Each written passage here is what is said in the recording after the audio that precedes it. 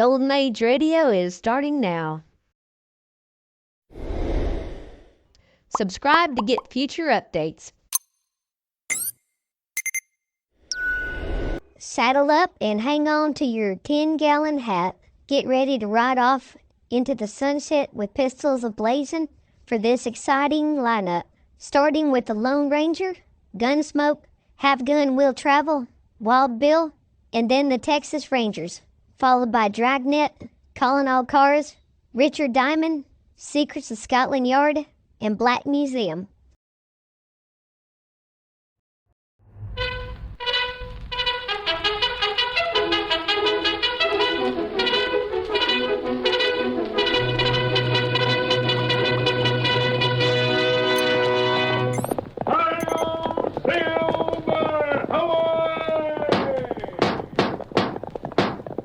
A fiery horse with the speed of light, a cloud of dust, and a hearty hi-yo, Silver, the Lone Ranger.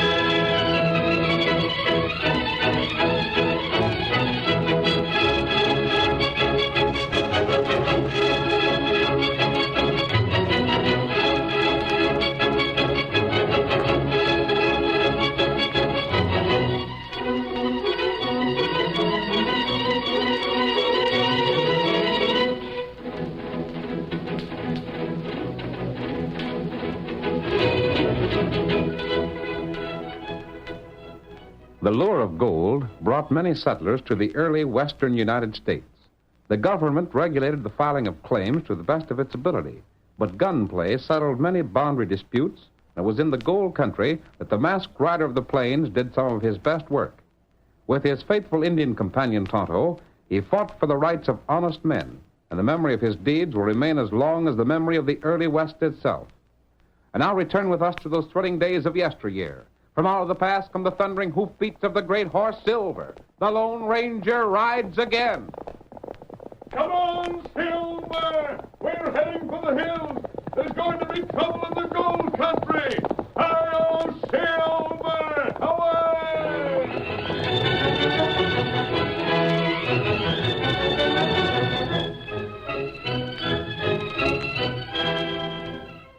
Steve Gardner's mine was in the district surrounding Oak Falls. As our story opens, we see a hard-faced man working at the end of the long tunnel which has been dug into the side of the hill.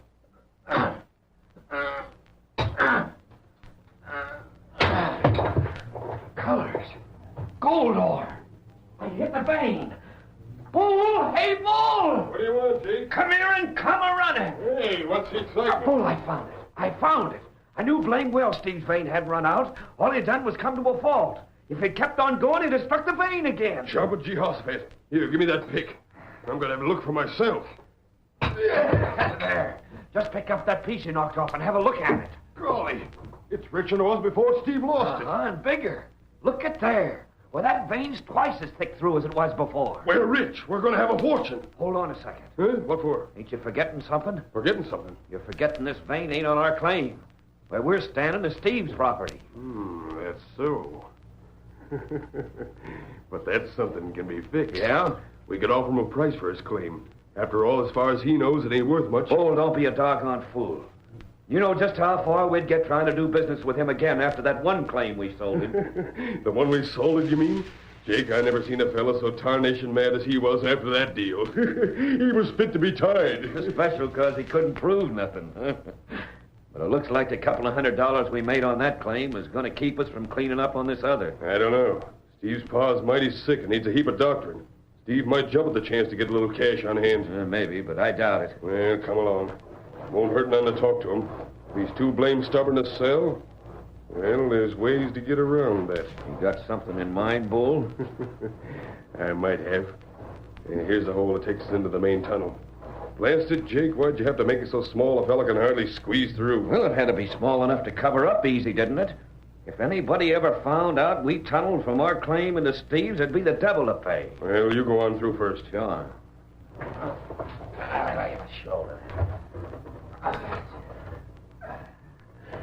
All right, Bull, come on. Blasted hole ain't big enough for a snake.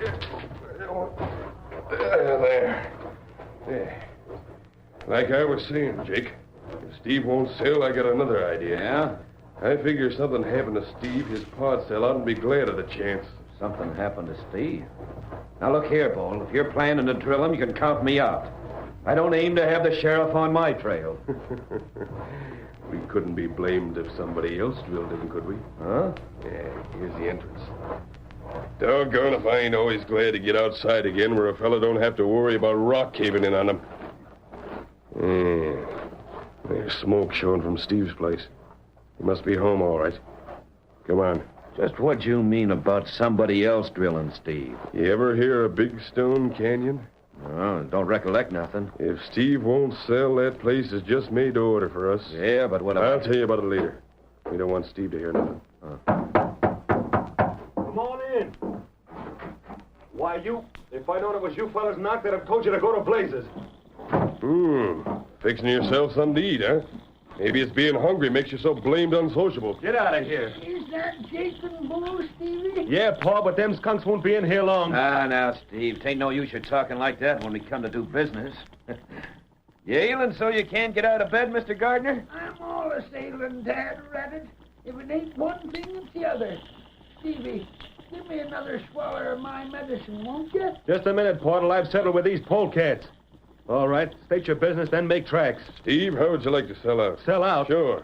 Me and Jake was just talking today about how bad you needed cash. We thought maybe if we bought your claim, it'd help you out some. We wouldn't be needing cash if you hadn't cheated us on that other claim you sold us. Shucks, Steve, we're as sorry about that as you are. That's why we'd like to make it up to you now. Sure.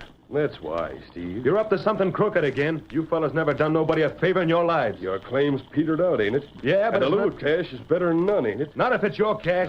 Come on now, Steve. That ain't no way to talk. Shut up and listen to me. I know you fellas sold that claim I bought off on you. Even if I can't get evidence, it'll stand up in court. If I hadn't found the one I got now, we'd have been dead broke, and Pa might have died. And I don't care if this claim's finished, too. I'll never do business with low-down, ornery, cheating skunks like you fellas again. And that goes as it lays, so get. Come on, Jake. Ain't no use talking sense to an hombre that don't know sense when he sees it. If you fellas come in here again, I'll take my shooting iron to you. We gave you your chance, Steve, and you threw it down.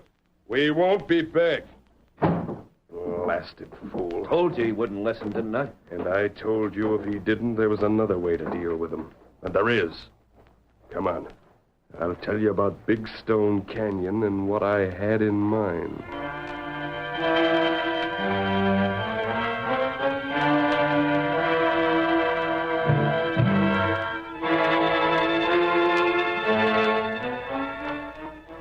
It was almost 2 weeks later that Tonto, the faithful Indian companion of the Lone Ranger, heard someone call to him as he rode down a winding mountain trail. Injun! Hey, Injun! Oh, Scout. Oh. Come over here, Redskin. Come here. I want to talk to you. Me come. Get him up, Scout. Gosh almighty, Injun. I'm sure glad to see you. Oh, Scout. Oh. You want me? Injun, would you like to make yourself some cash? What me do? You know where Oak Falls is? That's where a fella mine gold. That's right. That's where I was heading when my horse went lame just now. Blast the luck. I had something real important to do there. Now I won't be able to make it. Where horse? That's my horse over there, tethered to that sapling. Now look here, Redskin. You do like I want, and there's more than $100 in it for you. That plenty. You just bet it is. Are you on? You tell Tonto what do. Well, it's like this, Injun. I've been prospecting around these hills, and I run across a place where there's more gold laying around loose than you can shake a stick at. I wanted to get to Oak Falls to tell a fella I know about it. Now that my horse is lame, I can't ride no farther. Me tell fella you find gold. No, Injun, you can't do that. What matter? Well, you see, Injun, the fella I want you to tell don't like me. He thinks I done him a dirty deal once, so he won't believe nothing I say. Oh. I was wondering how I'd let him know without my name being connected with it. Then when I seen you, it came to me how it could be done. What feller's name? He's a young hombre by the name of Steve Gardner. You can't mistake him. He's got a paw that's ailing all the time. Here, I'll give you this poke of mine. There's over $100 worth of gold in there. Where you get gold? You just tell Steve you found this gold in Big Stone Canyon, and... What you say? Say, you know that place? No. No, me not know. Oh. I didn't figure you looked like an Injun to come from around them parts. Well, will you do it? How to do it? Tell Steve Big Stone Canyon is right where the Bitterroot swings south on the other side of the hills. He can tell it by all the big stones laying loose outside the entrance. And you can keep them nuggets for your trouble. Now, you got everything straight? Me not forget. Good. That's just fine. Now, get along with you. Remember, you do it just like I said. Me go now. Adios. Get 'em up, Scout.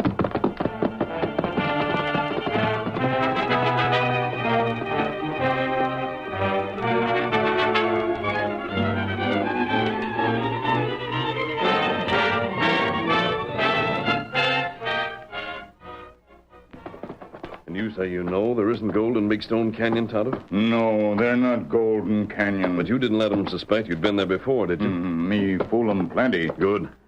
I wonder what that fellow's game is. You said Big Stone Canyon is the burial place of a famous Indian chief. That means it's sacred to his tribe. Any white man found prospecting there would be killed. Not right. Tonto, we're going to look into this. What we do? Steady, Silver. We're riding to Oak Falls. Oh. You're going to do exactly what that man told you. Unless he thinks that Steve Gardner is tricked, he'll not show his hand. Show Steve the gold. Tell him you found it in the canyon. Then leave the rest to me. How to do that? Come on, Tonto. Hi-yo, Silver! Away!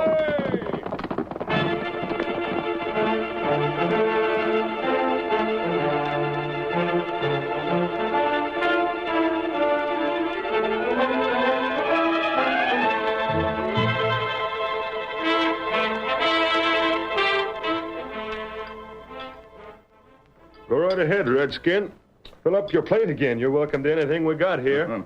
Me not want more. Shucks, you haven't had enough to keep a bird alive. Hey, Paul, feeling good enough to have some of this bacon? Now, you just let me sleep some, Stevie.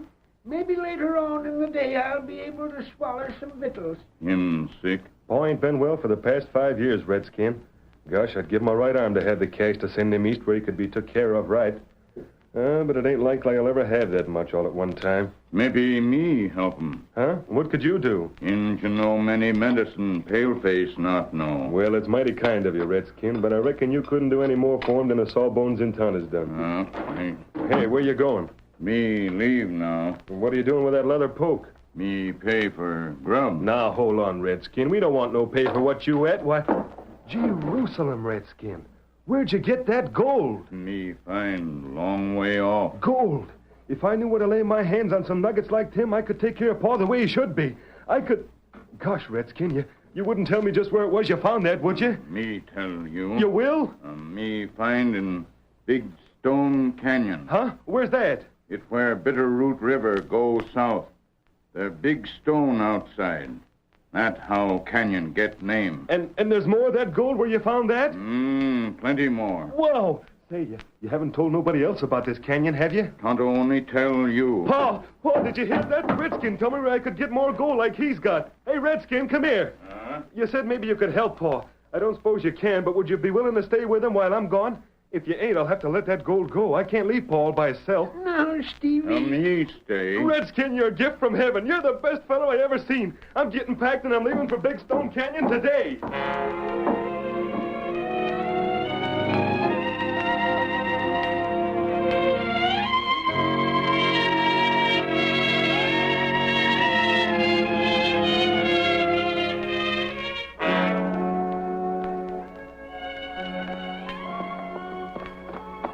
Come on, boys. boy. Don't be traipsing along so slow. Get up there. Shucks, you're the laziest horse I ever did see.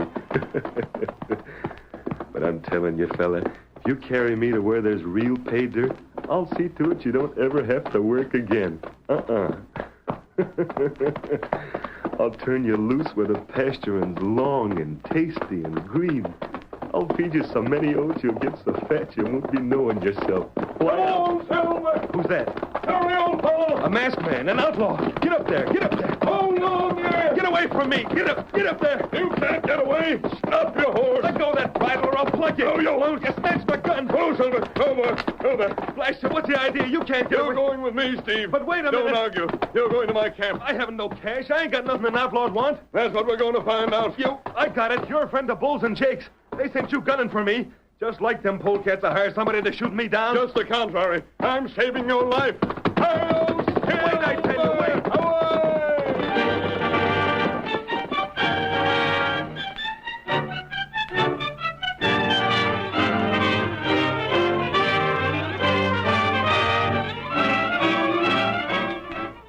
The curtain falls on the first act of our thrilling Lone Ranger drama. Before the next exciting scenes, please permit us to pause for just a few moments.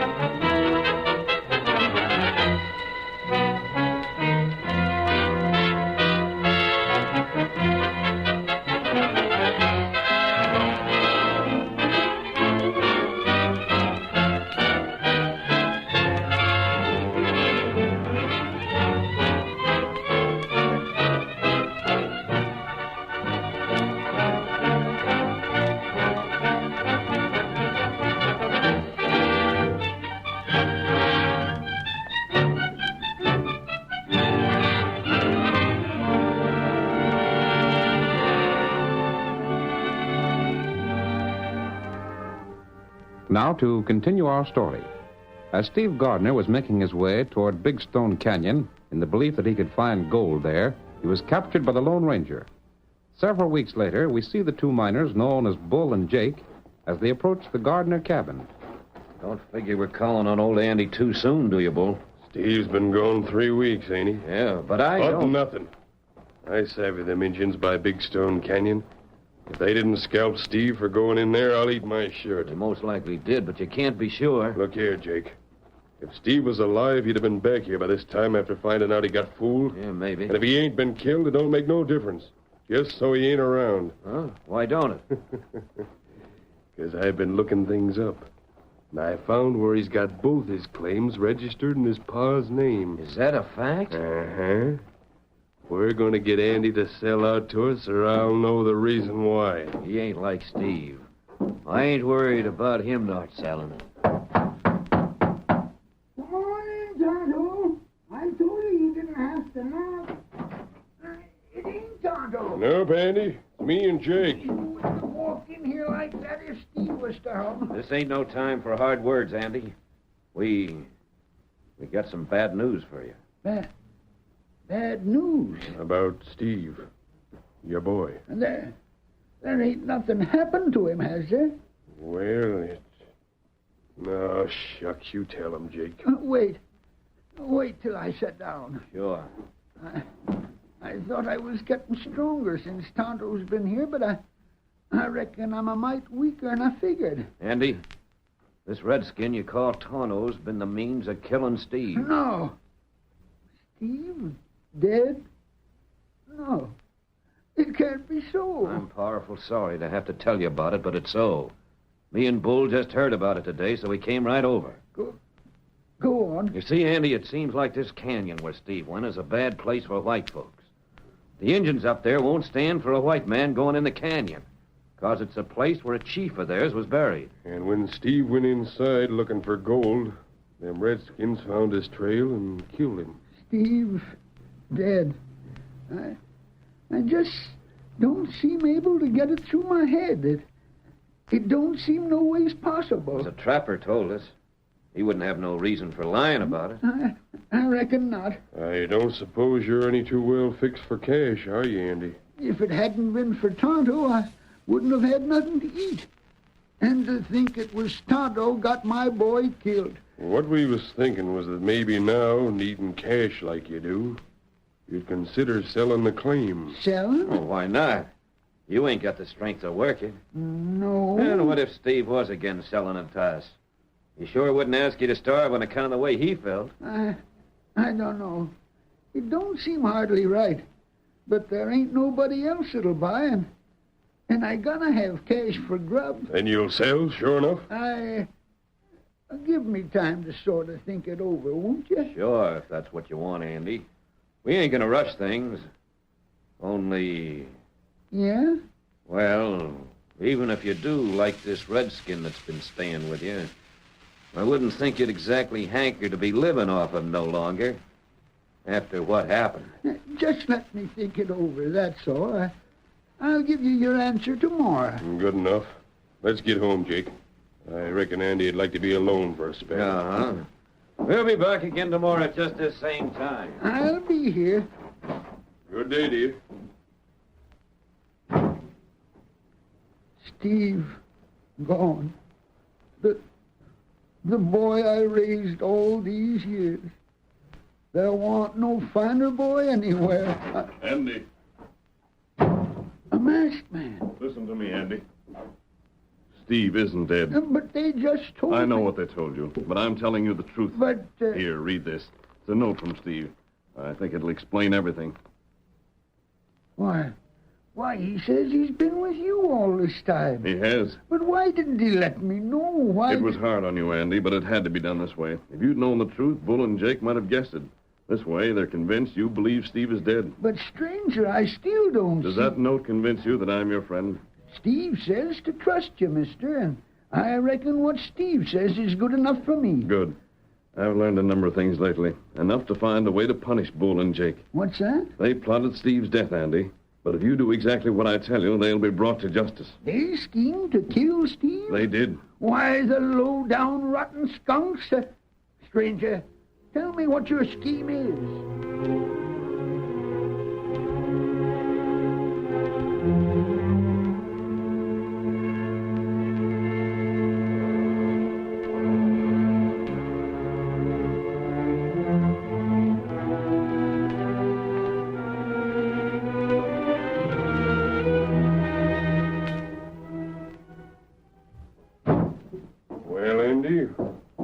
Like we promised we'd be. I don't reckon you feel much like talking business the way things are, but, well, after all, you gotta think of how you're gonna live. That's all right, fellas. Sit down. Well, now, you're taking it real sensible. Sure, we'll sit down. Have you made up your mind yet? I suppose rightly I ought to sell. Why, sure you should. And like I told you before, there ain't been nobody but you fellas ever gave an offer for the claim. Shucks, why should they? The vein run out, didn't it? That's what I can't figure. If the claim's no good, what do you fellas want with it? Now, look here, Andy. Don't get the notion we're going to offer a whole pile of cash for the mine. What'll you give me? Oh, $100? We don't aim to be stingy about this. It ain't enough. Huh? Why, you're loco. Shucks, don't argue with them, Jake. We'll give $200. Nope. If you want that mine, you'll give $1,000. I say that's twice as much as you paid us for that other claim. Uh-huh. Well, we won't consider... Shut up, Jake. Andy, it's a bargain.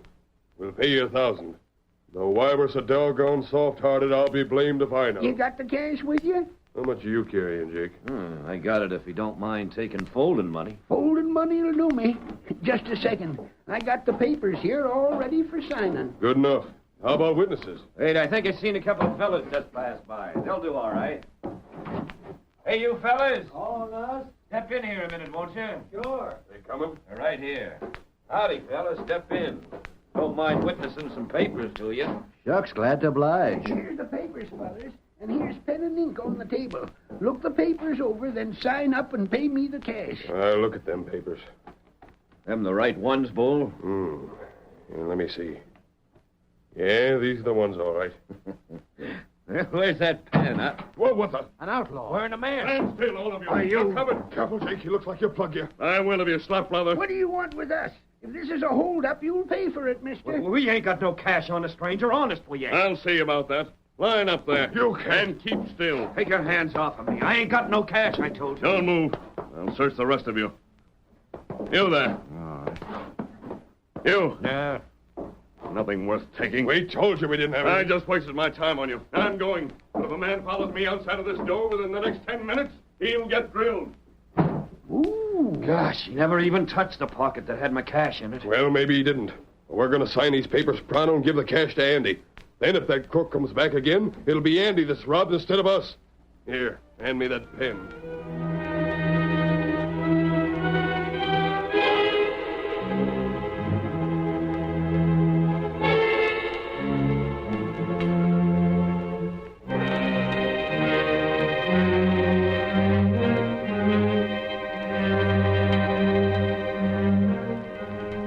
The deed was transferred and the money paid. Then, the next day, Bull and Jake, congratulating themselves on their cleverness, went to work with pick and shovel in the mine.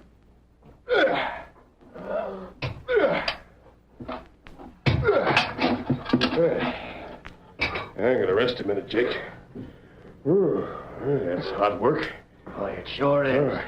The more I think this deal over, Jake, the funnier it strikes me. It was a slick one, all right. But the best part of it is that even when we get through to where the vein starts again, old Andy won't be able to say nothing. It ain't our fault we run into high-grade ore, and it's happened lots of times before that mines that were supposed to be worthless started paying again. Yeah. The old galoot kind of surprised me, though. I never reckoned he'd be stubborn enough to hold out for what he did. Shucks, I thought he'd jump at the chance to get 100 for his claim. Well, don't matter none. We'd paid 10 times as much, we'd still be getting a bargain. Well, this ain't getting us nowhere, standing here talking. Yeah. How much further do you figure we have to dig, Jake? Maybe 5-6 feet. Well, then, let's get at it.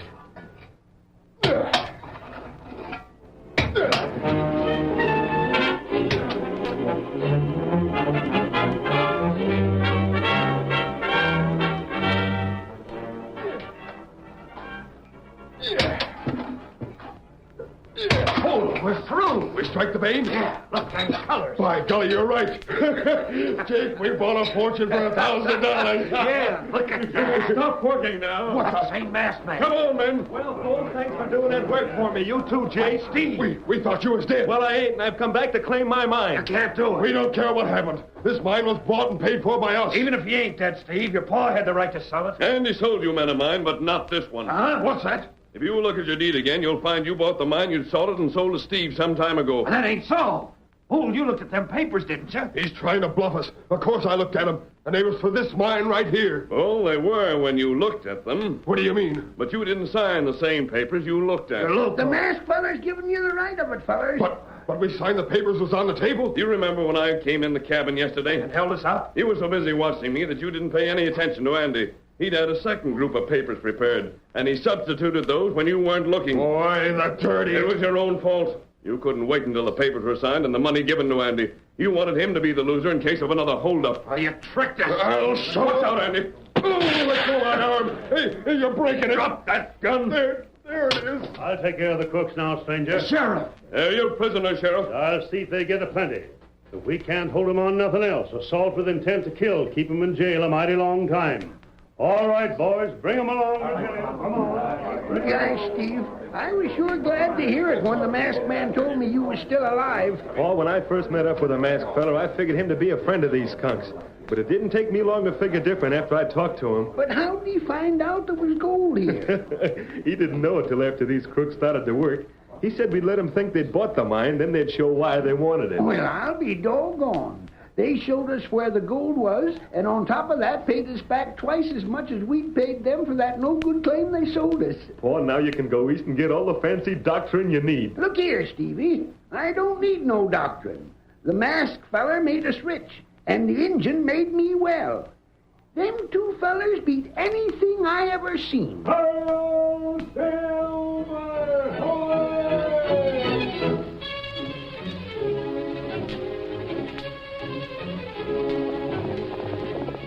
on, Silver! We're heading for Prairie Grove! Donna's waiting for us! Hello, Silver! Away! You are listening to Golden Age Radio, rumble.com/C/GAR. Brought to you by G3PL.com.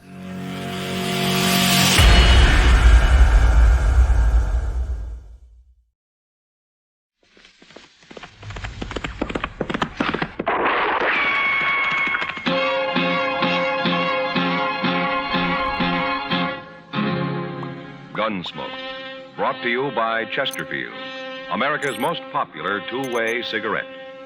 What a pair. Chesterfield king size at the new low price.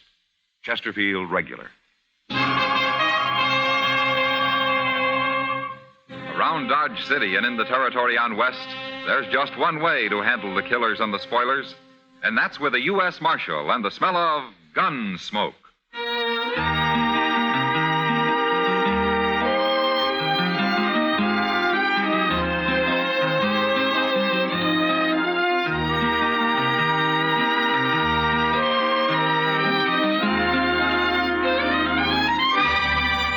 Gunsmoke, starring William Conrad, the transcribed story of the violence that moved west with young America, and the story of a man who moved with it.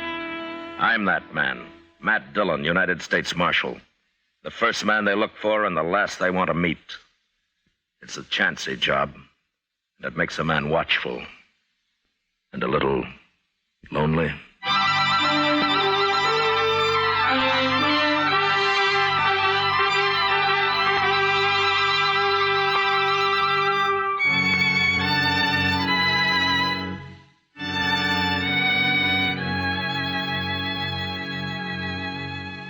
It was a hard 2-day ride back from Fort Wallace, or I'd gone on government business. And I was pretty saddle-weary when I reached Dodge late the second night. So I went straight to bed without seeing anybody. I'd been gone a couple of weeks, but I'd wired Chester a few days before when to expect me back. And he wasn't surprised when I walked into the office next morning. I figured you'd rode in last night sometime, Mr. Dillon, but I didn't want to bother you. Oh, bother me? Why? Was there trouble last night, Chester? Well, no, sir, but everybody was sort of expecting you. Oh. Where was you yesterday, anyway? I mean, where'd you ride from? Pawnee Creek. I camped at Rocky Bend up there. Oh, Rocky Bend's a good camp. I remember it.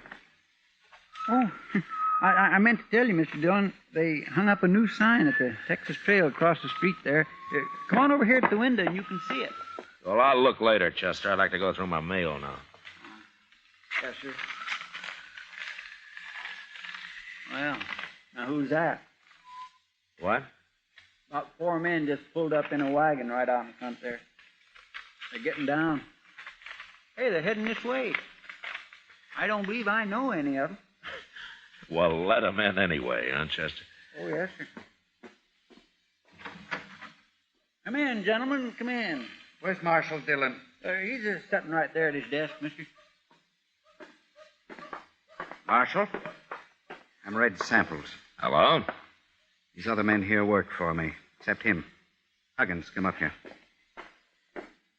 This is Jim Huggins, Marshal. Huggins? Hello, Marshal. There's another man laying in the back of the wagon out there, Marshal. He's been shot.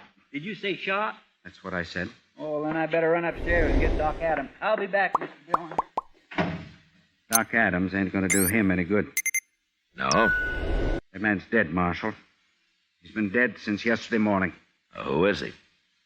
Lou Price. Lou Price? That's right. Same man you ran out of town about a month ago. You were pretty mad at him, the way I heard it. Yeah, I was. He tried to put a knife into me. Nobody saw him try. How do you know that? He told me. Lou Price was a sort of partner of mine, Marshal. Oh? Buying up cattle, Marshal, all over Kansas. Buying lots of them. I have me a big ranch when I'm through up on Pawnee Creek. Well, that's fine. You were camped on Pawnee Creek night before last, weren't you, Marshal? Yeah, I was. At Rocky Bend. That's right. Hear that, men? The only reason I asked Marshal was that Jim Huggins happened to see you there. Oh, is that so? I don't remember seeing him. Doesn't matter. As long as he saw you. Tell him, Huggins. It was him, all right. That's where Lou Price was shot, Marshal, at Rocky Bend. Poor Lou, he never had a chance. He wasn't even armed. Happened yesterday morning. I seen the whole thing. Huggins, tell us who killed Lou. He did. What? You did, Marshal. You're the man I saw. You shot him.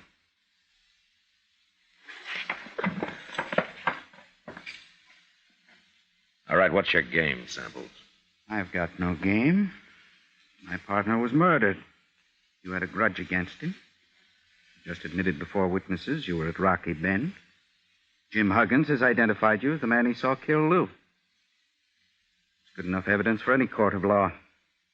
You'll hang for it, Marshal. You got it all figured, haven't you? We're going down right now and swear it out legal on paper. And I'm going to send it to the governor.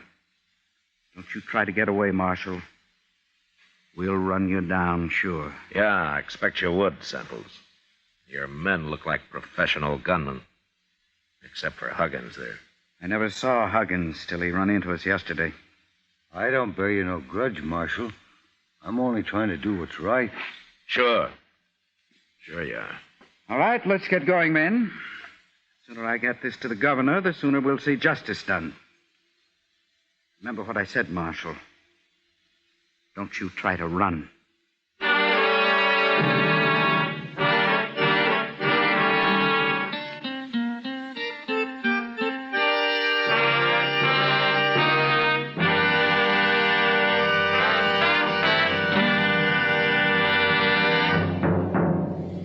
What a pair. What a buy.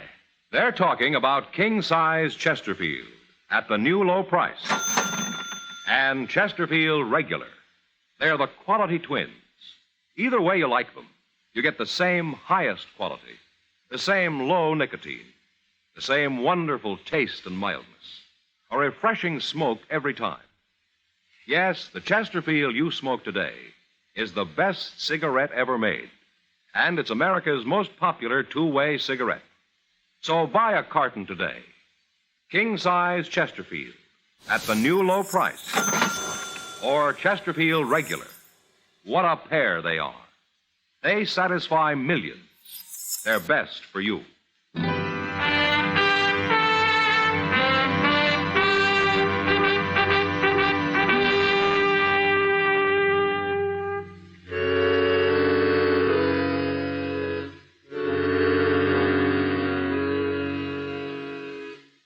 I'll say one thing for Red Samples. He had about as good a case against me as I'd ever heard of against any man. And there was nothing I could do about it but wait and see what happened next.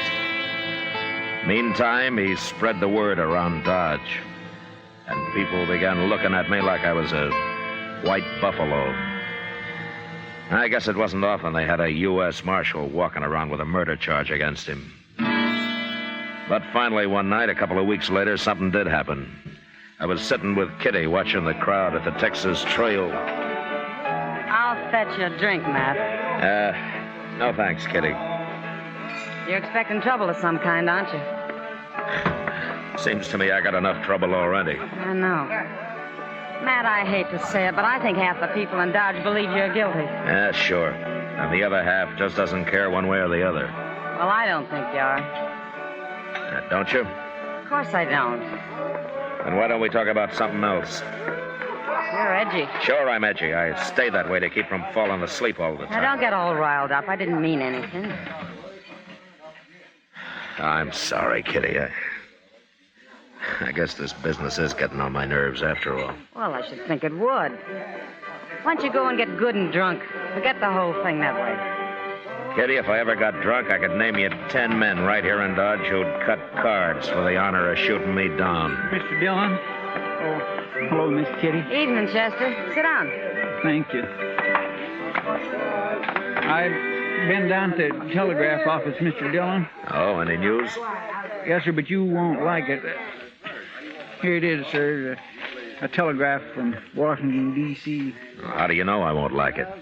Well, You see, I was standing there when he was writing it out, and I couldn't help watching him work and all that. I don't want to read it, Chester. You tell me what it says, huh?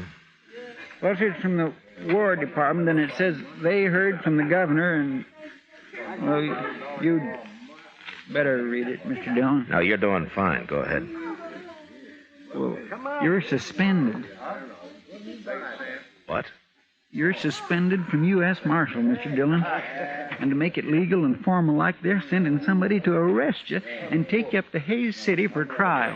I don't believe it. Neither do I, Miss Kitty, but that's what it says. It's the only way they see how to clear this up proper. Evening, Dillon. Miss Kitty. Oh, I see Chester beat me back with the news. What? How'd you know about this, Samples? I'm just as interested in this business as you are, Chester, so I sort of talked the clerk into giving me a copy of that telegram after you'd left.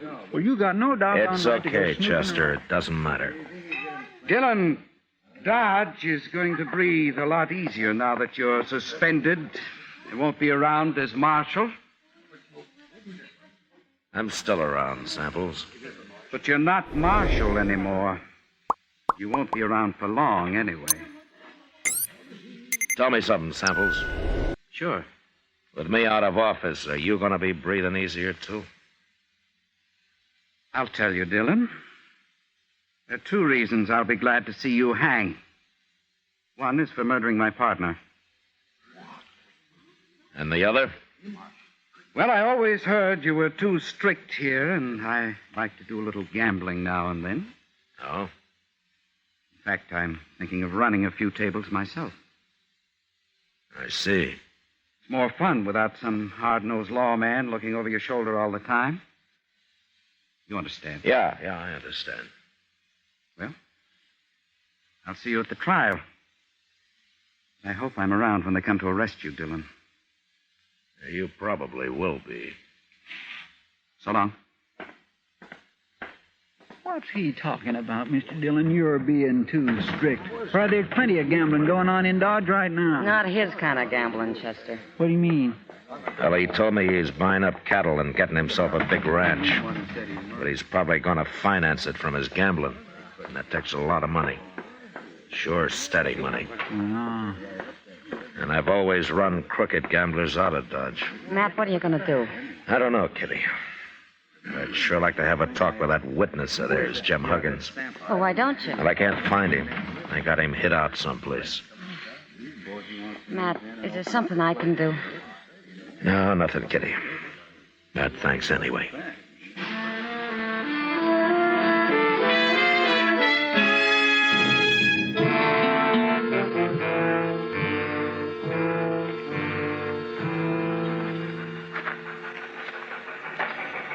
Well, there she comes, Mr. Dillon, right on time. There are not many people at the depot this morning, are there? No, sir, but anyway, I'm glad I talked you into walking down here with me. There is just nothing pleasures me more than watching a train come in. At least it doesn't cost anything. My, I'd like to drive one of them. Wouldn't you, Mr. Dillon? No, they're too noisy for me, Chester. Hello, Marshal. Hello, John. Maybe if I talked to the Santa Fe people, they'd let me try it sometime, you think? Hey, wait a minute. What? Over there, just getting off, the man with the long hair. Well, I'll be... It's Wild Bill Hickok. It sure is. Hey, Bill! Hey, Bill!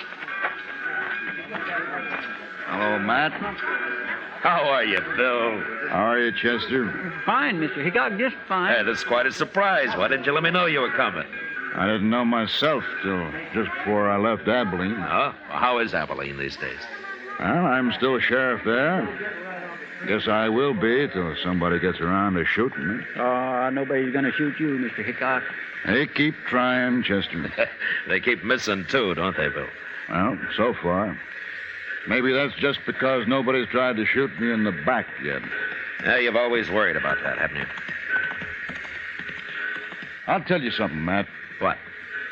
I don't think I'd mind so much if I was to be shot by a man like you. By me? You might take it in mind to try it. I never could tell which way he was going to jump next. Like, right now... Wait a minute. Yeah? You came here to arrest me, didn't you? That's what I come for. Yeah, sure. I might have known they wouldn't send a tin horn. Guess they figured you might not take easy, Matt. I tried to tell them they could lose a good lawman this way. We're a pretty fair match, you and me. Yeah? Yeah, we are. Well?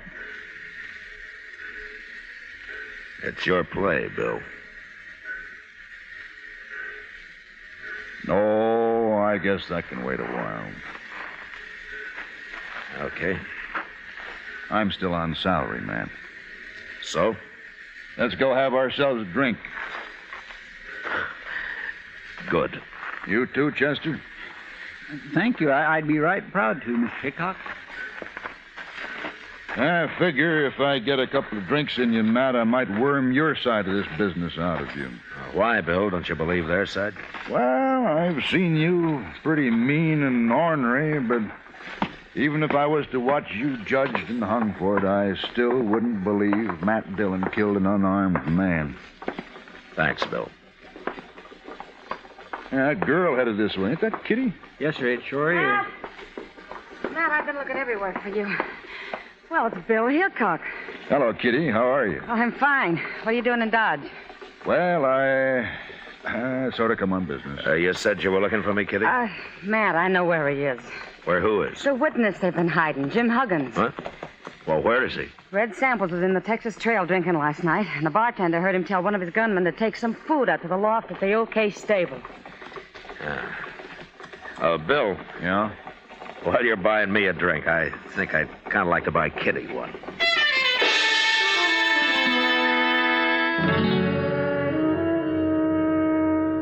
Later on, back at my office, I explained the situation to Bill Hickok, and we talked it over. And then we sat around the rest of the day talking about old times and people and horses and guns. And along about evening, we went up and laid out our plan to Doc Adams. As soon as it got dark, we went over to the OK stable and took Jim Huggins out of the loft and got him across the street and up to Doc's office before he was real sure what was happening. Put him on the couch there, gentlemen. We want him to be comfortable. What are you doing with me? Move, Huggins. Do what Doc says. That's it. Just over here. Yeah, that's fine, Huggins. Now then, you just relax. When's Chester going to get here? He'll be along, Bill. Bill, huh? Who are you? I never seen you before. Mister, you're going to see me double before the night's out. What? Hey, never mind, Huggins. You'll find out. Now then, now you tell me. Have you ever had any heart trouble? Heart trouble? Yes. You ever have dizzy spells, faint, and have to lie down suddenly, or anything like that? Well, a horse kicked me in the head once. Made me awful dizzy. I'm asking about your heart, not your brains. I don't want anybody to die here. The business is bad enough as it is. What are you going to do with me? What's this all about? Oh, over here, Chester. I got it. I got plenty. That's good. Just put them on the table here, Chester.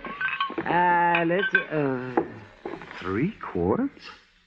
Well, this is a man we're working on, not an elephant, Chester. Well, I wanted to be sure there was enough, Doc.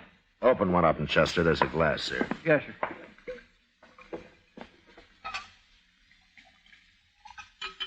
Here you are, Mr. Dillon. Yeah. What is that?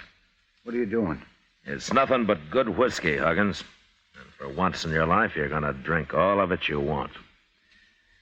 Maybe a little more. Here. Oh, no, I don't want to drink all that whiskey, Marshal. I couldn't hold all that. Oh, you can drink it slow, Huggins. But you're going to drink it. Now, go on. Go on. Get started.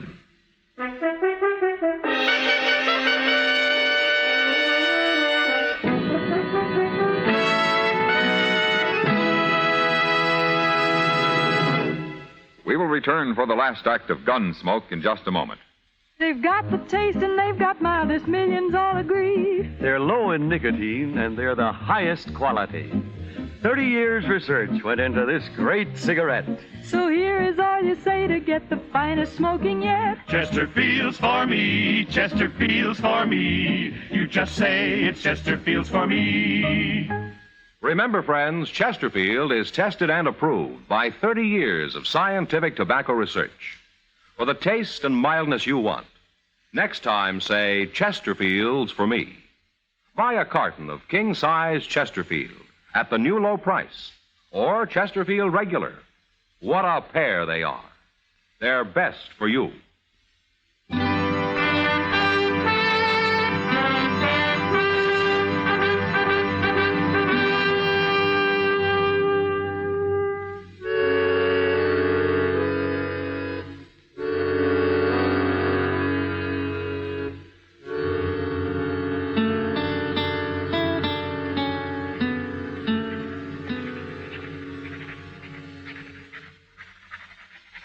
You sure you got it all, Bill?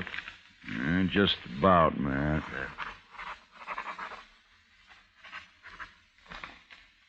There she is. Want to read it over? No, you heard everything I did.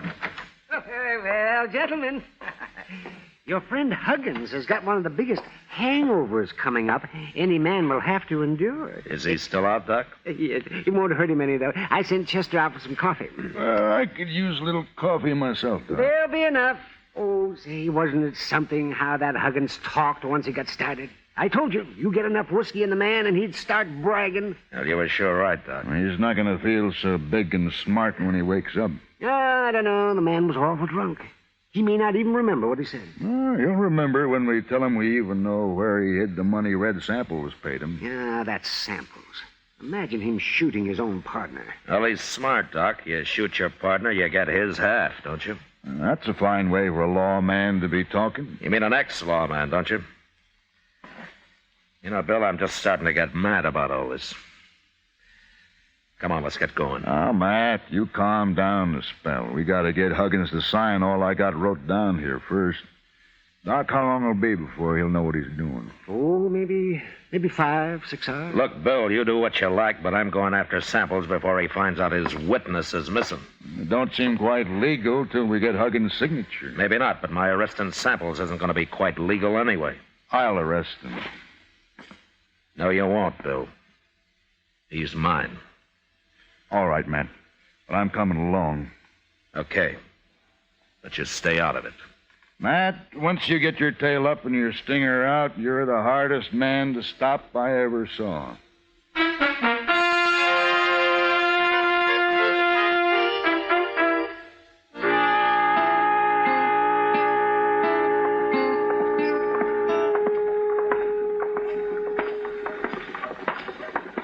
Matt, I've been thinking. Supposing we hadn't got Huggins to talk, what had you done then? You mean would I have fought you when you tried to arrest me? It's been on my mind some. I wouldn't have fought you. Because we're a good match for each other? I'll fight any man alive if I think I'm in the right. Of course. I don't know you ever been afraid of anything. I've been afraid lots of times, Bill. And so have you. Well, maybe. I guess I've worked on the side of the law too long to go against it just because I'm the one that's caught. Well, here's the Olafraganza. They'll be in here.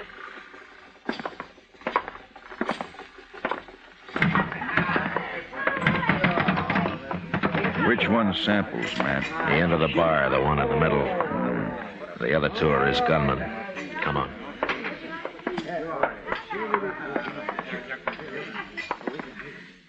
Samples? Samples, I'm taking you to jail. You gone crazy, Dillon? You're the one that's going to jail. It's no use, Samples. Jim Huggins has confessed the whole deal. What? You killed Lou Price, and you paid Huggins to testify that I did it. You paid him $500 and promised him another $500 after the trial. He's lying. Who's going to believe that? I believe it. And don't look at your hired help. They're not going to get you out of this. You can't throw anybody in jail, Dillon. You ain't a marshal anymore. No, that's not stopping me. It ain't legal. Wait a minute, gentlemen. It's true Matt Dillon ain't a marshal right now, but I'm making this arrest, and I'm deputizing him to help me. Who are you? Sheriff, up at Abilene. Samples, I want them 2 hound dogs of yours to move a little to one side where I can keep an eye on them easier. Forgetting it's 3 against 2. That's fair enough odds for us. Start shooting. No, Bill. There's no need for killing. I want these men alive. You ain't taking me alive, Dillon. You, nor Hickok, nor anybody else. I ain't gonna hang. Drop your gun belt, Samples. Why? I just might be lucky enough to kill you. Take Dillon first, men, and then go for Hickok. Wait, Samples. Now!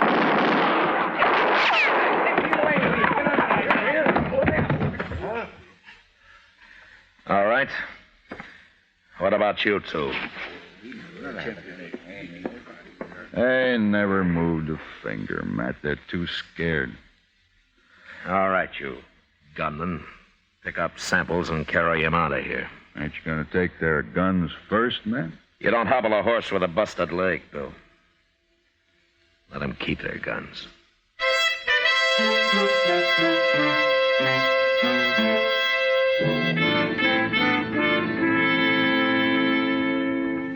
Later, Hickok and I decided to run Jim Huggins and Samples' 2 gunmen out of town. And the way they took off, we figured they'd reach California before they stopped to breathe. The next day, Bill went back to Abilene and took Huggins' confession with him. And a week later, I had a wire of apology from the governor. Washington took a little longer. They just sent me my regular paycheck with the time of my suspension carefully deducted, which left me almost enough money to pay for the liquor I'd poured into Jim Huggins.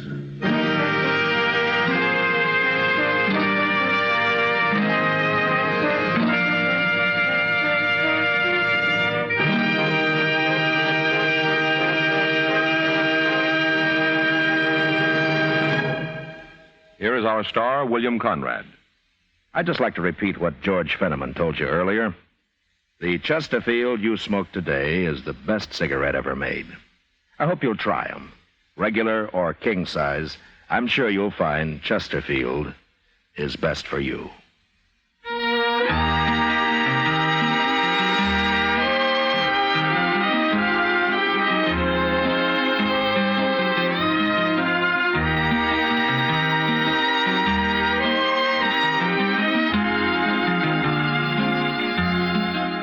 Gunsmoke, produced and directed by Norman McDonald, stars William Conrad as Matt Dillon, U.S. Marshal. Tonight's story was specially written for Gunsmoke by John Meston, with music composed and conducted by Rex Corey. Featured in the cast were John Daner, Vic Perrin, and James Nusser. Parley Bear as Chester, Howard McNear as Doc, and Georgia Ellis as Kitty. Join us again next week as Matt Dillon, U.S. Marshal, fights to bring law and order out of the wild violence of the West in Gunsmoke.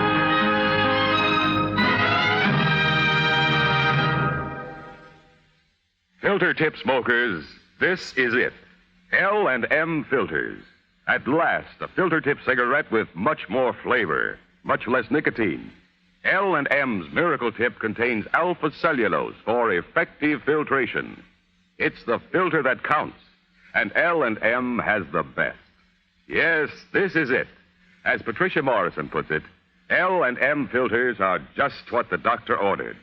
Buy L&M Filters. The light and mild smoke.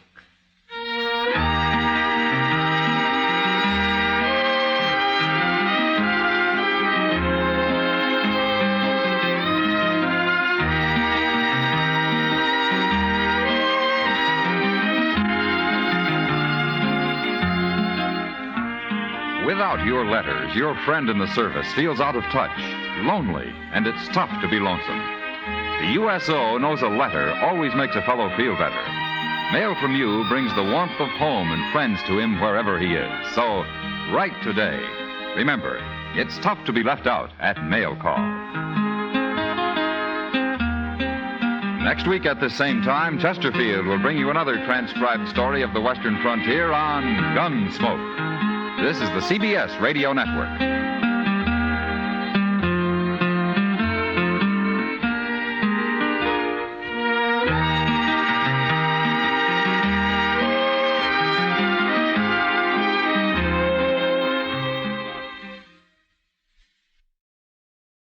You are listening to Golden Age Radio, rumble.com/C/GAR.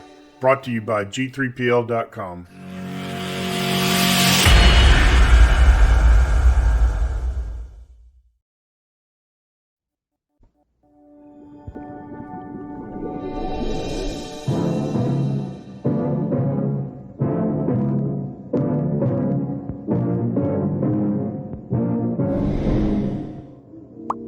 You're not being fair to your father if you don't give me an explanation to take back to him.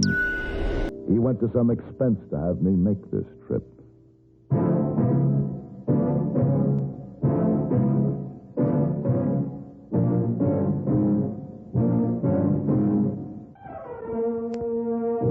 Have Gun, Will Travel. Starring Mr. John Daner as Paladin. San Francisco, 1875. The Carlton Hotel, headquarters of a man called Paladin.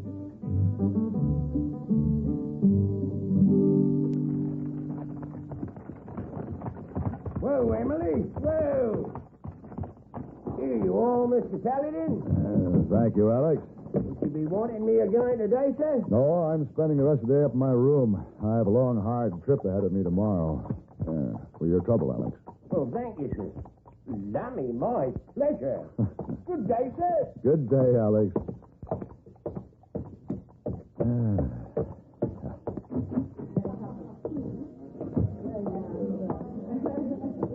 Oh, Mr. Paladin. Oh, hey, boy. I was meeting with Mr. What's his name? Mr. Countryman? Yes, sir. Well, hey, boy, he has his troubles. He's hired me to go up to Vallejo to escort his daughter back to San Francisco. Oh, why she need escort? He got a letter from the sheriff saying that somebody has threatened her life, and the sheriff says he won't be responsible, thinks she'll have to come home. But she's a school teacher up there, and she doesn't want to come home, so Mr. Countryman wants me to go get her. You'll leave tonight? No, tomorrow, first thing. Would you make sure there's a horse ready for me at the livery stable in the morning? Yes, sir. I'll be up in my room. I'm going to finish that book I was reading and get to bed early. No visitors, hey, boy. Mr. Paladin, the colonel is still in your room. The what? Yes, sir. He have many drinks of brandy and just sits there staring at chessboard. We finished that game before I went out. Oh, he say he find way out of checkmate. He wait till you come back. He's plenty tipsy by now. Oh, no. Hey, boy, go tell him that I was detained, that I won't be back tonight. Let me know when he's gone. I'll be over in the bar. Oh, yes, sir. Mr. Paladin. Yes? Also, while you're out, very pretty young lady ask for you. She says she wait in bar till you return. She lady from room 401. Kadug. 40. That lady. Well, it doesn't look like I'll finish reading that book tonight, does it? Oh, no, sir. But life in Carlton Hotel much more fun than life in book. Maybe so? Hey, boy, you could be right.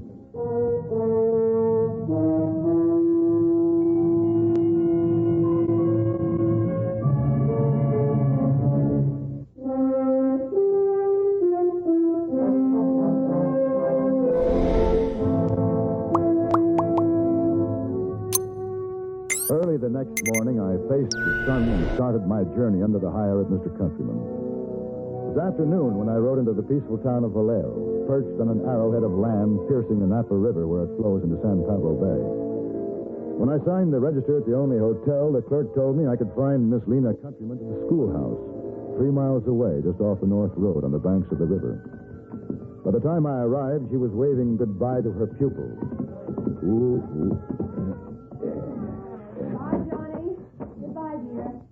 Go straight home, you remember? Miss Countryman? Yes? My name is Paladin. If you're one of the sheriff's men, my answer's still the same. I won't leave Vallejo. No, your father sent me. My father? But how do you... He wants me to see that you get back to San Francisco safely. Oh, no. How in heaven's name did he find out? The sheriff wrote him. Is he upset? Yes, very much so. But he doesn't know why your life has been threatened. I suppose I should have written him. Would have been better coming from me. Who is threatening you, Miss Countryman? The people of Vallejo have it in their mind. Some say they've heard it for sure. That Dutch Talbot is on his way to take my life. Dutch Talbot? Yes. The outlaw? Yes. A wanted man with a big price on his head, so I've heard. Why do they say this?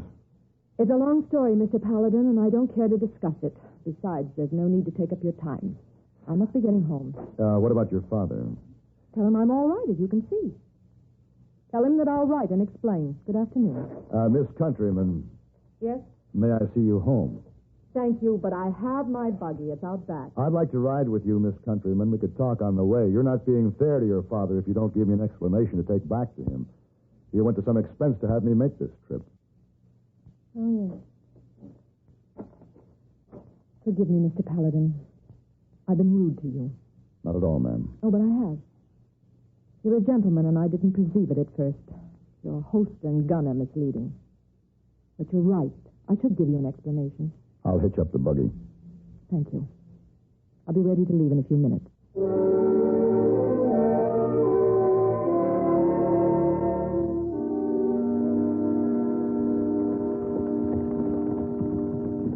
I don't usually take the North Road, Mr. Paladin. There's a wagon trail along the river that's much shorter. You can turn right just up ahead. All right. How long have you lived in Vallejo? This is my 3rd year. I came here after I finished school in San Francisco. It's a lovely place. I hope I'll always be here. It offers everything I want or ever will want. You speak so finely for someone so young. Perhaps. But I'm fortunate enough to know what I want and appreciate it when I have it. There's an unending stimulation in guiding children and watching them mature. There couldn't be anything more satisfying, whether you're young or old. You can turn here. All right. Well, you're a dedicated woman, Miss Countryman. But why would Dutch Talbot or anyone else want to take your life? Why, if he does, it's because he probably thinks I'm responsible for his son's death. I didn't know he had a son. The people in this town knew. Poor boy. As I heard it, Jerry Lee's mother died when he was born. Dutch Talbot brought him here to live. To be raised by his brother, Doc. Dutch always came back to see Jerry Lee about once a month. So the law stamped him as a wanted man. But why would he think that you were responsible for his son's death? I was taught that a teacher shouldn't love one child more than another. That she should show them all equal consideration. But we can't always live by the book, can we, Mr. Paladin? No, I guess not. I loved Jerry Lee. He was 8 years old. I loved him more than any of the other children. I wanted him to have every opportunity available. I wanted him to be the best pupil, the most accomplished, as if he were my very own. That was my Mr. Paladin. Why are you blocking this road? We've been waiting for you. Throw down the gun, mister. Throw it down. What do you want with it? Keep your rifle on him, Trump. Sure.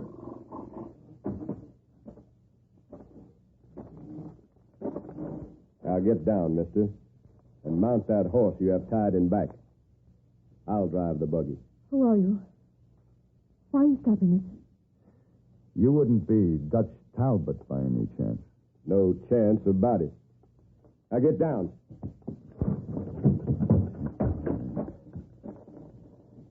So, what are you going to do? Never mind what I'm going to do. You get on that horse. Move.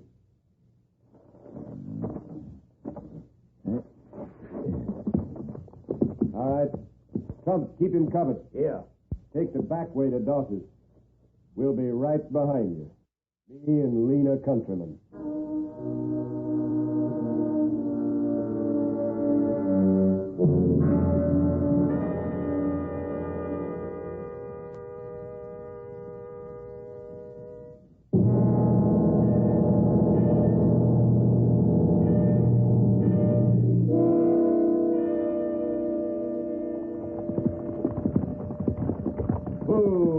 Who there?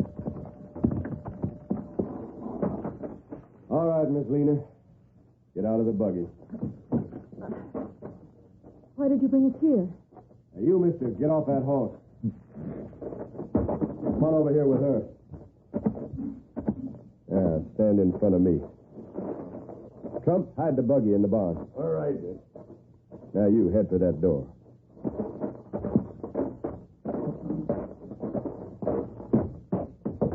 All right, go on in. Doss? Hey, Doss. That's right up, Dodge. Hello, Miss Lena. Mr. Talbot, what's the meaning of this? Dutch has all the answers. Who's he? Well, this is Mr. Paladin, a friend of my father's from San Francisco. What's he doing here? Her father sent me to take her home. He knows that she's been threatened. So do the law officers in this town. Well, that's why I've been careful to stay out of their way. Everything has worked just fine so far. Except for the fact you had to be along the same day we'd planned to take her. What are you going to do with him, Dutch? Haven't made up my mind yet. And what do you intend to do with Miss Countryman? You got the rope ready, Doss? It's in the room, like you told me. We'll bring some extra for him. There's enough for both. I'll need your help. Come on. All right, into that room.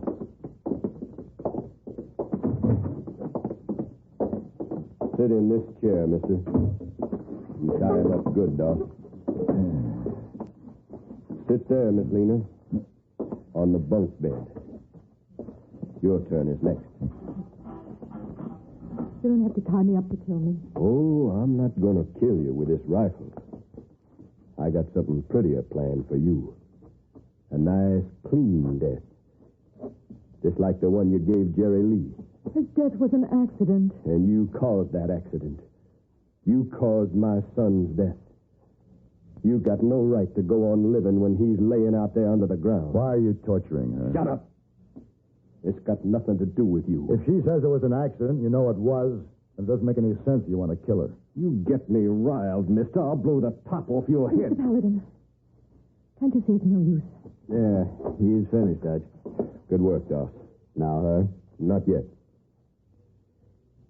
You know whose room this is, Miss Lena? You know whose bunk you're sitting on? Yes. Jerry Lee's. He'll never see this room again. He'll never wear that jacket hanging on the door. Never again. Those pants laying on that trunk were the ones he wore when they pulled him out of the river. I tried to save him, but it was too late. You should have learned him how to save himself when he was learning them how to swim. He was a good swimmer, the best in school. Then how come he had to drown if he was such a good swimmer? I don't know. He went out too far, he got cramps or something, I don't know. You had no right teaching them kids how to swim. It was for their own protection. The town is surrounded by water. It's important that they know how to swim. They didn't have to be learned by no teacher before you came along. There were many deaths from drowning, and there'll be more unless they get proper training. You and your newfangled notion. I don't care what you think, Dutch Talbot. I love Jerry Lee. He's the last person in the world I'd bring harm to. You have no right to love him. He wasn't yours. Somebody had to love him. Somebody did, you fool woman. He was my son. And Doss here. He took good interest in him. He didn't need your help. While you rode the country, ruining his name. You leave her alone, Dutch. You keep out of this, mister. I've warned you enough. Tie her up, Doss. We'll take her when it gets dark. The people in this town will be mighty grateful to me when they drag her out of the river.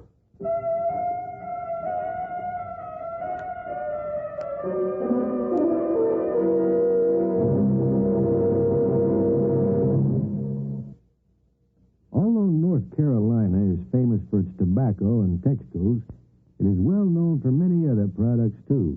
In fact, one of the most important producing areas is just adjacent to Highway 87, 55 miles south of Raleigh and 14 miles northwest of Fayetteville.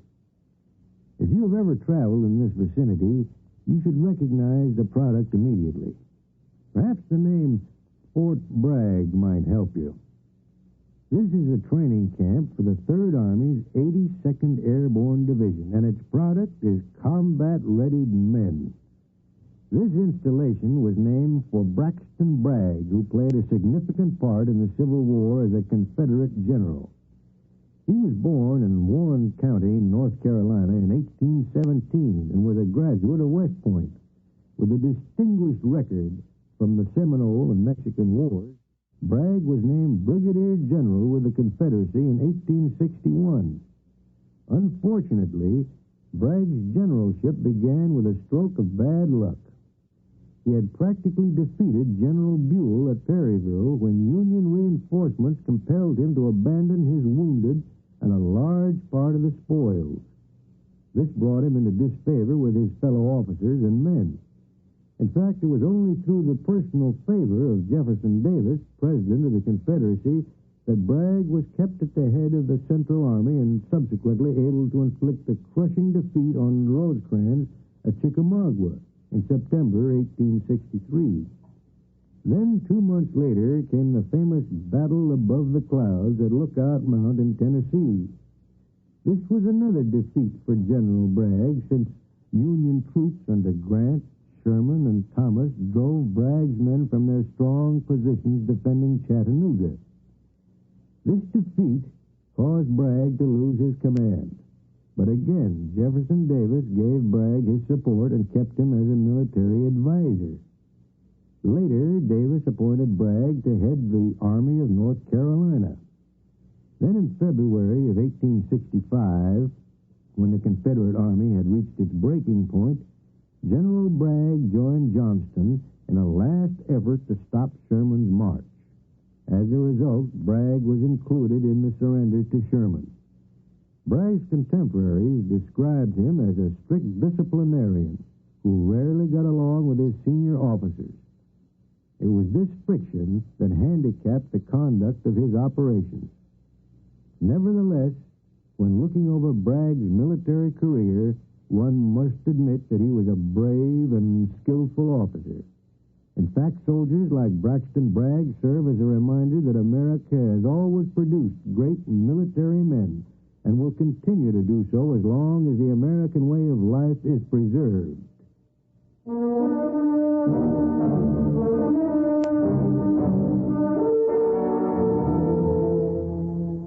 They left us in the room, and for the next few hours, Lena Countryman sat there tied hand and foot without saying a word.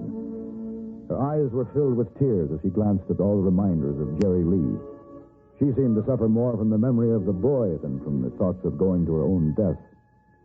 When Dutch and Trump came to carry her out, she only said, "Be gentle to my father." A few minutes later, I heard them ride away.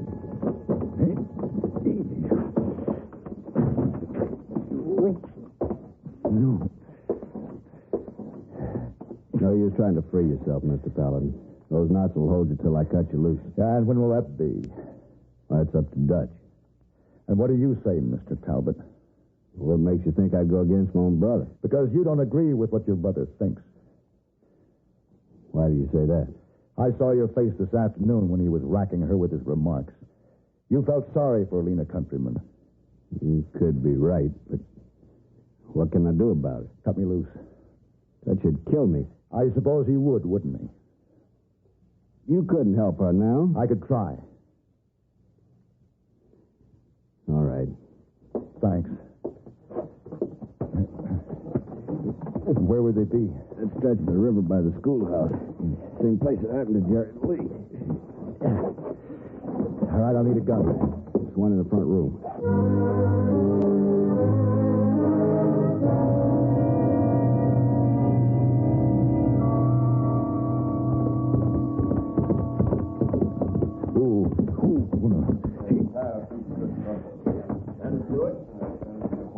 Hold it, Dutch. What? How did you get loose? Put the girl down, Trump. You stay back.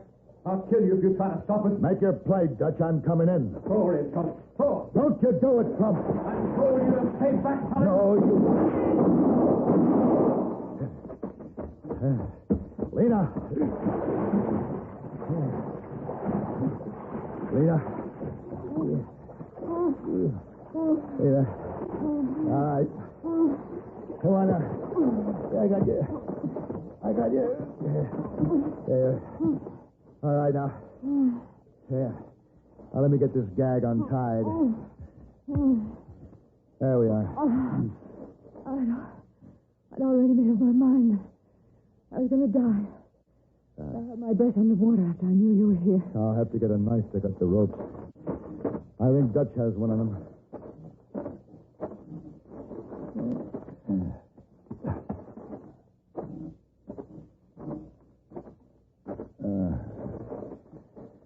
All right. Hold still now.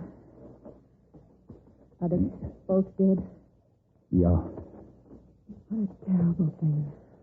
Well, the law would have caught up with them sooner or later anyway. There you are. Oh. Let me help you up now. You... There you go. Are you all right? Yes. And I have you to thank for it. Can't I possibly tell you how grateful I am? No. Don't try. Why do there have to be men like Dutch Talbot? I don't know. I'm afraid there'll always be a lot of Dutch Talbots and not enough Lena Countrymen. So, Lena, you just keep right on teaching those kids to grow up to be better men and women. I'll try, Mr. Paladin. I'll try.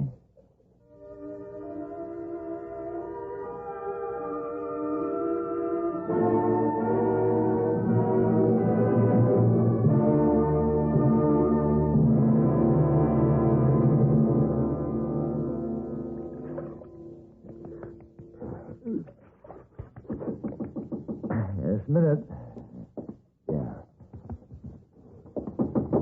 All right. I'm coming. Oh, Mr. Oh. Paladin, I'm so sorry to disturb you. It's all right, Miss Wong. I was just getting ready to shave. Oh, hey, boy, say that a little countryman downstairs, very upset, wants to see you. Already? Already. I just got back last night. How did he know? Oh, news traveled fast from Carlton Hotel. Especially with Hey Boy helping it along. Oh, hey, boy, very happy when you come home. You tell everyone. Yeah, so I've noticed. Maybe you can sneak out and not see this little countryman? Oh, it isn't that, Miss Wong. I want to see him. I planned to anyway this morning, but not until after breakfast. You have trouble with this man? No. I'm afraid he isn't going to pay me because I didn't bring his daughter back from Vallejo. Oh, well. At least he'll be happy to learn that she's all right. If she's all right, maybe he pay you a little. It doesn't really matter, Miss Wong. Finding a wonderful new friend like Lena Countryman was worth more than any fee I might get. Go back and tell him I'll be down in about 5 minutes. Aisa.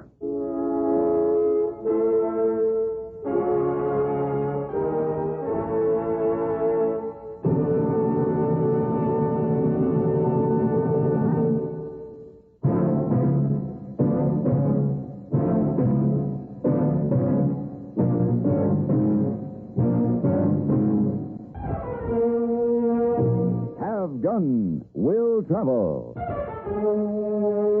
Created by Herb Meadow and Sam Rolfe, is produced and directed in Hollywood by Frank Parrott and stars John Daner as Paladin, with Ben Wright as Hey Boy and Virginia Gregg as Miss Wong. Tonight's story was specially written for Have Gun Will Travel by Mr. Parrott. Featured in the cast were Russell Arms, Harry Bartell, Charles Lung, and Gene Bates. This is Hugh Douglas, inviting you to join us again next week when CBS Radio presents Have Gun Will Travel.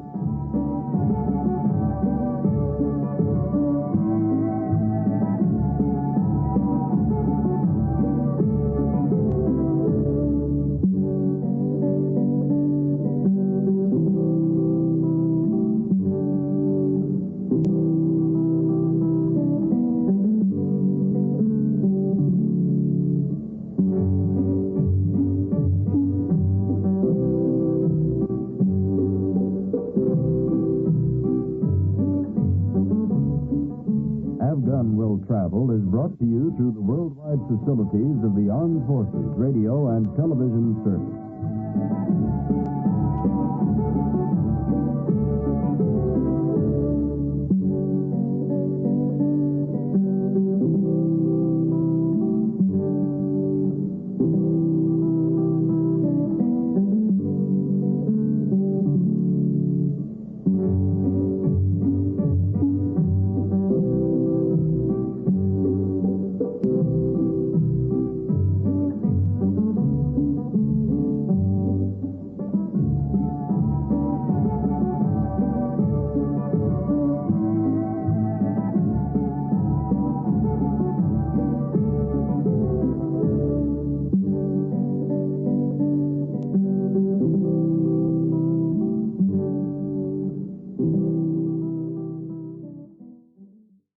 You are listening to Golden Age Radio, rumble.com/C/GAR.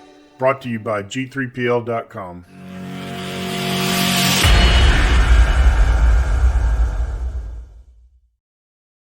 Kellogg's, the greatest name in cereals, presents Wild Bill Hickok!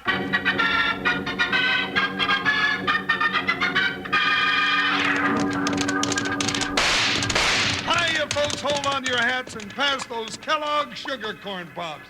Because here comes Guy Madison as Wild Bill Hickok and his pal Jingles, which is me, Andy Devine. We got another rootin' tootin' Wild Bill Hickok adventure story for you from that great new cereal with the sweetening already on it, Kellogg's Sugar Corn Pops! Today, Kellogg's Sugar Corn Pops bring to Wild Bill Hickok, transcribed in Hollywood and starring Guy Madison as Wild Bill Hickok and Andy Devine as his pal Jingles. In just 30 seconds, you'll hear the exciting story of a shot in the dark. Say, boys and girls, for a rootin' tootin' snack or a rip-snortin' breakfast treat, new Kellogg's Sugar Corn Pops in the big yellow boxes just can't be beat. Yes, new Sugar Corn Pops are now sweeter and crisper than ever before.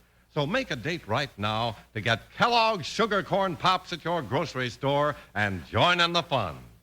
Now, let's listen.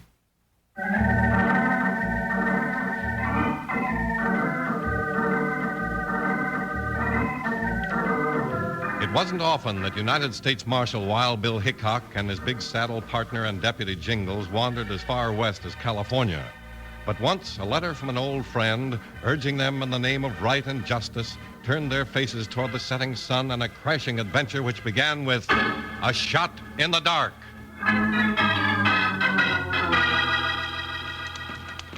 Who, Buckshot? Oh, Joker, who? Hey, Bill, what are we stopping at this big stone gate for? Is this Don Gasper's ranch? No, Jingles. This is one of the missions. It's the best place to get information when you're riding through California. They'll all be asleep at this time of night. It's not that late. Just gets dark early this time of the year.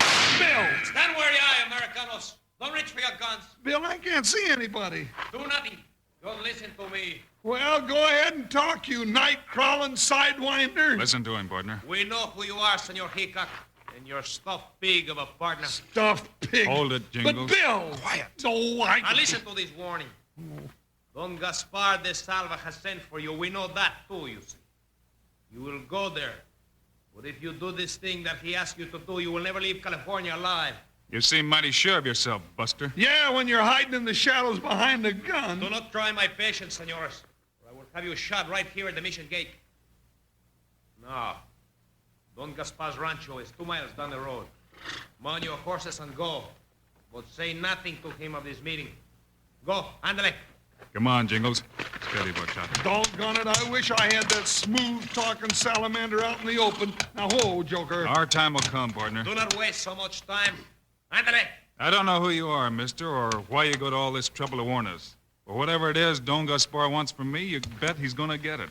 Come on, Jingles, let's ride. Hi, Buckshot. And the next time you cut our trail, you'd better come a-shooting. Go, Joker. Ho-ho-ho!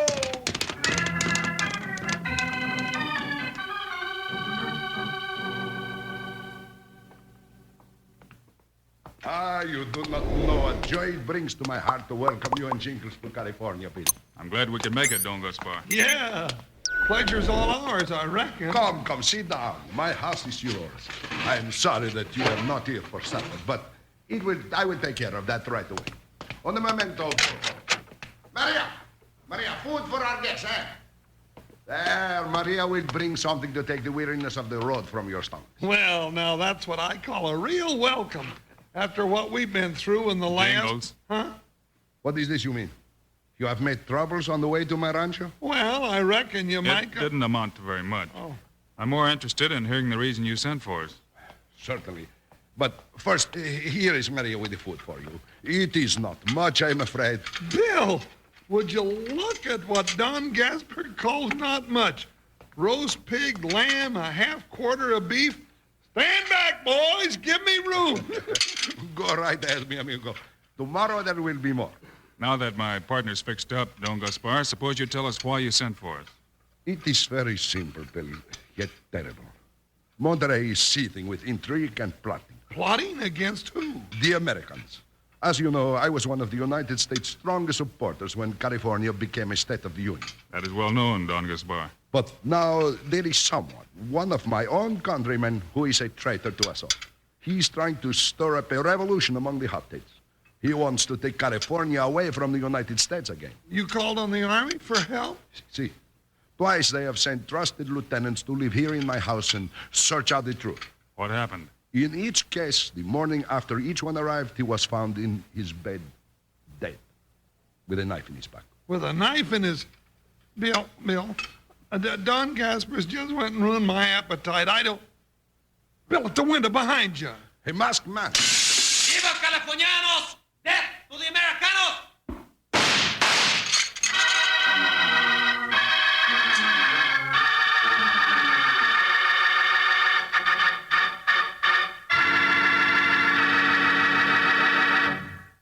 Howdy, cowpokes. Here's your old bunkhouse buddy, Panhandle Jim. Hey, you know, when one of those range riders say they want something done pronto, that means right now. Well, that word is a good one for these wonderful new Kellogg Sugar Corn Pops.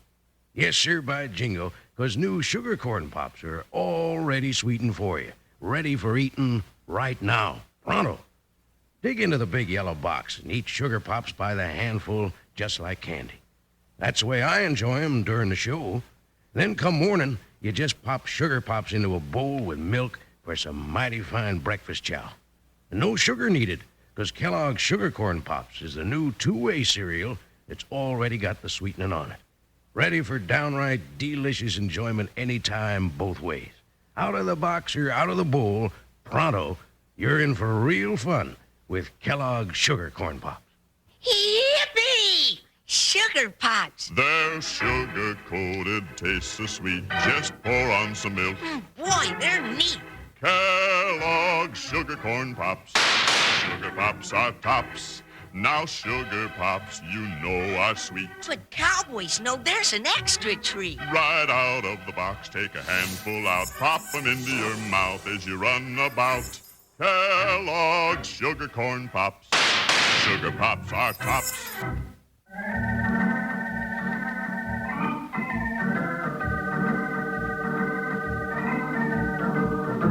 Shortly after Wild Bill Hickok and Jingles arrived at his rancho, Don Gaspar de Salva was telling them of the renegade revolutionary when suddenly from behind Bill, a knife sang through the window and sank deep in the table in front of him. Bill, that knife missed your ear just that much. I heard it whisper, Jingles. This may be our man, Don Gaspar. Come on outside. It was this side of the house. Wait a minute. Who's that? Where? Hey, it's a girl. Pretty, too. Oh, that is my daughter, Conchita. Conchita, my dog. Come and meet our guests. You reckon she saw anybody, Bill? We'll soon find out. Conchita, our house is honored by the presence of Marshal Wild Bill Hickok and his deputy Jingles. Gentlemen, my daughter. Welcome to our house, gentlemen. Thank you, Miss Conchita. Howdy, ma'am. But, Papa, why are you all running around the hacienda like game roosters seeking some prey? Someone threw a knife through the window at Senor Hickok just now. Did you see anyone? No, Papa. I saw no one. And I have been standing on the front terrace waiting for Pedro. Oh, here he comes now from the other side of the house. Oh, that young burro coming to call on you again tonight? See, he is. And what is wrong with Pedro? His ears are too long. Hey, Conchita, my lovely one. Has been a lifetime since I have seen you. A lifetime, pa. You saw her this afternoon. Papa, do not be unkind. Sí, Papa, do not be unkind to Pedro. Senores, my name is Pedro Martinez. Well, howdy, Pedro. Looks like you and your pop-in-law are getting off to a bad start even before the wedding. Evening, Pedro. Did you see anything of a masked man running loose out here? A masked man? No, senor. But then I just arrived here. What is this masked man? Oh, he's some owl hoot that's asking for trouble, throwing knives at people. Knives again, eh? Don Gaspar, it's a surprise to me that you are able to find Americanos who will stay at your hacienda since what happened before. They have very bad luck here, very bad indeed.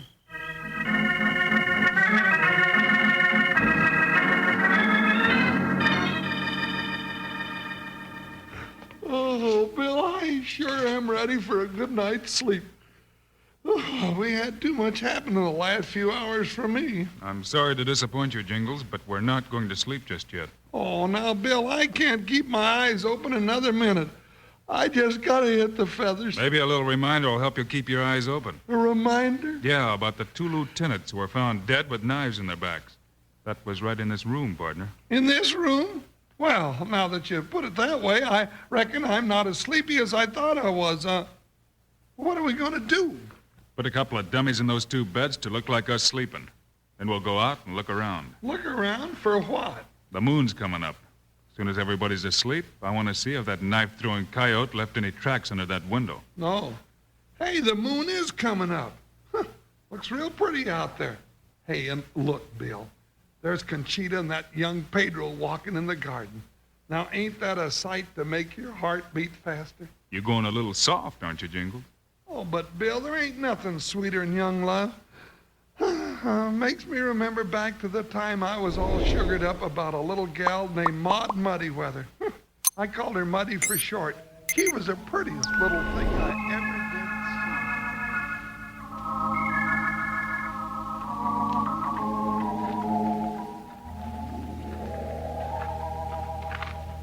see. What is the matter, Pedro? You have not held my hand. You have not kissed me once since the others have gone in the house. I have not, Conchita? No, you have not. All you do is walk and walk around the garden and look at the windows of the room where Senor Hickok and his friend are staying. Well, that is strange to you? It is very strange.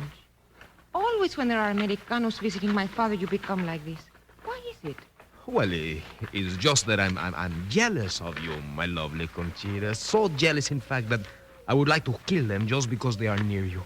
Oh, I had no idea that you loved me so much. Oh, see, Jule, I do. Then why do you not ask my father to set a date for our wedding and take me to your own hacienda? Oh, no, Conchita, please. I'm not ready yet to marry you. Oh, so you are not ready, yeah? Well, maybe then I shall never be ready to marry you. Oh, no, Conchita, please don't talk like this to Pedro. I will talk as I please to one who talks like a mule. You are a feather-headed fool. Now go. No, Conchita, my alma, don't go in the house, please. I am going into the house. Good night and goodbye. Oh, no, please, Conchita, wait. The pretty little pigeon is a spitfire, mi capitan, no? But it's not the funny joke that it may seem to you, Sanchez, my friend. Why, mi capitan? I thought it very funny. No longer will I be welcome here at this hacienda. Don Gaspar likes me little enough as it is. Do you not see what that means? Oh, now I understand. That is not so good. That's right. And we can wait no longer. Knowing what we have planned for tomorrow night after the fiesta, there is only one thing to do. What is that, mi capitan? The Senor Wild Bill Hickok and the Senor Jingles must die tonight. Now, sit to your knives, Sanchez, and come with me. Quickly.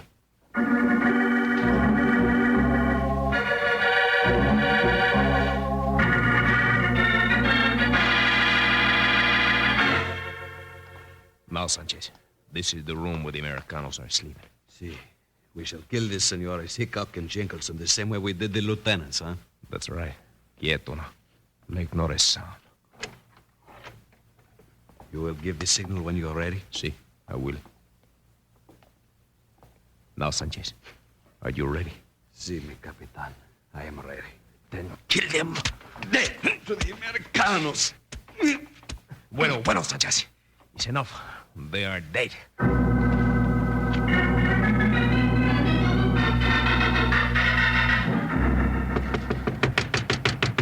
Senor Hickok!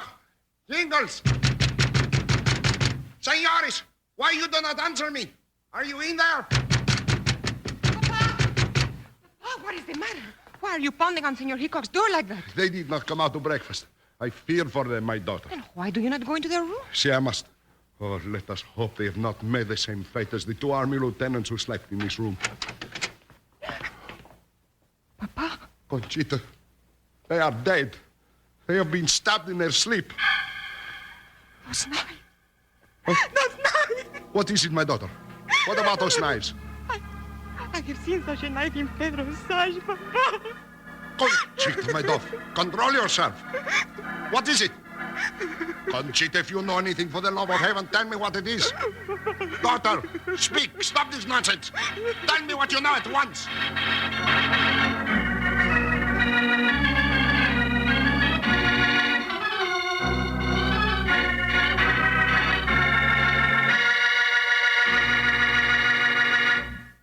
Wranglers, the reason I'm always toting 2 boxes of Kellogg's sugar corn pops in my saddlebags is because sugar corn pops are tasty, golden, puffed-up hearts of corn that are already sweetened for you.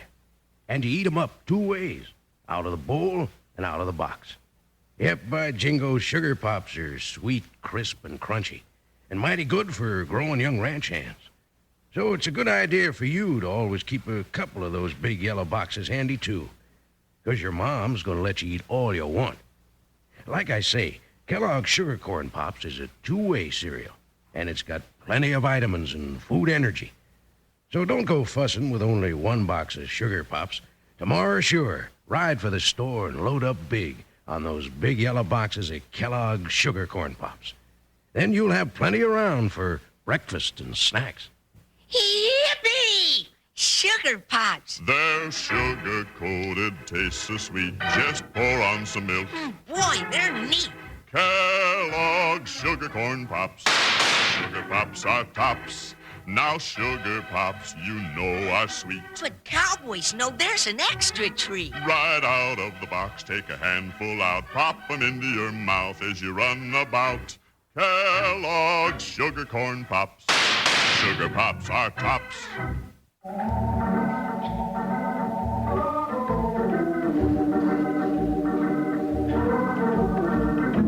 On the morning following Pedro's visit to Wild Bill Hickok's room with his treacherous compatriot Sanchez, Don Gaspar and Conchita found 2 inert figures in the beds of Wild Bill and Jingles. And to his horror, the 2 deadly daggers still stood as messengers of murder above the bedclothes. At the sight of the daggers, Conchita became hysterical. Conchita, you must stop this. I'm sorry, my father. Now, that is better. If you know something, tell it to me immediately. Papa, I love him. It is very hard for me to say it. Pedro, the puppy you think you are in love with? What has it to do with this horrible thing? I don't know. But I have seen such a knife as this are in Pedro's sash. He carries it all the time. Pedro? Oh, but that is impossible. That mooncalf? Well, I shall soon know. I will find him right now. I'm afraid that would be a real big mistake, Don Gaspar. Bill Hickok. Jingles. Howdy and good morning, Don Gaspar and Miss Conchita. Papa, they are not dead. See, Pedro has not killed them after all. No, senorita, but it was no fault of his. But wait, those 2 figures in the bed, who slept there? Who is it that is dead? Well, Don Gaspar, we've been kind of leading a double life. Them's our other selves in the beds. They're dummies. Oh, that is wonderful. Then no one is dead. Now we can all go to the fiesta tonight. Conchita, how can you talk like this? She's right, Don Gaspar. We will all go to the fiesta tonight. Hey, Bill, that sounds real good. Everybody wears masks at the fiesta, don't they? You see me, but why? We want to let Pedro think he has killed us. Sure, Bill's got it all figured out so we can catch the whole shebang at once. But, Bill, a mask ain't gonna do much good when it comes to hiding me. Do not worry, Senor Jingles. Papa will find you a beautiful Spanish costume with a big red sash. No one will know you at the fiesta. And I will teach you to do the Spanish fandango. It will be fun, no? No. I mean, see. I mean, yes. I ain't sure what I mean, except that it's going to be a hot time in California tonight. Fiesta, here I come. Hop tamale. Yee-hoo!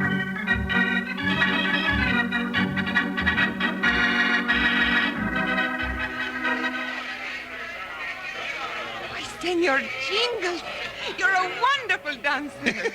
Am I, Miss Conchita? You most certainly are. You learned the fandango poof, just like that. Poof, huh? Come on, let's go show Bill. Here he is. Hey, Bill, look at what Conchita taught me. Hold your voice down, Jingles. Your Spanish get-up won't do you any good if anybody hears that squawking of yours. Oh, Bill, Miss Conchita says I'm real good at the fandango. Well, that's fine, Jingles. But don't forget to keep your eyes open. Don't forget that tonight is the night Bill, I have just heard some terrible news. News? What is it, Papa? It is Pedro who leads these bandidos. Even this minute, he is planning to take Monterrey tonight. Is it really Pedro? That's right. Then why did you not arrest him this morning? Because I want to catch all his Confederates at the same time. Hey, wait a minute. That is what I've been waiting for. It's about time, huh, Bill? What is it, Bill? Now listen to me quickly. Pedro is planning to start the fight from the beach. There's a shipload of rifles coming ashore in small boats. When? Very soon now. Yeah, there goes Pedro. And now you can see the other men drifting away from the dance floor. See, I can see them. They go toward the beach. But what can we do? Now, don't worry. It's all set. Bill and me rode all over the country last night, rounding up a bunch of fighters, and we got the army, too. That's right, Don Gaspar. Now comes the payoff. Come on, we're heading for the beach.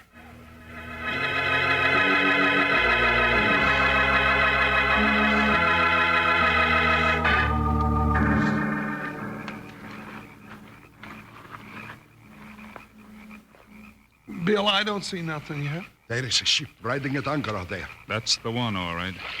Hey, Bill, listen. I hear somebody rowing boats ashore. Yeah, partner. Time's getting short. Where are the traitors and Pedro? There they are now. You're sure the army has this place around? Now, don't you go worrying about the army, Don Gasper.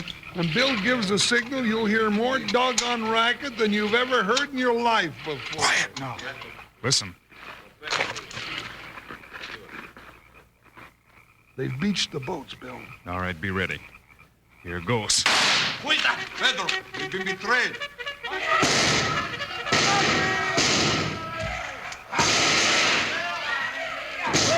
Here comes the army, Don Gasper! I'm going after Pedro myself. Come on, Jingles.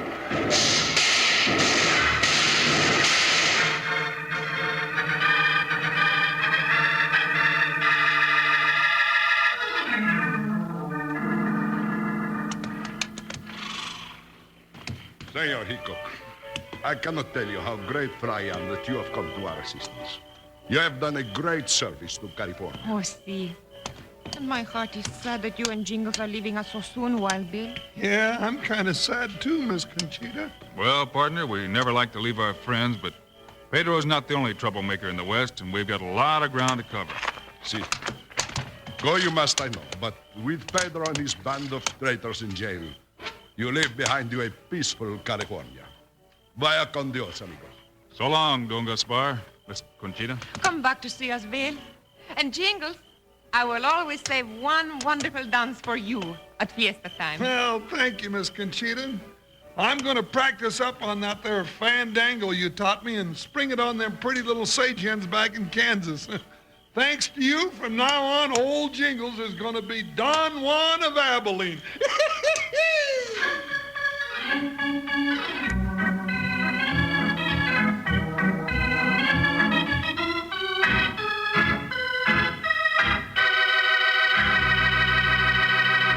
And now here are the stars of Wild Bill Hickok, Guy Madison and Andy Devine. That's our story for today, folks.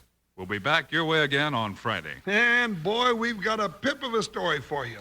Wild Bill not only fights some gunslicks, but a blinding snowstorm and blizzard.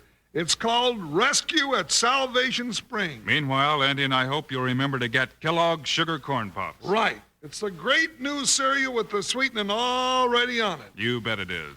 Andy and I think Sugar Corn Pops are great. So long. See you Friday.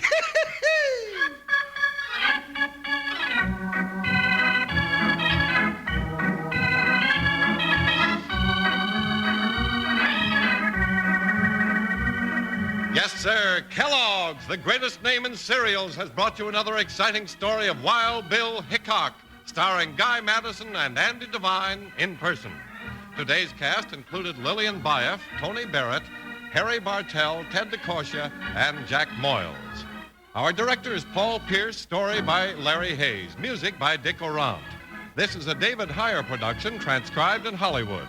Don't forget to listen Friday, same time, same station, when Wild Bill Hickok attempts a rescue at Salvation Springs. Now, this is Charlie Lyon speaking for Kellogg's Sugar Corn Pops, the cereal with the sweetening already on it. Kellogg's Rice Krispies, the world's only talking cereal, and Kellogg's Corn Flakes, America's favorite ready-to-eat cereal.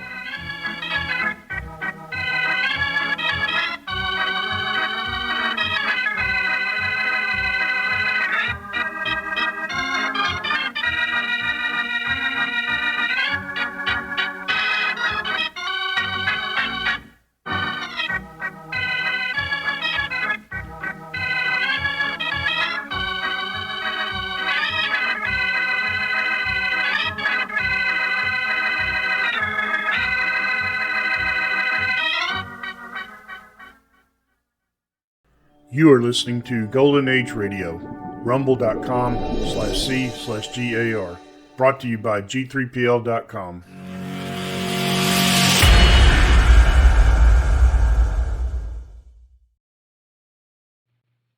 Presenting Joel McCrea as Jace Pearson in Tales of the Texas Rangers.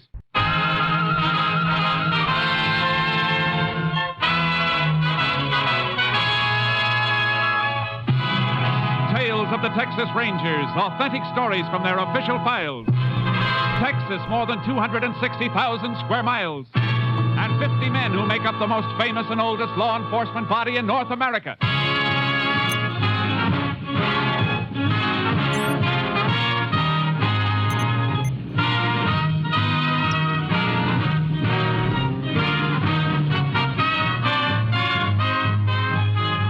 Now, from the files of the Texas Rangers come these stories based on fact. Only names, dates, and places are fictitious for obvious reasons. The events themselves are a matter of record.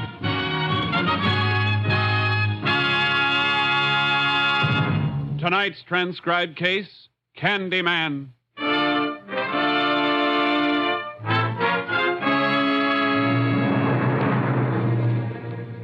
It is 4 p.m., April 14th, 1947. A prisoner at the jail in Pentland County, Texas, is being returned to his cell as the visiting hour comes to an end. His name is Paul Abbott, serving out a 6-month sentence for petty larceny. His cellmate, John Saygood, has not had a visitor. For Saygood is being held without bail, awaiting trial for murder. All right, Abbott. In.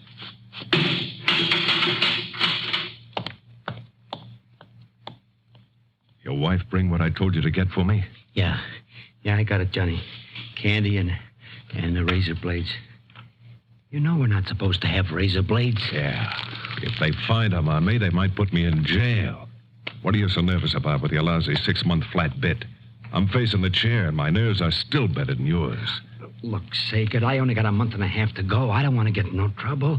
Lay off, will Are you ya? telling me what I should do, you cheap heister? Oh, Johnny, let go of my arm. You're hurting me. No kidding. Really? Gee, kid, I'm sorry. Maybe I played too rough, and you're my pal. Model prisoner like you with only a few weeks to go never gets searched after a visit. And you're so good to me. Have a piece of candy, pal. I don't want any. Okay. You know, while you've been out visiting, I've been thinking. I'm going to let you and your wife do me another favor. A big favor. Look, I got to be careful what I ask her. I can't upset her now. You know that. Oh, that's right. The baby's due soon, ain't it, Papa? Wouldn't want the kid to start out without an old man, would you? What do you mean, Johnny? I wanted to see if your wife could get these razor blades in. Now, next time she comes, tell her to bring me a hacksaw and a gun. No, Johnny. You don't want to see me go to the chair, do you? Now, if you do, I could take one of these blades to your throat. No, Johnny. Keep your voice down. All right, Johnny. All right. I'll do it. You'll do it. Now, don't kid me. I can hear the wheels turning in that square head of yours. Next time the screw takes you out of here, you'll spill your guts. I won't, Johnny, I swear. I know you won't.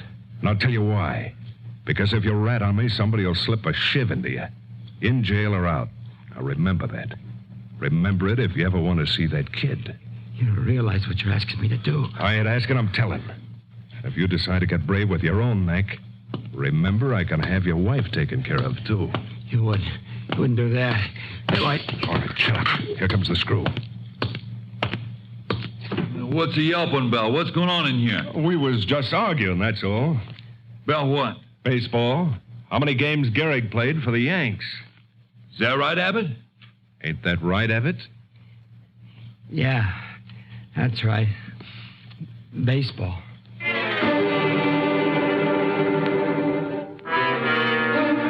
Frantic with fear, Paul Abbott yielded to Saygood and, through his wife, obtained the gun and hacksaw.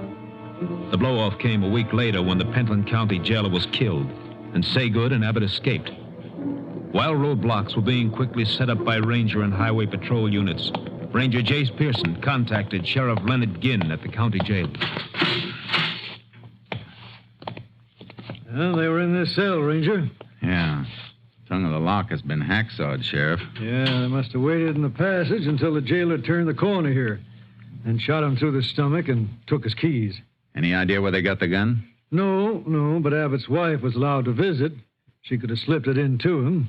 You got a pickup out for her? Mm-hmm. Deputy's out after her now. Abbott made a big jump when they gunned the jailer. From petty larceny to jailbreak and murder. I don't know. A murderer like Saygood, he had a reason to crash out. But a first-timer like Abbott with only 4 weeks to go, he doesn't figure to make a break. Well, just the same, Abbott's gone with Saygood. We may find out why when we bring in his wife. Sometimes a man goes places he doesn't want to go, with a gun in his back.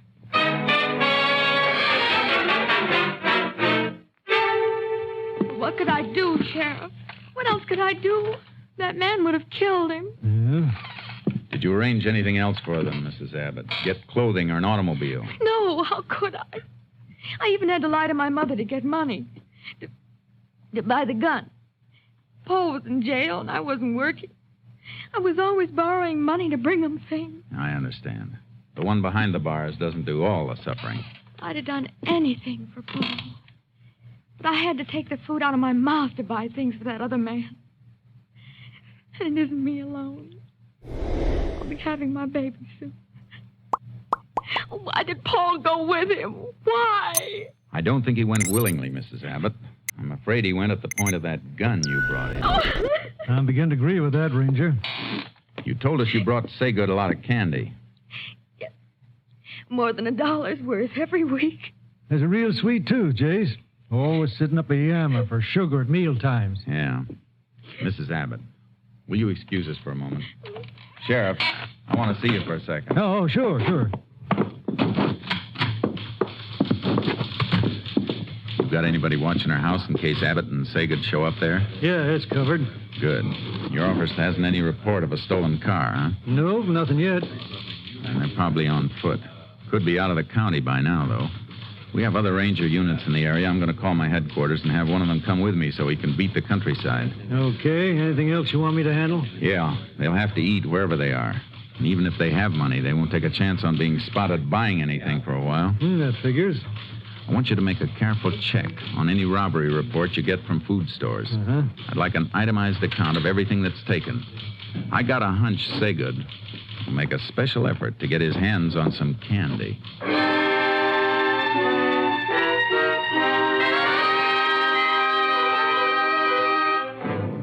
All that day, nothing turned up in the roadblock. While Ranger Jim Leeds and I rode through the countryside without finding a trace of the man we were after. But on the following morning... Maybe we've been heading the wrong way, Jace. I don't think so, Leeds. Coming this way would have been the fastest trail out of the county. Otherwise, all wilderness for more than 80 miles. Too much of them on foot without supplies. Still figuring they cut through toward US 280, eh? They must have. They'll have to get to a car someplace unless they got a spot to hole up in real close. I don't think Saygood would take that chance. He'll want distance. Yeah. Farmhouse head. A rider coming, too. He's really pounding leather. He sees us. Coming right this way. Let's meet him. Howdy, strangers. Whoa, Charcoal. Hey, I didn't expect anybody so soon. Well, what do you mean? Well, I just called the sheriff less than half an hour ago.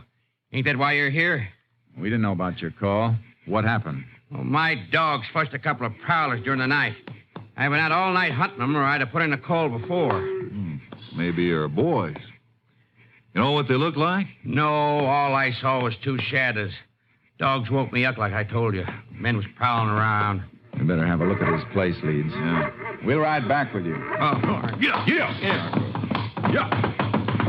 How long ago did it happen? Oh, reckon it was 2 a.m., about 6 hours ago. You say you chased him? Yeah, but I couldn't spot him in the dark. Just rode around all night. If I'd have had any sense, I'd have called right away, but they threw a couple of shots at me when I saw him, and I got hot and went for my gun and lit out. I see. They get anything? When I went back to the house this morning, my missus said a couple of shirts and jeans was missing. Must be Saygood and Abbott, all right. Getting rid of their jail clothes. They have horses? No, I didn't hear any. Maybe they were going to take a couple of yours and didn't have time to get them. How come your dogs didn't stay after him? Dogs are pinned up. Should have turned them loose, but like I said, I was too hot to do any thinking after they shot at me. If you had done any thinking, you'd have stayed home. One of the men you were chasing is a killer, and about as cold now.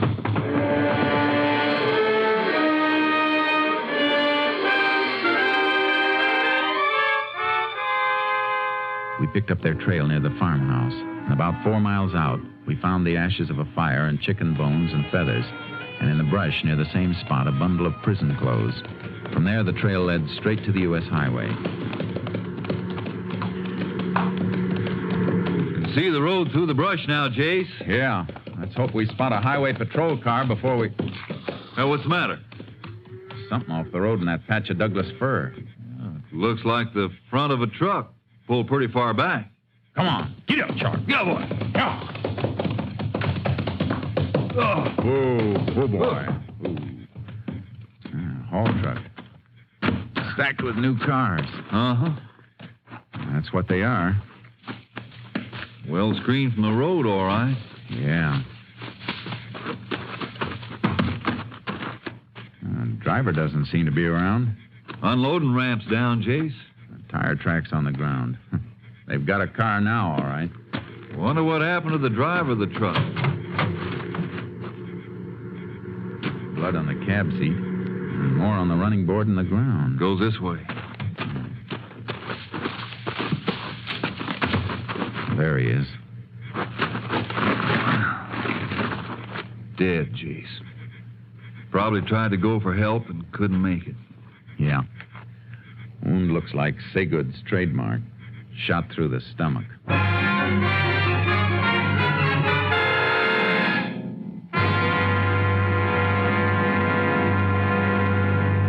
You are listening to Tales of the Texas Rangers, starring Joel McCrea as Ranger Jace Pearson. Now we continue with tonight's case, Candyman, an authentic story from the files of the Texas Rangers.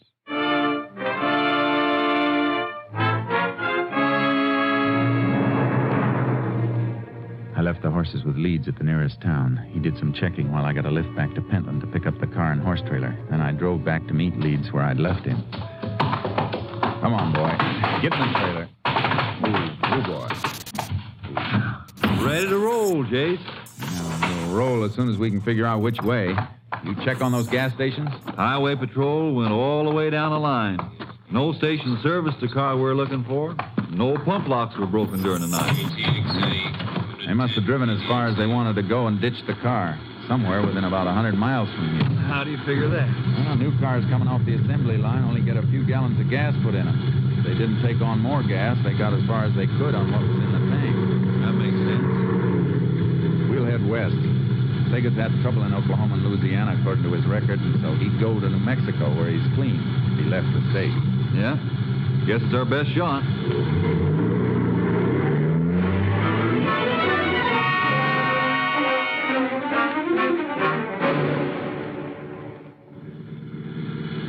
KTXA to Unit 10. KTXA to Unit 10. Unit 10 to KTXA. Go ahead, KTXA. Have report for Unit 10 on subject John Saygood. Only known associate of Saygood's was woman known as Marcella Roberts. Present whereabouts unknown. Last location was place of business, beauty salon in Abilene, Texas. Left there 2 months ago. Unit 10 requests check of cosmetic distributors and supply houses. Check recent orders as possible source of new address on subject Marcella Roberts. Will do, Unit 10. Moment, Unit 10. Have another message coming in for you, Unit 10. Stand by. Unit 10 standing by. Maybe they found the car, Jace. Be a big help if they have. Here it is, Unit 10. General store at Pike Hill entered during early morning. Situated 30 miles west, your present location. Check of stolen merchandise includes candy. That fits subject Saygood. Proceeding to Pike Hill immediately. Unit 10, 10-4. KTXA, Austin.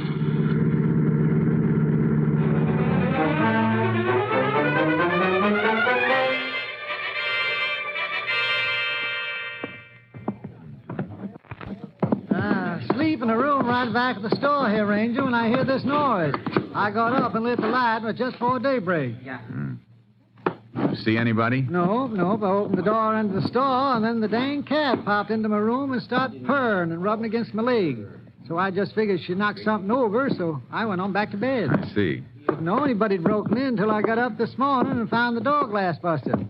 Must have slept through that, though. I sleep real sound. Guess I woke up when they knocked this stack of canned goods over. Got 'em up and got 'em all stacked again now. You call the sheriff right away? Yep. Soon as I found a few dollars from the cash drawer missing. Didn't think about the candy counter. Don't keep much, you know. Till a couple of kids come in later on wanting some peppermint lifesavers. And I saw a whole box of them was gone and some chocolate bars. I guess that's when the sheriff got in touch with us then. And we'll rope off this showcase and have somebody from our lab come in to check it for fingerprints so we can be sure it was the man we were after. Not much doubt about it, Jace. Nothing like being sure.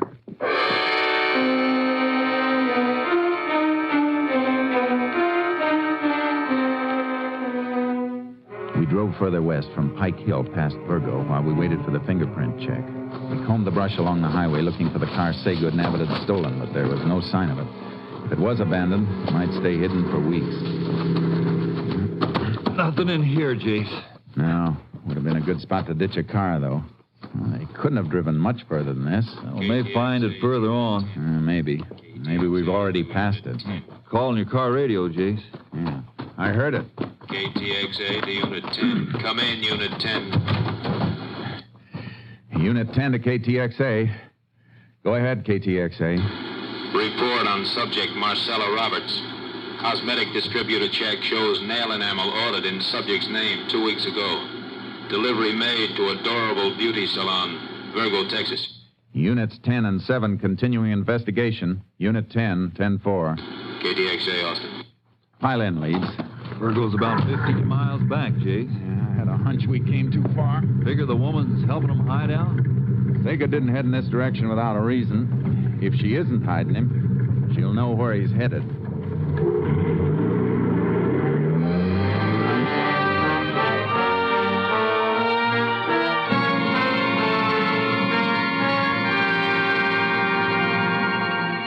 Marcella Roberts wasn't at work, nor was she at her home when we got there. But she came home about an hour later. We left our car out of sight, but she didn't see us until she came up the steps to the private entrance on the porch. Miss Roberts? What? Oh, Rangers. I didn't see you. Thought you might be able to help us. You know a man named John Saygood? I used to know him, long time ago. You seen him lately? Well, how could I? I heard that he was in jail. The paper boy must have been neglecting you lately. He's out. We're looking for him. All right, Ranger. I'll tell you what I know. He probably headed for Oklahoma City. Told me once that he could always hide out there if he got in any trouble. He should have carried a compass because he headed the wrong way. He broke into a store at Pike Hill before sunup this morning, and he was still moving in this direction when he left there. Well, I haven't seen him. Good. And you won't mind if we take a look through your apartment. If you've got any objection, one of us can wait here while the other gets the warrant. All right, you can come in.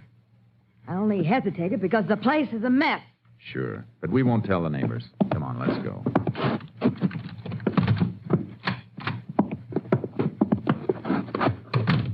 Well, here you are. I couldn't hide a mouse in here. Leeds, check the bathroom and closets. I'll look in the kitchen. Right.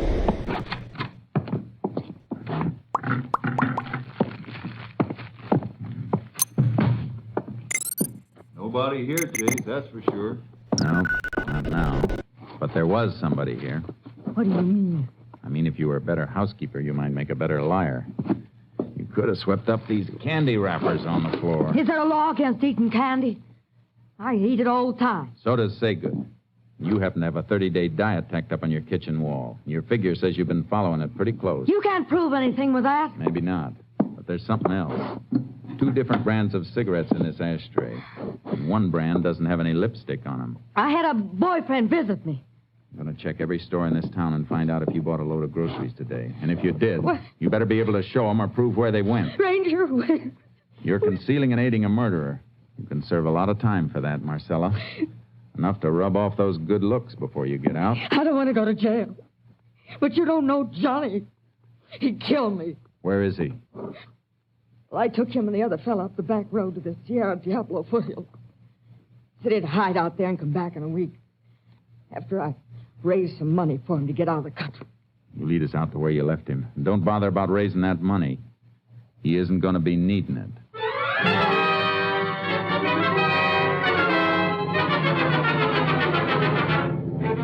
We followed her to the place where Saygood and Abbott had been dropped, at the base of the wild Sierra Diablo country, catching the last rays of the sun.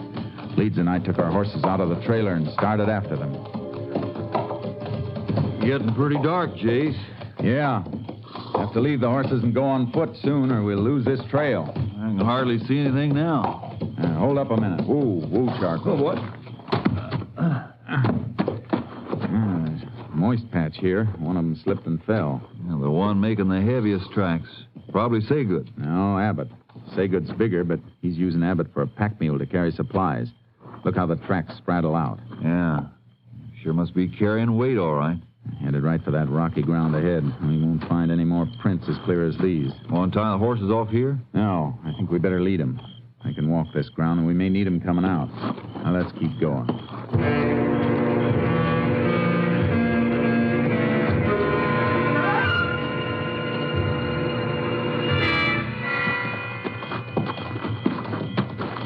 Now we've lost him, Jace.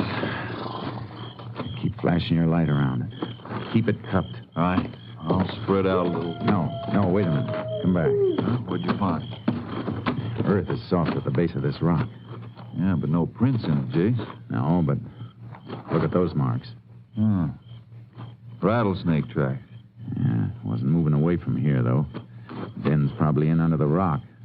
Was weaving back and forth. A rattler only does that when it's disturbed. You mean they scared it passing by? Something scared it. Some loose rock fell around here not long ago, either. You can see where it chipped as it fell. The chips are fresh. Haven't been weathered over. Then they must have knocked it loose climbing up around a rock. Yeah. Let's find out. And if they did come this way, they must have moved along this ledge. Here. Use your light again. You're right, Jace. Look at this. Yeah. Piece of broken shoelace. Snapped while they were climbing. And they sat there and tied the rest of it. See where his back rubbed dirt off the rock behind him. Yeah. They made straight for that plateau. Give Saygood a clear view of anything coming up by day. Gonna leave the horses here and go on? No. Climb down and get them. We'll circle the rocks and take the long way up. Give Saygood a chance to fall asleep. We may be able to take him alive.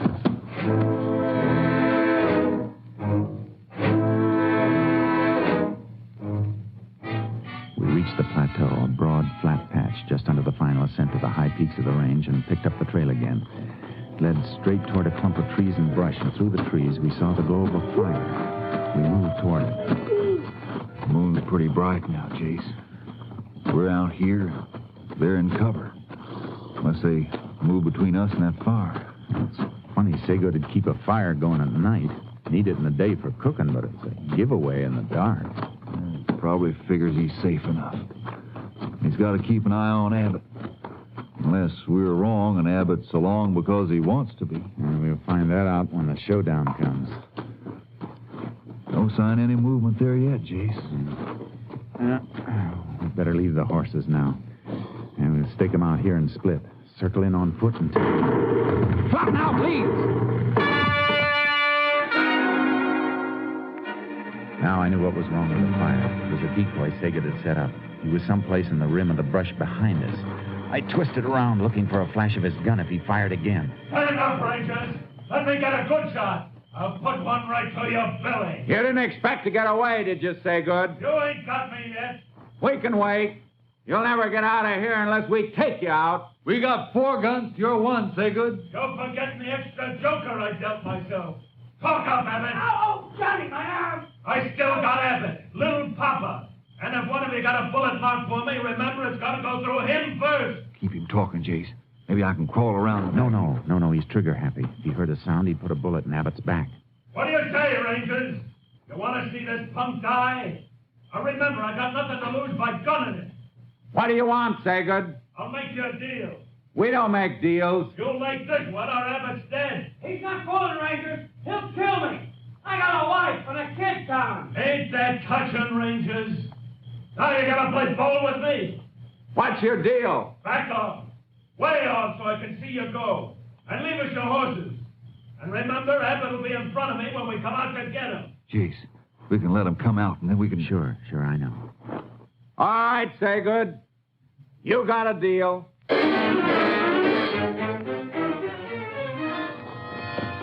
I loosened the cinch on charcoal. We backed away, ready in case they fired. Then they moved out into the moonlight. Saygood kept Abbott between us and got him up on Leeds' horse. Then he started to mount charcoal. Hold on, Rangers. Shake him, Charcoal. Shake him, boy. Come on, Leeds. He won't be able to hit anything but the ground. There goes Saygood. Watch him.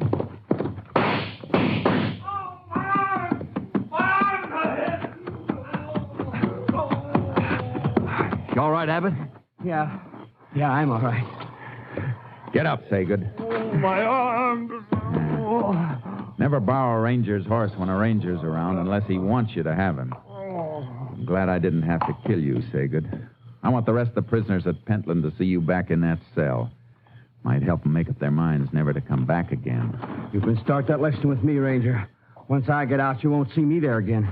Good, Abbott. It's no place for a wife and kid to go visiting. All right, Saygood. Get going.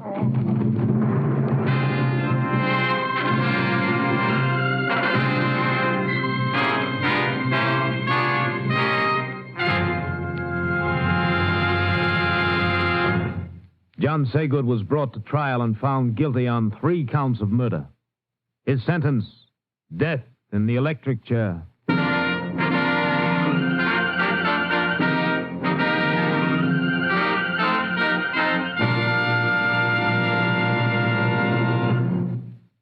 This is Joel McCrae. Many tales about the Texas Rangers have been repeated until they are legend. And here's one of my favorites. Many years ago, rioting broke out in a Texas town, and the mayor appealed for aid from the Rangers. He was at the railroad depot to meet the expected help when a stranger got off the train and approached him. "Are you the mayor?" the stranger asked. The mayor, looking anxiously for the Ranger force, said, "Yeah, but I have no time to talk to you now. I'm waiting for the Texas Rangers to stop this rioting." The stranger said, "I'm the Ranger. I was sent down to help you." The mayor's mouth dropped open in dismay. "They only send one Ranger?" Puzzled by the question, the Ranger said, "Yeah. You only got one riot, haven't you?" Don't forget our date, same time next week, folks. See you then. Next week, Joel McCrae in another authentic reenactment of a case from the files of the Texas Rangers.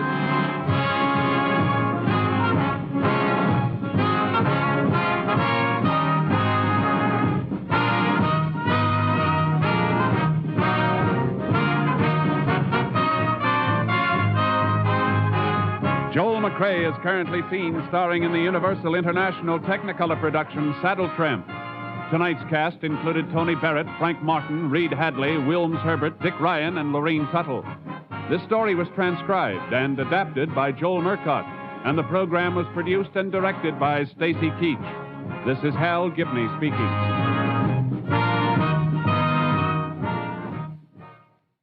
Three chimes mean good times on NBC. The secret of Dennis Day's comedy is that he always appears perplexed and bewildered. Dennis will be back on the network of the Chimes Saturday, October 7th. That's 3 weeks from tonight, with more delightful mix-ups and popular music in a thrilling day manner. And that same Saturday, October 7th, also marks the return of Judy Canova with more of her mountain-style music and mayhem. This is NBC, the National Broadcasting Company.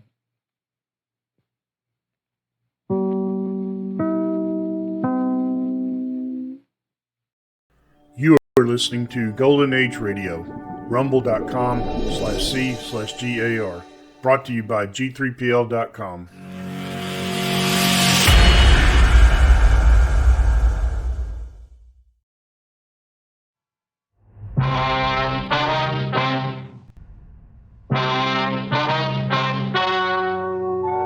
The story you are about to hear is true. The names have been changed to protect the innocent. Fatima Cigarettes, best of all king-size cigarettes, brings you Dragnet on both radio and television.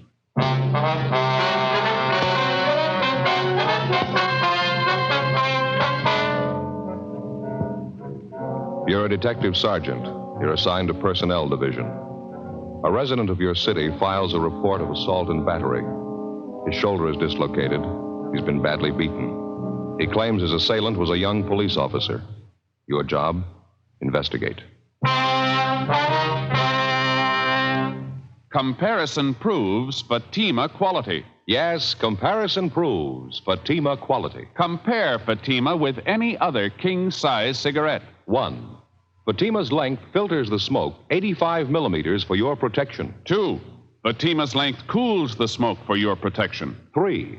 Fatima's length gives you those extra puffs, 21% longer than standard cigarette size. And you get an extra mild and soothing smoke, plus the added protection of Fatima quality. Definitely the best quality in its class, but the same price as the cigarette you are now smoking. Prove Fatima quality yourself today. Buy Fatima in the bright, sunny yellow pack. Best of all, king-size cigarettes.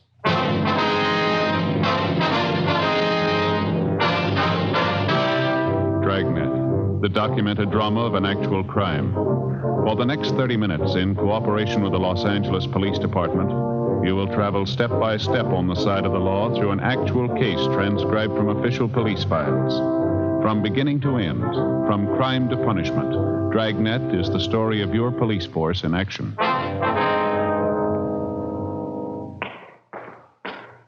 It was Tuesday, June 11th. It was mild in Los Angeles. We were working the day watch out of BIA. My partner's Ed Jacobs. The boss is Lieutenant Jesse. My name's Friday. It was 10:23 a.m. when I got to room 83, the squad room. Joe, you catch up with the lieutenant? Yeah, in a meeting. He said he'd be out about 11:30. He wants us to handle it for the time being. Oh. Well, Joe, this is Officer Blanchard. This is my partner, Joe Friday. I'm glad to know you, Friday. I think I've seen you around Central a couple of times. Yeah, sure. How are you? Well, what's this thing all about? Do you mind telling me? You worked yesterday, did you? Yeah, that's right. My regular beat, South Central area. Anything out of the ordinary happen while you were on duty? No, not much. Made a couple of pinches, that's about all. Pretty quiet otherwise.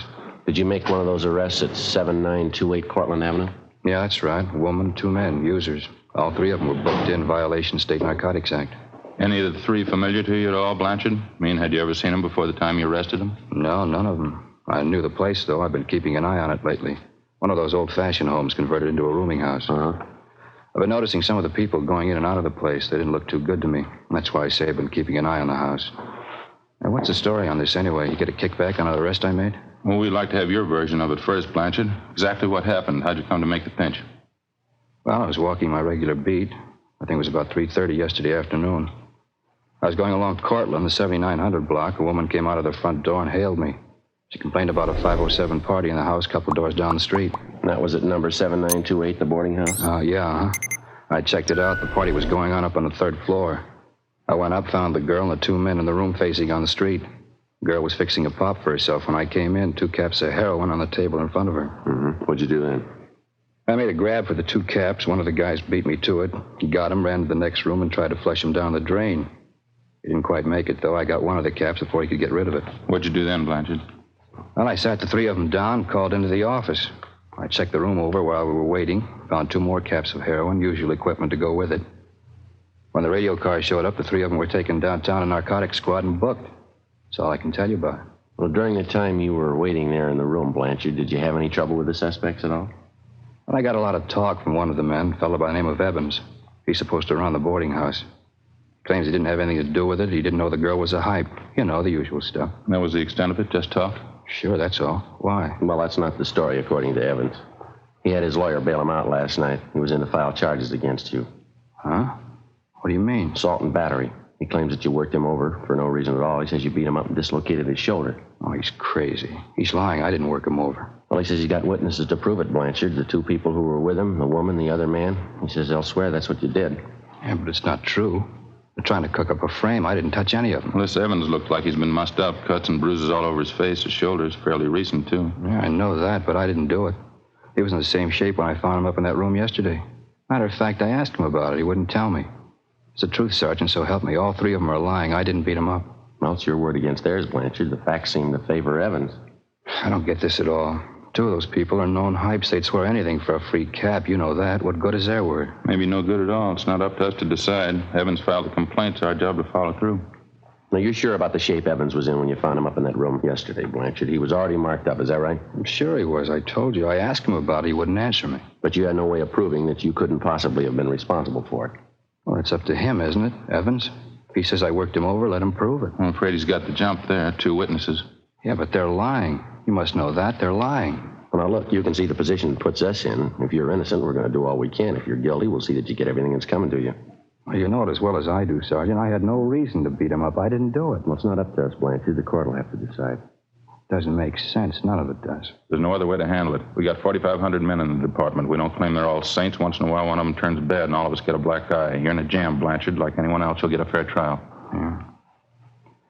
Well, what happens now? Do I draw suspension? Yeah, that's right. If you're cleared of the charges in court, there'll be a hearing before the Board of Rights.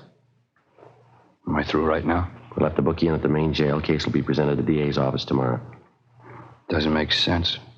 I had no reason to beat up Evans. No reason at all. You sure of that, are you? What do you mean? Of course I'm sure. Well, Evans claims you did have a reason, a good one. What? Well, he says you handed him a proposition. He wouldn't go for it, so you worked him over. What do you mean? What kind of a proposition? The bad kind. Huh? He says you wanted a payoff. Investigating charges against a police officer involves exactly the same procedure as cases where private citizens are concerned. Prove the suspect innocent or guilty. If Blanchard was innocent, it wasn't going to be an easy job proving it. If he hadn't beat up the complainant, George Evans, and dislocated his shoulder, it seemed the only way out would be to find the man who did. Either that or prove that the two witnesses Evans had come up with were lying. If Blanchard was guilty, if he actually had slugged and beaten Evans, we had to find sufficient evidence and we had to find a motive. 11:10 a.m., Ed and I took Officer Harry Blanchard over to the main jail where he was booked in and lodged in one of the cell blocks. Then we went upstairs to the women's jail where we interviewed one of the witnesses to the alleged beating, an Eleanor Rowland. She'd had previous arrests for vagrancy, grand theft auto, and petty theft, as well as an established reputation as a user of narcotics. She was 23 years old. Yeah, it was terrible. That cop really roughed him up, poor old Evans. Cop didn't have to treat him like that. How long have you known George Evans, Miss Rowland? You old friends? No, I wouldn't say that. I met him a couple weeks ago when I came down from north. San Francisco? Portland. I was visiting up there. I'm a Portland girl originally. Well, how about this other man you were with at the time Officer Blanchard picked you up, this Ray Sherman? He an old friend? Buster? Yeah, I've known him a few years. Do you know Evans very well? Yeah, I guess you could say that. Ray's had a room at the boarding house a couple of years. I guess he's good friends with Evans. Say, can I ask you something? Yes, ma'am. You ever work narcotics up in Portland? No, ma'am, never have. Face is familiar. Could have sworn I met you in Portland. Do you want to run over that story again for us, Miss Rowland, about what happened yesterday? Not much to say, just the same as I told you. You usually stay at Evans' rooming house when you're in town, do you? No, it's only the second time I was there. How about George Evans? Was he there at the time? No, not first. Me and Buster had a pop, and then we sat around and talked. Evans came in a little later. Three of us talked. Told me and Buster not to bring any more junk in the house. He didn't want to get into trouble. Then, speak of the devil, a cop walked in. What happened then? Buster grabbed two caps off the table, tried to get rid of them. He only got rid of one, though. The cop got the other one. Well, how'd the argument start? You remember that? Between Evans and the officer, I mean. Well, I was a little high at the time. I don't remember it word for word. Evans said he didn't have anything to do with it, but the cop kept pressing him.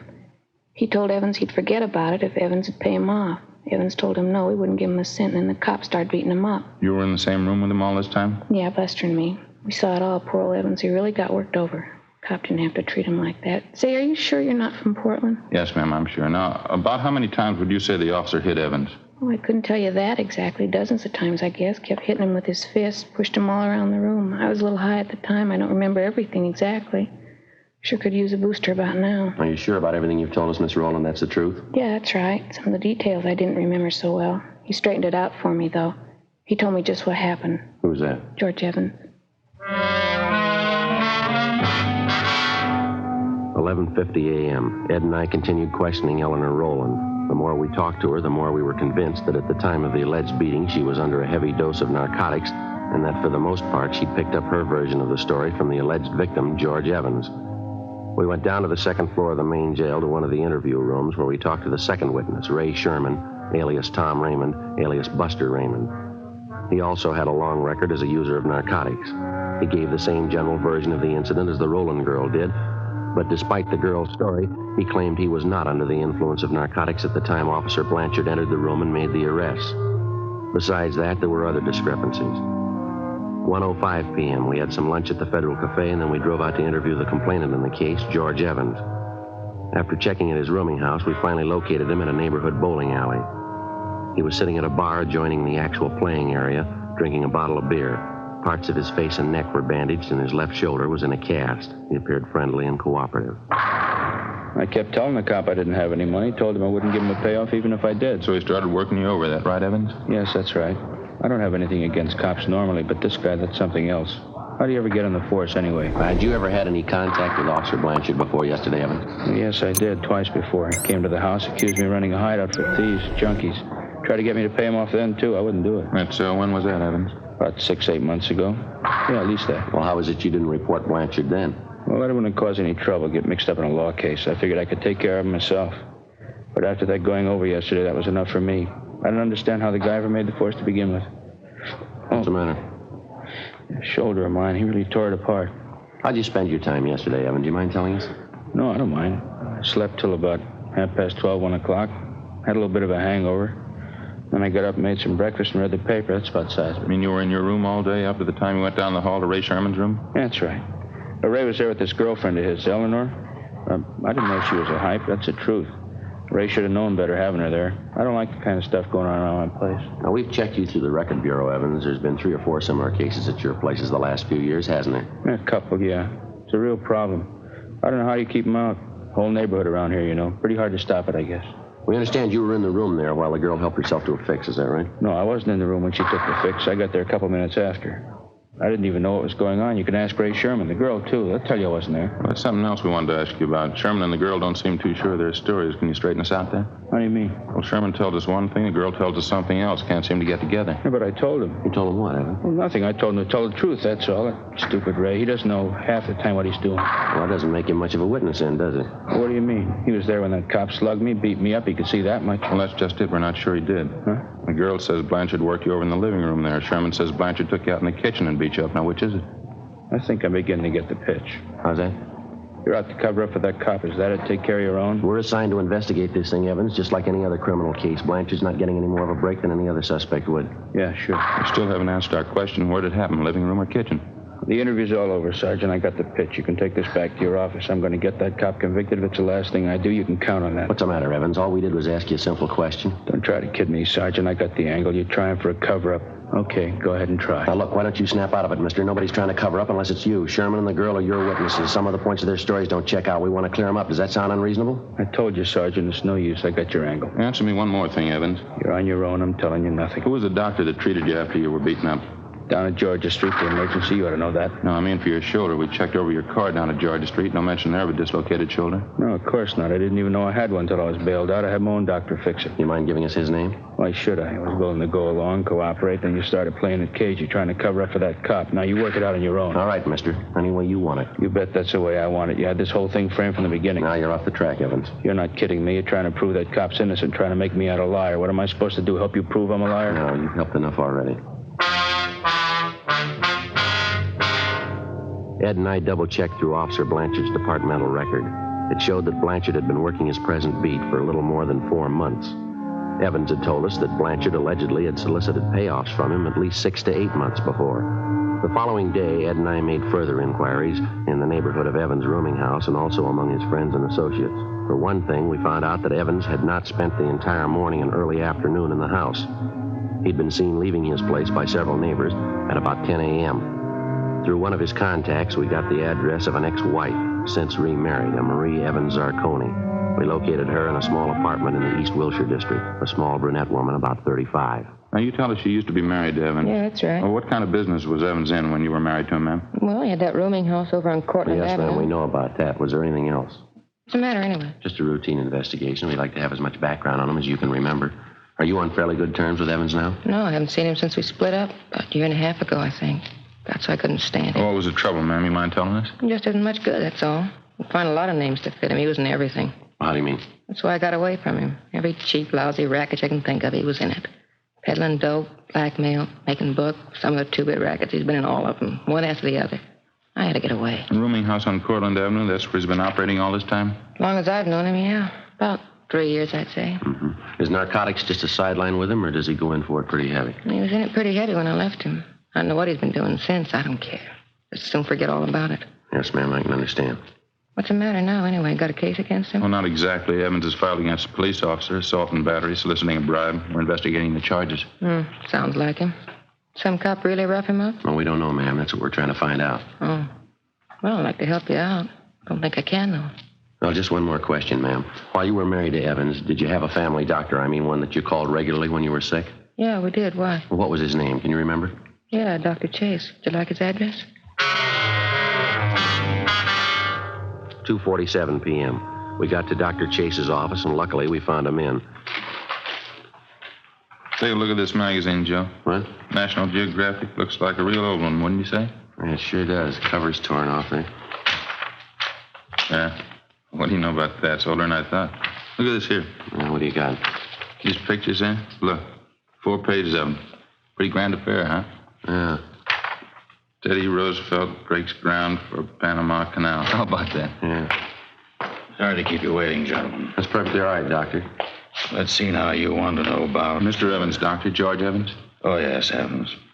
What was it exactly, Sergeant? What did you have in mind? Well, the first thing we'd like to know is if you've treated Evans recently, the last week or so. Yes, as a matter of fact, I have. He was in here, well, let me see now. Let's see, yes, I thought so. He was in here 3 days ago. I had some bad cuts and bruises. Mm-hmm. They'd already been treated, though. There wasn't much I could do. Well, was there anything else wrong with him, Doctor? No, not actually. I examined his shoulder. He insisted it hurt him. He wanted me to put it in a cast. Mm-hmm. You put the cast on, did you? Well, there really wasn't any need for it, but I put it on anyway. A little bit of psychiatry thought it'd make him feel better. Well, how do you mean, Doctor? Wasn't any need for it?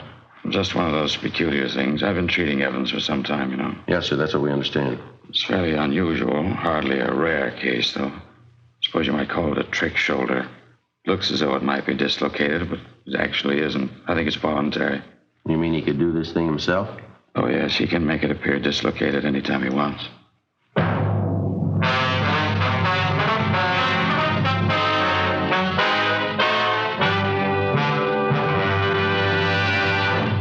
You are listening to Dragnet, authentic stories of your police force in action. Fatima, America's first largest-selling blended cigarette. Now, best of all, king-size cigarettes. Prove it yourself today. Compare Fatima with any other king-size cigarette. 1.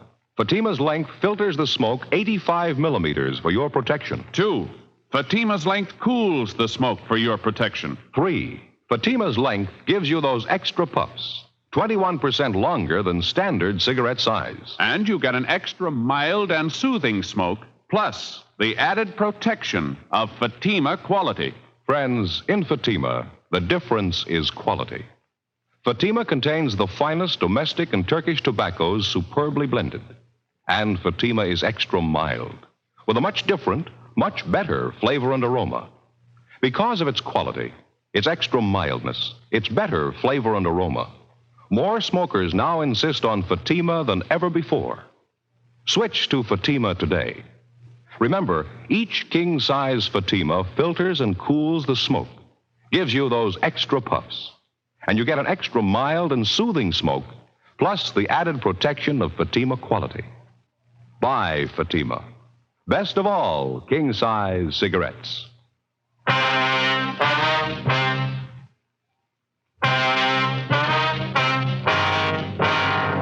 Saturday, June 15th, 10 a.m. The investigation continued. Meantime, the newspapers were still making front-page material out of the story. One of the morning banner lines read, "Cop slugs cripples citizen to get payoff," and another one, "Police brutality rouses entire city." Our investigation went on. Early Saturday afternoon, Ed and I succeeded in locating a former friend of Evans who told us that he'd seen him downtown the morning of the day on which the alleged beating had taken place. The same time Evans had told us he was in bed nursing a hangover. The former friend, a Fred Werner, said Evans was in the company of 2 known gamblers, Carl Sweetser and Stanley Parrish. He told us that he'd spotted the 3 of them together at about 11:45 a.m. We questioned Sweetser and Parrish, but they refused to tell us anything. They admitted that they were acquainted with Evans, but they knew nothing about the beating he'd received. We continued making the rounds. 5:30 p.m. We dropped to the main jail and questioned Evans' 2 witnesses again, Ray Sherman and Eleanor Rowland. We got the same stories as before. 6:18 p.m. We got back to the city hall. long stretch, huh? Sure be glad to get home. Yeah, not a bad day, though. We had fair luck, didn't we? I suppose so. It could always be better. Sure like to get the straight story, one way or the other. You want to check the book, Ed, see if we got anything? Yeah, okay. No, not much, Joe. Call from a Tom Donnelly, you know him? Donnelly? No, that doesn't sound too familiar to me. I got it. Personnel Jacobs. How's that? I'm afraid he's gone for the night. Yeah, huh? No, I'm sorry. I wouldn't know. All right, thank you.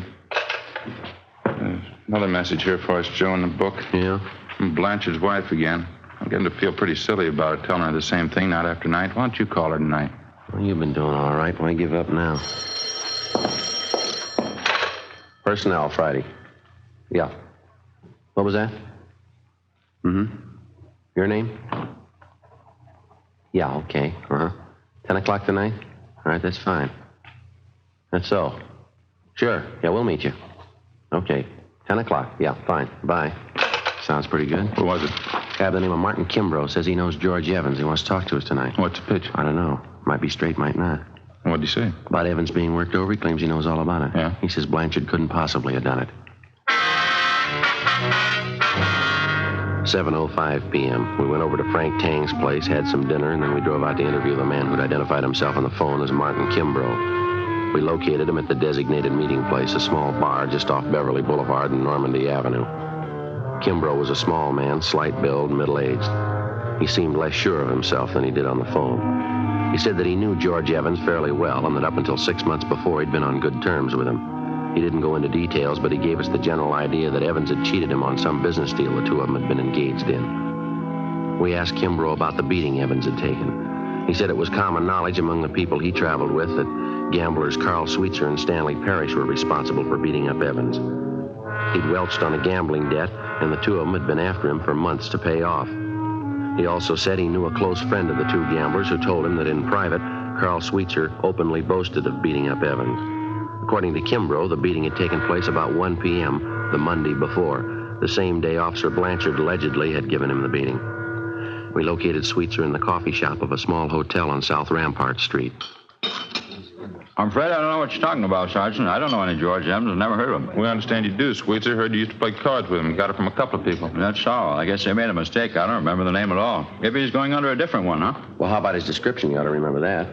Well, maybe I meet quite a few people. It's kind of hard to place all of them, you know. What's the guy look like? Well, he's tall, dark complexion, dark hair, scar under his chin. He dresses pretty well, usually wears a suit. No, doesn't mean a thing to me. Runs a rooming house over on Cortlandt Avenue. He's been in quite a few rackets on and off. No, sorry. I'm afraid I wouldn't know him. Now, look, we haven't got any beef with you, Sweetser. That's not the point. Evans is trying to get away with a fast one. We're out to stop him. We could use your help. How about it? I don't see how I can help you. What's the beef, anyway? We think you know. It's been all over the newspapers the last couple of days. Oh, yeah. A young cop? What's Evans got against him, anyway? He's trying to save face. We figure that's what we hear, anyway. Well, what do you mean? Well, I think you know how Evans likes to play the big shot. It wouldn't do his stock much good around town if the real story got out. I don't follow. What story are you talking about?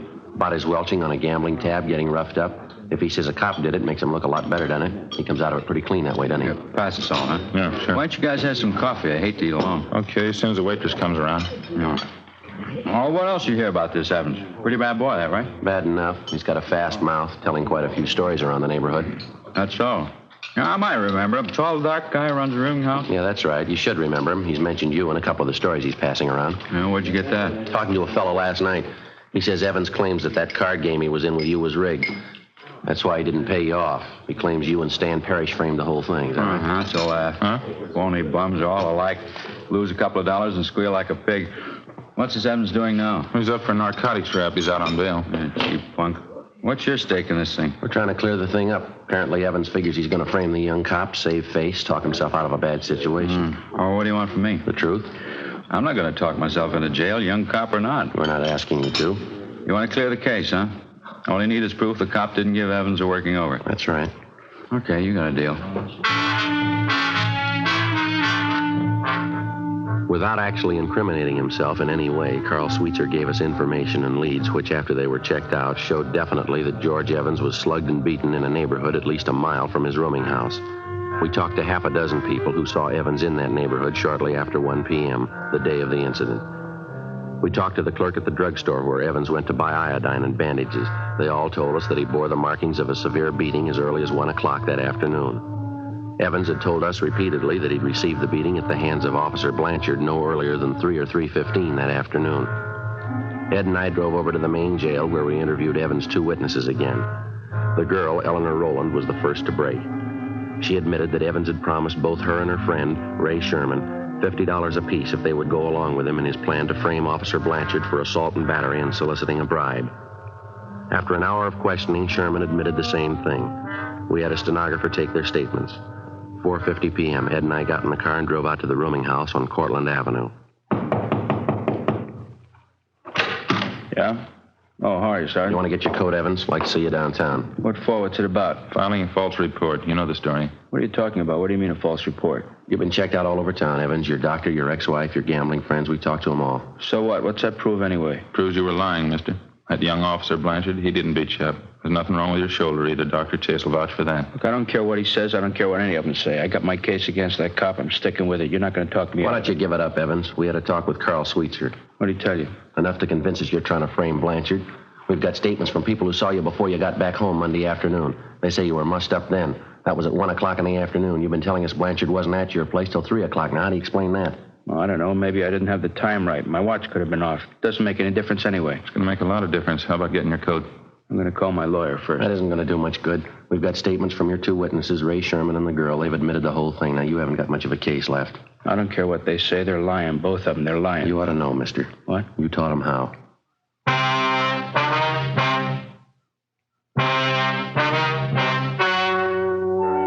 The story you have just heard was true. The names were changed to protect the innocent. On September 2nd, trial was held in Superior Court, Department 89, City and County of Los Angeles, State of California. In a moment, the results of that trial. And now, here is our star, Jack Webb. Thank you, George Fenneman. Friends, I sincerely want you to smoke Fatima and prove Fatima quality. You know, we have a lot of confidence in our king-size cigarette. Enough confidence to make you this money-back guarantee. Buy a pack of Fatimas. Compare them with any other king-size cigarette. If you're not convinced Fatima is better, just return the pack and the unsmoked Fatimas by August 1st, 1952, and we'll give you your money back plus postage. Fatima, Box 37, New York 1. Buy Fatima. Best of all, king-size cigarettes.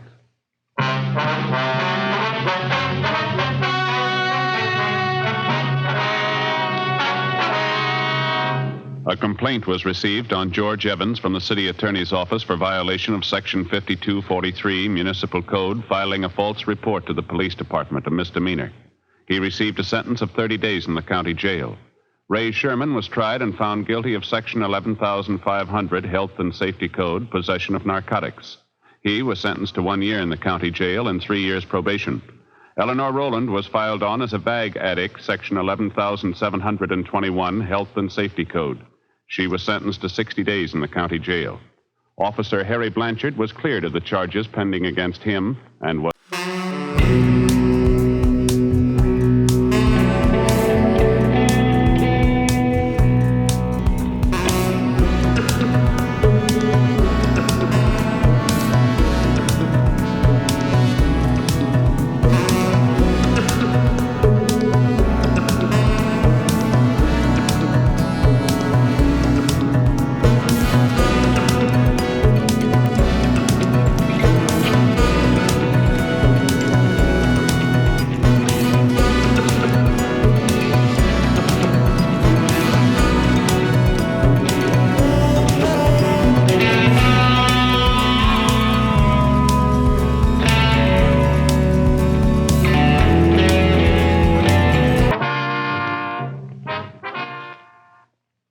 Now it's Counter Spy on NBC.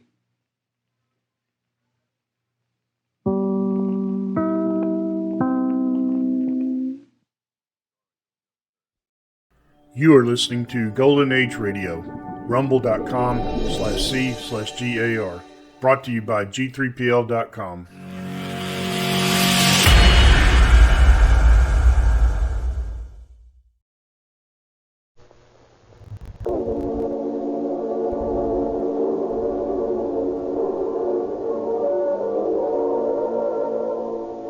Calling all cars.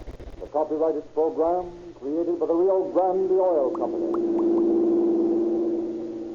Calling all cars, attention all cars, attention all Santa Clara County Sheriff's cars. Broadcast 123. Be on the lookout for two men. We just held up the Pacific Theater in San Jose. Suspect number 1 described as 33 years, 5 feet 10 inches, 160 pounds, wearing a gray suit, a gray hat. Suspect number 2, 20 years, 5 feet 11 inches, 150 pounds, wearing a dark blue top coat, a brown hat. These men are believed to have escaped and afford to pay. Stand by for further details.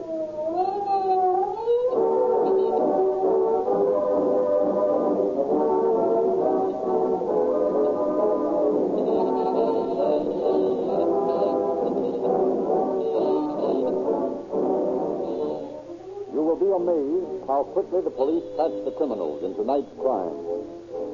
Enlightened civic officials have supplied the police forces of many western cities with the newest scientific devices to fight lawbreakers, including high-powered police cars equipped with radio and powered with Rio Grande crack, the only Pacific Coast gasoline made by the very latest scientific Sinclair refining process. Police cars have proved that cracked gasoline develops greatest speed and power. In Los Angeles, where the police cars answer from 700 to 1,000 emergency calls every day, it takes an average of only 2 minutes and 42 seconds for a police car to reach the citizens who call for help. Police give Rio Grande cracked gasoline full credit for making this great speed possible. And in the largest cities and counties of the West, more police and emergency cars are powered with Rio Grande cracked than any other gasoline. This is the same gasoline you can get from the Rio Grande dealer near you. You, too, can enjoy police car performance in your own car.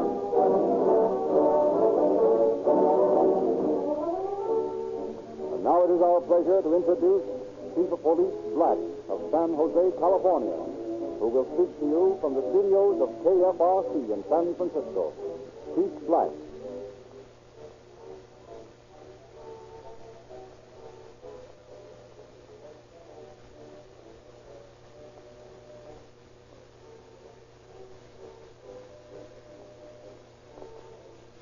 Good evening. The cop on the beat is a thing of the past. Nowadays, the officer who helps preserve the peace of your community rides in a high-powered patrol car, constantly in touch with headquarters by means of police radio on the dashboard, and, as is becoming more and more the case, able to communicate directly with headquarters by means of the shortwave sending set in the car. Behind the officer in the radio car is all the equipment science has given to criminology. Laboratories for testing physical evidence, fingerprinting, the statewide teletype which flashes the news of a crime, and the description of the criminals over the entire state in an instant. Against such a formidable array of equipment and knowledge, how can the criminal hope to win? We who know that he never does often wonder at his stupidity in trying. The story you are about to hear is one in which the criminals attempted to enlist the most modern developments of the day to their side. But quick as they were, the police were quicker, as you soon will see.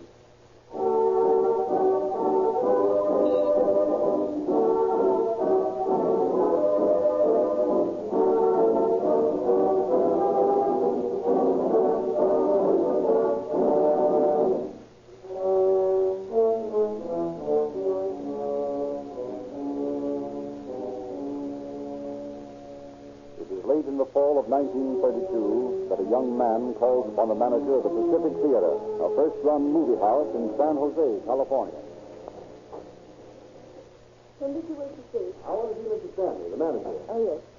Mister, I've forgotten your name. Andrews. Robert Andrews. You ought to know me by now.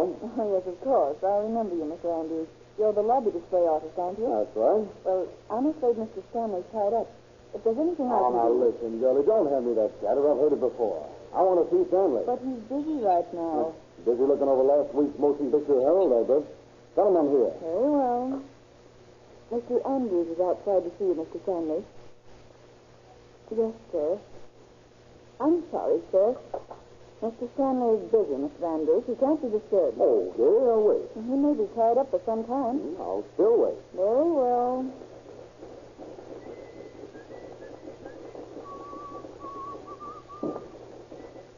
Please, if you don't mind. Oh, sorry.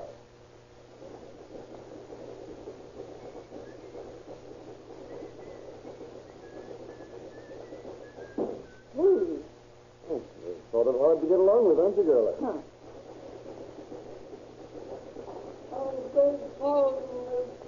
Yes, David? There's a man outside with 3 pies on. Lucky guy. What will I tell him to do with it? David, you know the film goes in the projection room. Yes, only the door is locked. Oh, very well. I'll tend to it. Come along, David. Well, I guess I'll be my own secretary. Good morning, Mr. Stanley. What? I told my secretary to tell you I was busy. You did, but you had to step out a minute, so I just thought I'd drop in. I've got nothing for you. Well, now listen, Mr. Stanley, don't be so sure about that. Look here, take a look at this bill. That's the lobby of the Occidental in Los Angeles. I did all the cutouts and lobby cards for Madeline Claudet for them. Did you ever see a sweeter job in your life? That's all right. And now look at this, the lobby of the Dragnet. There's my stuff on the 42nd Street campaign. Yes, it's all very nice, Mr. Stanley. I can paint you lobby cards and design cutouts that'll drag them in off the street. I can give you I believe I said before that I was busy. Oh, you did? And I meant it. Now listen to me. I don't want any lobby cards or cutouts. You get all that display stuff from the cinema display in Frisco. And I told you that the first time you came in here, and I'm tired of repeating it. Good morning, Now, Mr. Stanley, I can do you a better job at Let's Go. Good morning, Mr. Andrews. Oh, I don't know why I waste my time talking to you. I don't either. I'm used to doing big jobs, not decorating the fronts of Tanktown show shops. You don't seem to realize who I am. Will you get out now, or shall I call the police and have them escort you out? Oh, you're going to get tough, huh? All right, don't bother. I'll get out. But I won't forget this, Mr. Stanley.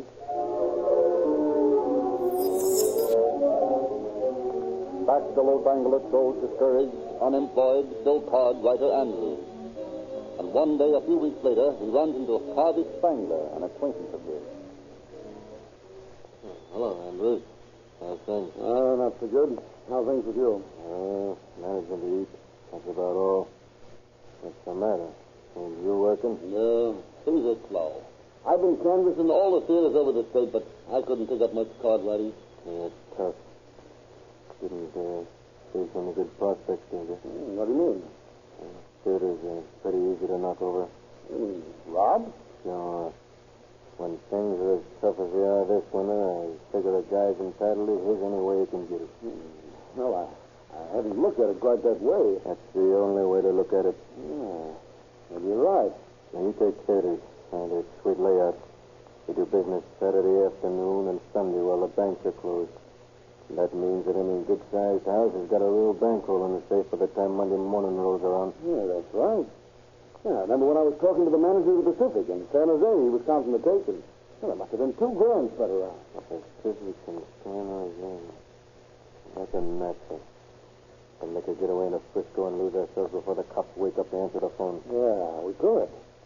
And I got a little matter to settle with the manager of the Pacific anyway. I don't like that guy.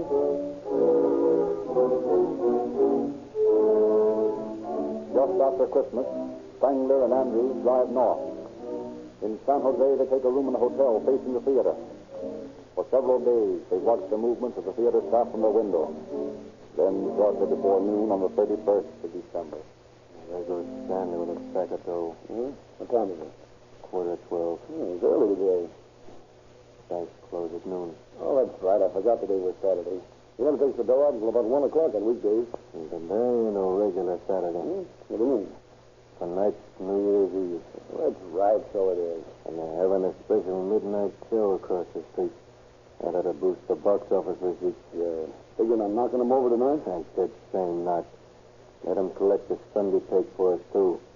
And we'll relieve them up at Monday morning, just before your friend, Mr. Stanley, takes it to the bank. In broad daylight? Sure, why not? Nobody around the theater at that time of day. Excepting the porter and the secretary. We'll handle them okay.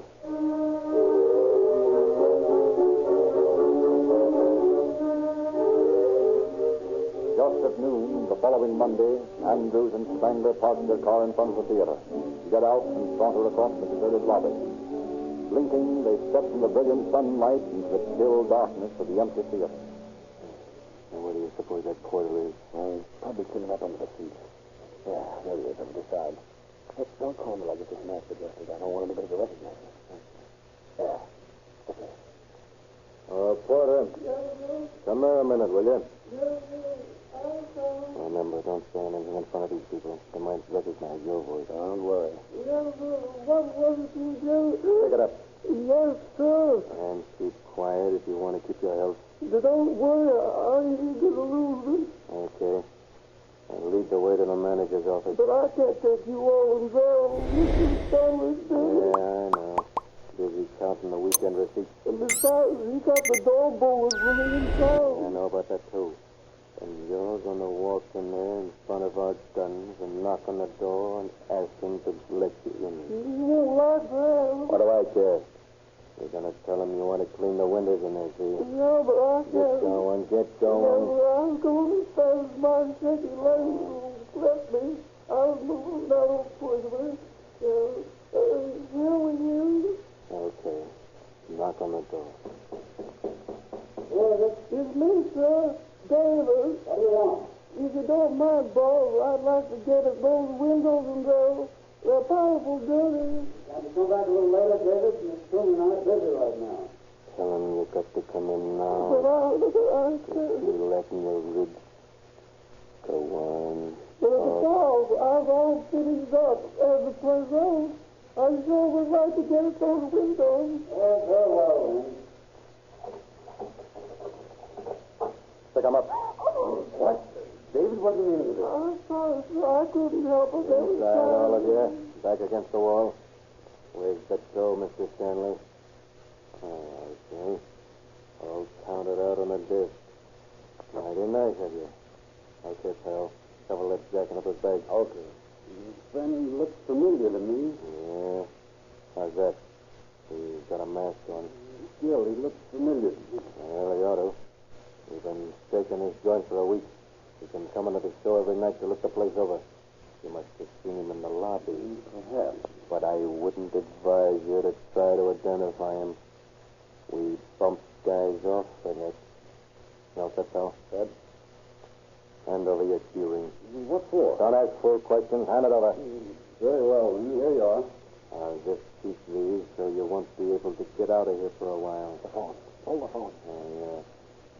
Well, just make sure you don't call the cops too soon. Now you'll keep your trap shut for a while if you know what's good for you. Oh, Mr. Stanley.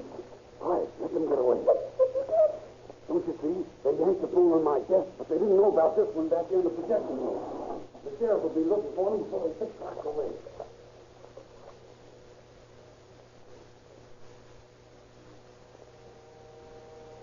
Sanitary Sheriff's Office. I want to speak to the sheriff. Hurry. Just a minute, now I'll connect you. It's an emergency. Hurry. I'm ringing the sheriff. Sheriff Emmett speaking. Hello, Sheriff.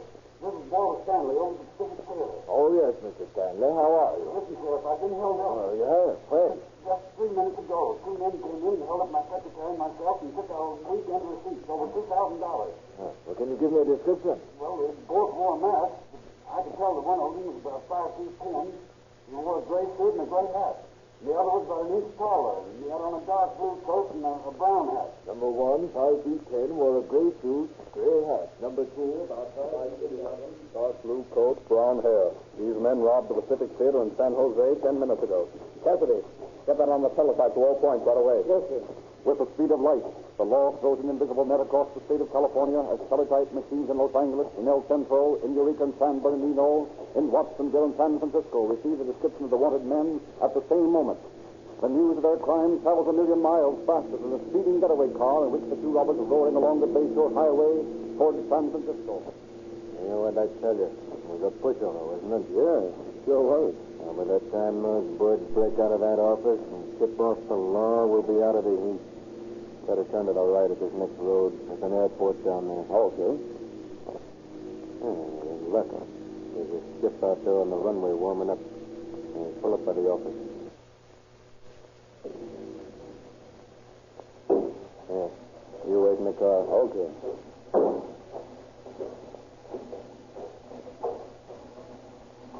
Yes, sir? How much to fly my partner and me into Frisco? $5 apiece. Okay. Got his ship ready to go? Yes, that red monoplane out there. Good. Let's get her rolling. Yes, sir. Well, Tom. Yeah? There's a couple of fares from Mill Field. Okay. Tom will take care of it. Fine. Now listen. We'll leave our car here and pick it up tonight around 6. My partner and I are late for a business appointment in Frisco. Gotta get there fast. We'll look after your car. All right. Let's go. Right.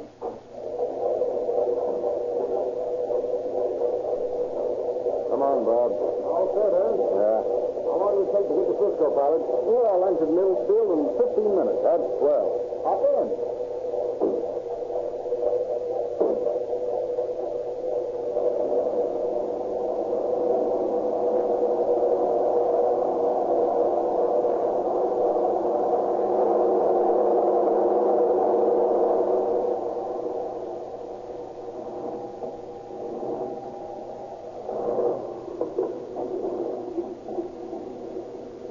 Well, here you are, Jen. Sure was fast. That'll be $10. There you are. And here's 50 cents tip. Thanks. Now let's grab that cab over there, Bob. We gotta hurry. Okay, let's go. Yep, go on. Go on, boys. Oh, Tom. Hi, Eddie. This is pretty good, huh? Yeah, but I can't figure it out. What? See those two guys getting to that cab over there? Yeah. Well, I just flew them over from Palo Alto. They said they were in a hurry to get to San Francisco. Said they'd been driving all night. So they left their car at the airport, and I flew them over here. Well, what's so mysterious? Well, by the time they get to town in that cab, they won't have stayed more than a few minutes. It looks suspicious. It does. I think I'll tell the boss about it when I get back to the field. Later, Eddie. So long.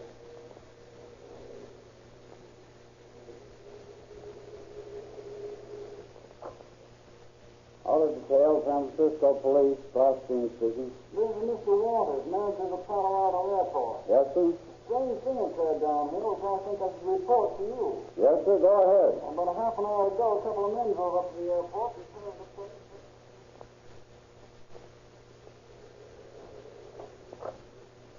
Sheriff Emmett speaking. Officer Dawson of San Francisco Auto Detail, sir. Yes, officer. I just received a report from Palo Alto Airport. Two men who fit your teletype description of the men who robbed the Pacific Theater in San Jose took a plane from Palo Alto to Mills Field a half hour ago. That's fine. I suggest you cover the airport in case they return for the car. I'll do that at once. In the meantime, I'll check with the captain. The top hat on me. Glassstein of the police department. Right away, sir. No. I don't want a cab. I want some information. Yes, sir. Get the driver who brought two fares from Mills Field into town about 3/4 of an hour ago and have him call me right away. Yes, sir. I'll try to get it for you. Auto Detail, Glassstein speaking. This is Dragnet speaking. Yeah? I drive a cab for the Blue Top. You want to be connected to it? Yes. Did you bring two men in from Mills Field an hour ago? Yes, sir. One of them wear a blue overcoat and a brown hat, and the other the gray overcoat and a gray hat? Yeah, I think so. Where'd you drop them? They stayed over at the hotel on Sutter Street. Did you overhear their conversation while you're driving them in? No, they didn't say much. I can't remember what Bureau of Inspector, San Francisco Police, Lieutenant Mitchell. Glassstein, the Auto Detail, Lieutenant. Yes, Glassstein. You see the old point teletype about the San Jose Theater hold up a couple of hours ago? Yes, I got it right here in front of me. Two men who pulled that job were registered to the St. Edward Hotel.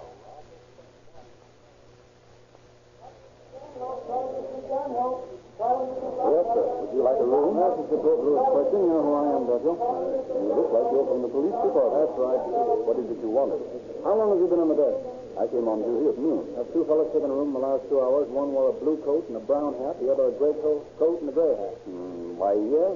I think I do remember them. They're in 1005. What names did they give? Now, let's see. Robert Andrews and Harvey Spangler. Fine, get the house detective and come along with us. We're going to put them under arrest. Now, please don't create a disturbance. I wouldn't want to get... Don't worry, we'll be as quiet as hell ever be.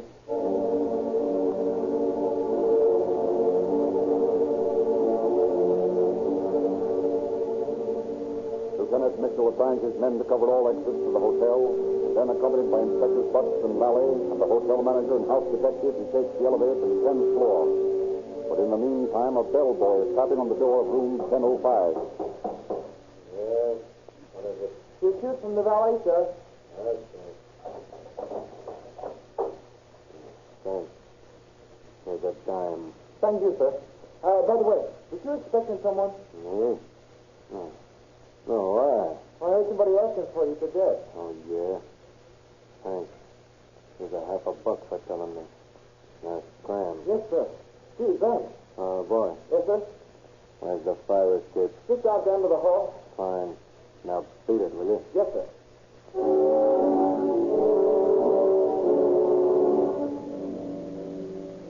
As Mitchell and his companions are coming up in the elevator, Potter steps out into the fire escape and starts down the outside of the building. A moment later, the officers are knocking on the door of Potter's room.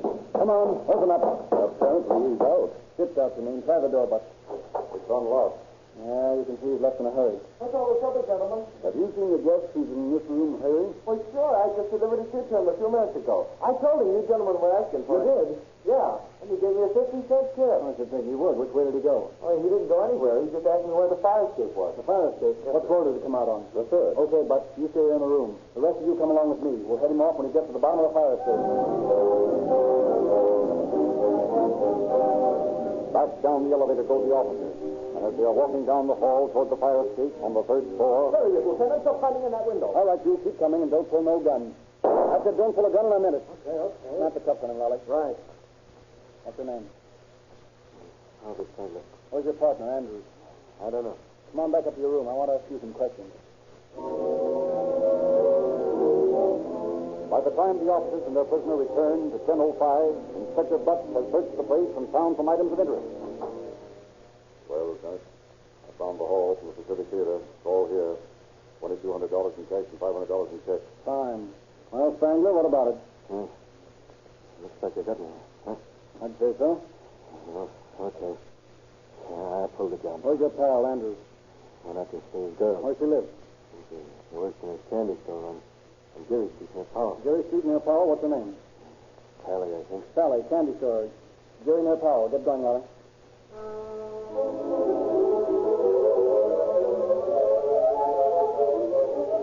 We have a special today on chocolate-covered almonds. No, thanks. This will be all. Yes, sir. Can I help you, sir? Yeah. Your name's Sally. Why, yes. You're Bob Andrews' girl, aren't you? Why, I know Bob. Yes. Why? I'm a friend of his. I just ran into Spangler, and he told me Bob was in town. Said you might know where I could find him. Why, that's a coincidence. Bob just left here a few minutes ago. Oh, he did, eh? Where was he going? Why, I think he was going back to the hotel. That's fine, Miss. But thank you very much. Back in room 1005, the officers are questioning their prisoner when the phone rings. I'll get it. No, wait a minute. That might be Andrews. You answer it, Spangler, and don't tip him off that we're here. What'll I say to him? Beat him sugar. Get him back up here. Ask him to double-cross my town. We're telling you what to do if you don't want any more trouble. But get on the extension in the other room. Yes, sir. Now go ahead, Spangler, and play straight. Okay. Hello? What's the idea? What is this before? All right. I was asleep. Yeah? Well, stay away. We ain't out of the heat yet. Yeah, I know it. Go clear? Yeah. Yeah, sure. Yeah. Where are you? He's down in the locker. I'll be right up. Get ready to check out. I'm ready. Right now. Well? Downstairs. I'll be right up. How about it, Butts? Did he cross us up? You played straight, all right. A wise boy. What I can't figure out is how you guys caught up with us. We knocked that joint over only 3 hours ago, and we never get away in an airplane. Listen, Potter. We can't beat the law. As fast as you think you can get away, we can be there ahead of you. You see, you're in the crime business on a small scale, and we're in the business of catching you on a large scale, with expensive equipment, radio, telepath, and so on. And we've got a nationwide organization. You can't beat us. Looks like you're right. Well, here's our friend. Pick him up, Andrew. What is it? You're under arrest. So that's the kind of a pal you are, Spangler. Lead me into a trap like this. I couldn't help it, Bob. Bad get from me. Nothing we can do about it anyway. The coppers are too quick for it.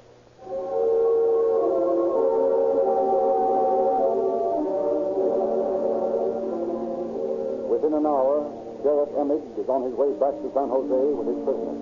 And next day, Andrews and Spangler, having pled guilty and waived preliminary hearing, are standing before the judge in Superior Court. This case, the State versus Robert Andrews and Harvey Spangler, charged grand larceny. How do you plead, gentlemen? Guilty. Guilty. And judge. Yes? Get it over with as soon as possible, will you? With pleasure. It is the sentence of this court If you be confined to San Quentin Penitentiary, for from 5 years to the rest of your natural life. Next case.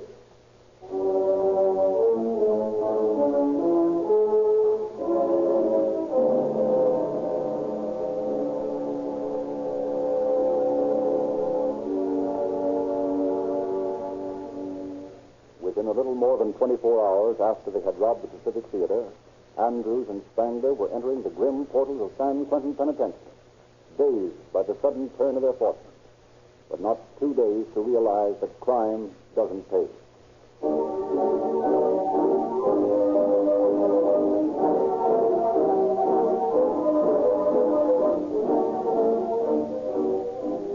The new Calling All Cars news is out today, and we urge you to go to your nearest Rio Grande service station and ask for your free copy. The news tells you more about the cases you hear on these broadcasts, and it illustrates some brand new free gifts for boys and girls. Every time you go to a Rio Grande station, you can help some youngster get a G-Man or a junior detective outfit.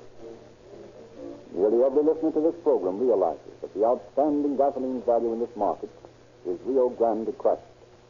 But not all of you know that every Rio Grande dealer now features Sinclair motor oil, because they unquestionably give you more value for your money. All useless wax and valueless petroleum jelly has been removed from Sinclair motor oil. You get nothing but pure oil.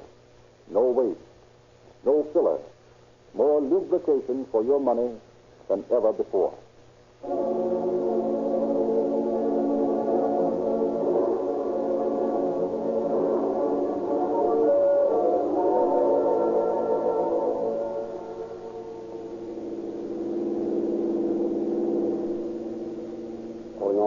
Attention all cars. Attention all Santa Clara County Sheriff's cars.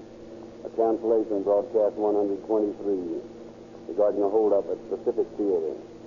Suspects in this case are now in custody. That's all.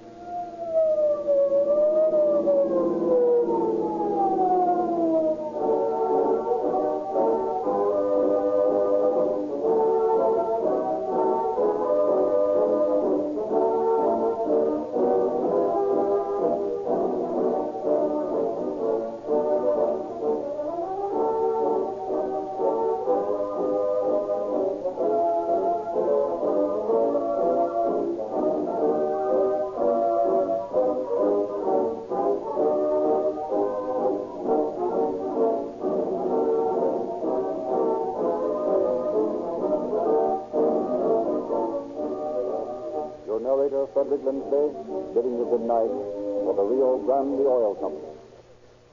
Listen to Calling All Cars, now also broadcast over the Western Network, KMX Hollywood, KSFO San Francisco, every Thursday evening, 7 p.m. Mountain Standard Time and 8 p.m. Pacific Standard Time.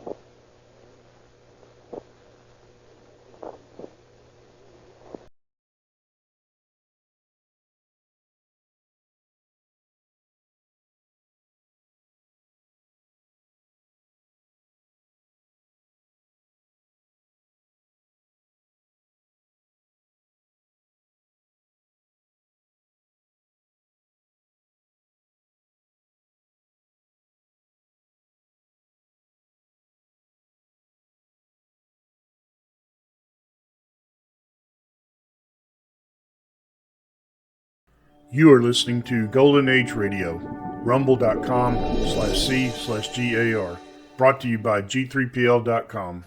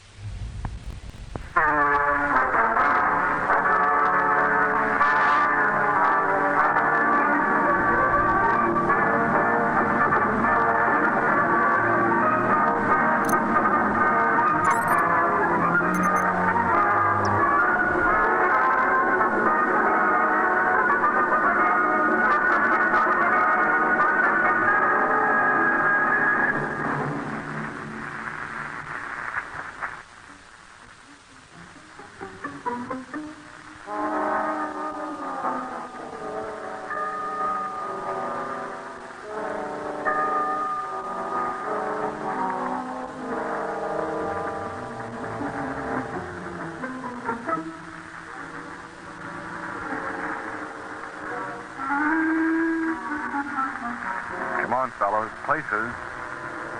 Let's get the drama rolling. How do you do? This is Clive Brooks speaking. Do you believe that such a thing as a perfect murder? I do. In fact, I'm positive there are men walking about freely today who've committed murder and got away with it. Oh, yes, and women, too. They get away with murder.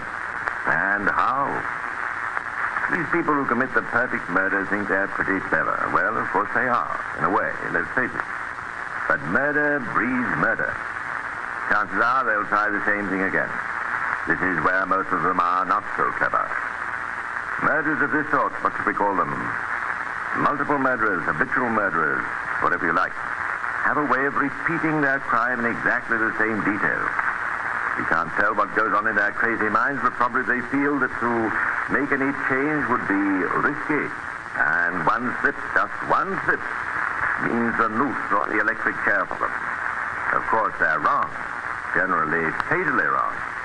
Sooner or later, someone is going to spot the fact that a number of murders have been committed that have a sameness about them.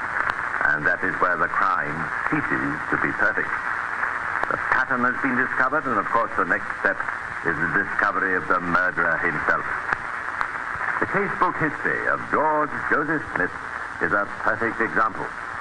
In July 1915, he was put on trial at the famous Old Bailey for drowning his wives in bathtubs. Yes, you heard right. Wives, not just one of them. George Joseph Smith was a man of many marriages. Perfectly ordinary-looking fellow, except for his eyes. He had the most amazing hypnotic eyes. You'll probably never know just how many women he fooled with his smooth manners and loving words. And those eyes of his. His technique was always the same. He would propose marriage to a woman he knew had a bit of money put by. They'd be married, and Smith would manage to get hold of his wife's money. And then disappear. Sometimes his wife had more money than he thought at the time of the marriage, sometimes less. And this happened with Betty Mundy. Smith had married her in 1910 using the name of Henry Williams and gave his occupation as picture restoring. They were married only a few days after their meeting. You see, Smith knew that her dead father had left her about £2,500 in gilt-edged securities. A nice, tidy little packet, thought Smith. But he found it wasn't so easy for him to lay hands on it. One morning, Bessie came home from a visit to the trustees who managed her estate. Yes, dear? What luck do you have? Well, it's not very good news, Henry, dear. You're going to be disappointed, I'm afraid. You mean they won't let you have the money? No, they won't. But your own money? Your father left it to you. What's the good of having money if you can't spend it? Well, the trustee said the principal has to be held in trust for me. There's no way I can have it all at once. But I still get my income of £8 every month. £8? That's not enough. How can I buy that picture at £8? The old man wants nearly 200 for it. If I had that picture, I know I could sell it again and get twice that for it. Make 100% profit and buy you some really pretty things. Henry, dear, would he sell you the picture for £135? Look. Good heavens. Where'd you get that money? I thought you said... I was saving the good news for the last. This is my small monthly income that's been piling up. I got it this morning from the trustees. £135, eh? Yes. I was going to spend it on my wedding trousseau, but we were married in such a hurry. You just swept me off my feet. No, I couldn't take the chance of losing a little smasher like you. We're going to be very happy together, aren't we? That's what I told the trustees, darling. They were afraid you might be a fortune hunter just after my money. A likely tale. Anybody could tell just by looking at you how wrong they are. Darling. I say, Betty, if you don't mind my borrowing that money from you, I'll just nip out and bargain with the old man for his picture. Perhaps I can get the lesson he's asking. What a clever man you are. Hurry back, dear. I'll be waiting. But George Joseph Smith had no intention of buying it, and he didn't come back. Now, Bessie wasn't the first woman he tricked just as easily as that, nor the last. There was the widow at Brighton, from whom he got £100. And the young bride he took to visit the National Gallery and left her waiting for him while he skipped off with securities worth £270. There was another woman named Edith Pegler. Smith had married her in Bristol, and it was to her he went back each time after one of his escapades. Was she his one true love? He never defrauded her or ill-treated her in any way. No, he read Shakespeare to her in the garden and played the piano. His ill-gotten gains, he set up a second-hand furniture store, and she ran it for him during his many absences. Curiously enough, he never knew the true source of his income. Whenever he chose to come back, she was content just to welcome him. She was a woman who never asked questions. Obviously, of course, the only one of her kind that ever existed.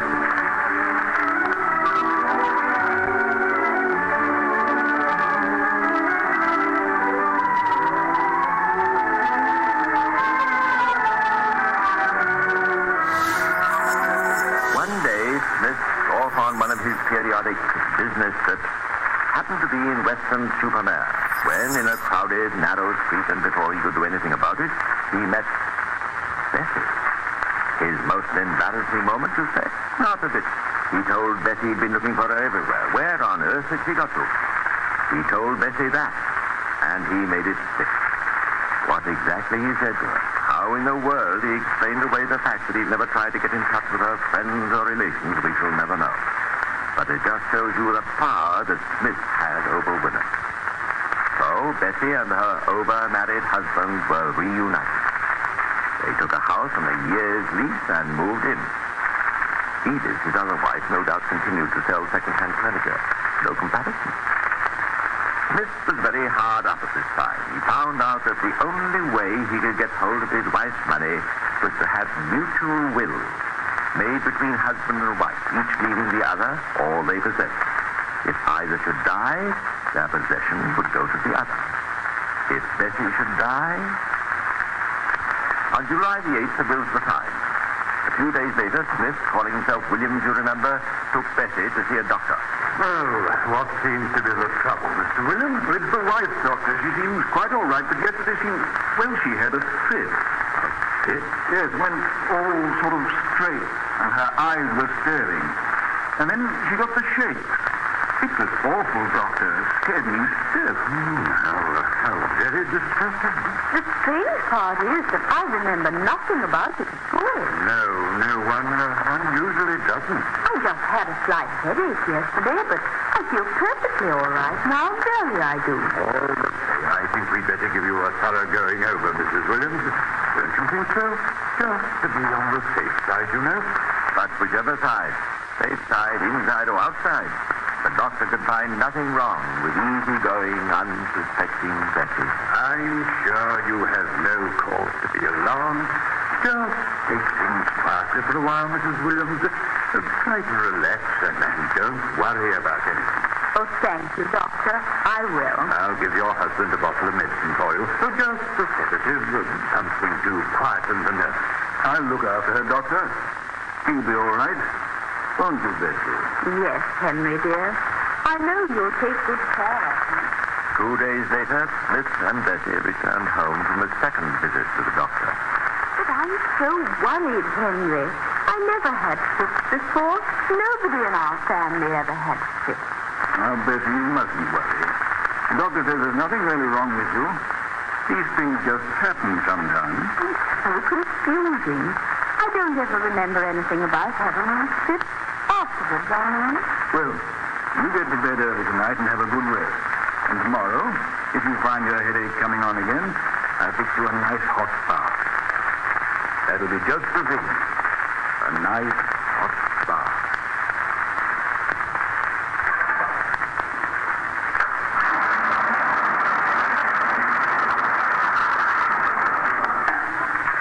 There. It's almost full enough. It's a lovely bath, Henry. I think you were so clever to get such a bargain. Yes, but it's a half a crown cheaper than the fellow was asking. After all, have to be careful how I spend your money. Oh, it isn't my money, Henry. It's our money. Yes, dear. And remember, very shortly I shall have money of my own again. If all goes well. I'm sure it will. Someday we'll have a boss that doesn't have TimeCodes by hand. One of those modern ones. Won't you? Yes, dear. There. That's nice and warm, isn't it? Perfect, Henry, dear. You're so good to me. Now you get in and just lie there and relax. Put all your worries out of your mind and just relax. There's nothing to worry about anymore.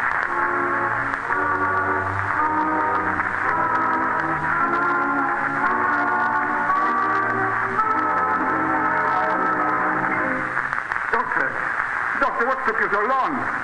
I can't get Jessie out of the bath. She's laying there with her head under the water. I came as fast as I could, but where is she? In here. Help me lift her. Oh, she's a dead weight. Must be unconscious. I only left her for a minute. She must have had another fit. I'll put her down on the floor gently. I'll try artificial respiration. But it was too late. There was nothing the doctor could do. She was dead.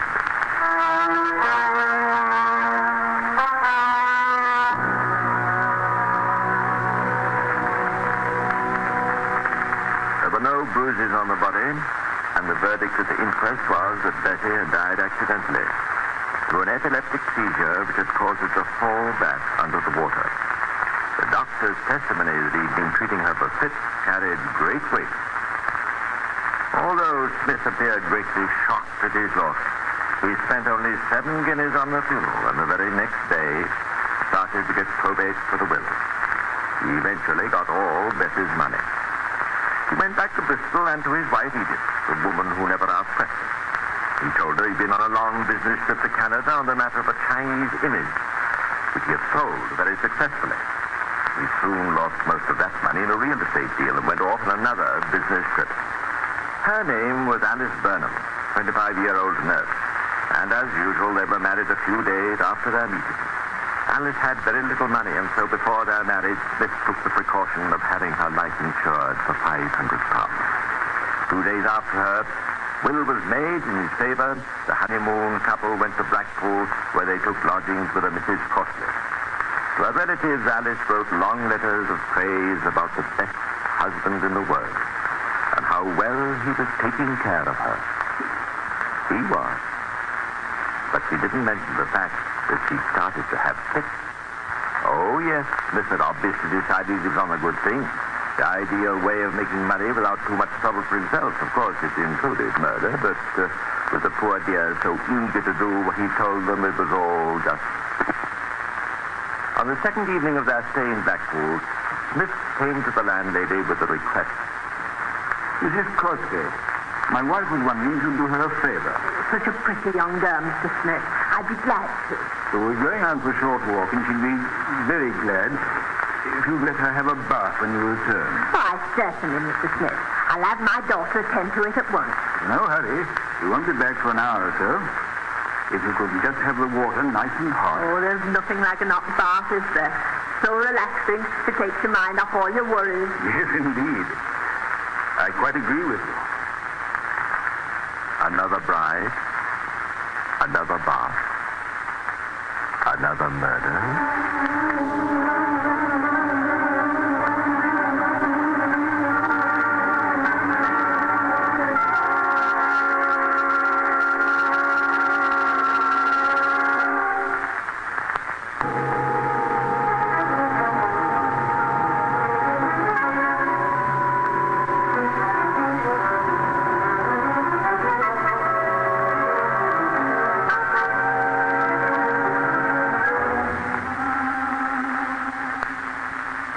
Burnham died in her bath. The verdict of the coroner's court was accidental death. George Joseph Smith chalked up 2 perfect murders to his discredit and went back to his wife Edith in Bristol. He told her his business trip this time had taken him to Spain. Again, she believed him implicitly, asked no questions. What a woman. And what a man. Or what a devil was this so-called husband of hers who went by the good, honest, everyday English name of Smith. Those eyes of his filled some people with cold fear, others with a blind faith in him and an eagerness to do whatever he wanted them to. It wasn't always necessary for Smith to go in for murder. He preferred, if possible, and it was that trouble, just to vanish out of the lives of his victims, with, of course, whatever cash or valuables he could pry loose from them. Once, when he returned to Edith Pegler, he brought her the complete trousseau of the woman he had just deserted, saying he'd made a good business deal in second-hand clothes. Margaret Lofty was the next of his brides. On the very day of their marriage, Smith took her to a London doctor with the usual complaint of a fit. Next morning, she went to a solicitor and made a will in her husband's favor.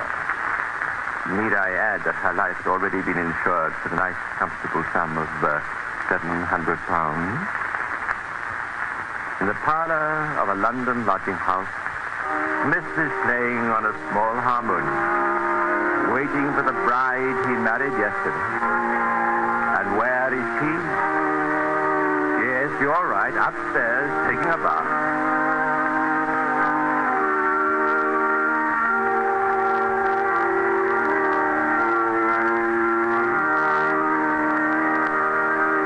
The landlady heard the music stop, and then the front door slammed. A few minutes later, she answered the ring of the front door bell and found Mr. Smith, whom she knew as John Lloyd, standing on the steps. Oh, it's you, Mr. Lloyd. Yes, I just popped out to buy some tomatoes for my wife's supper. She's very partial to fried tomatoes. Now, isn't that thoughtful of you? I'll buy some to go with your supper. It's nearly ready. Has my wife come down yet? No, haven't seen her. I'll just nip up and tell her she'd better hurry. I did enjoy your playing, Mr. Lloyd. Thank you. Margaret! Margaret, are you ready yet? Margaret! Mrs. Black! Mrs. Black! Come and help me! She's fainted in the barn!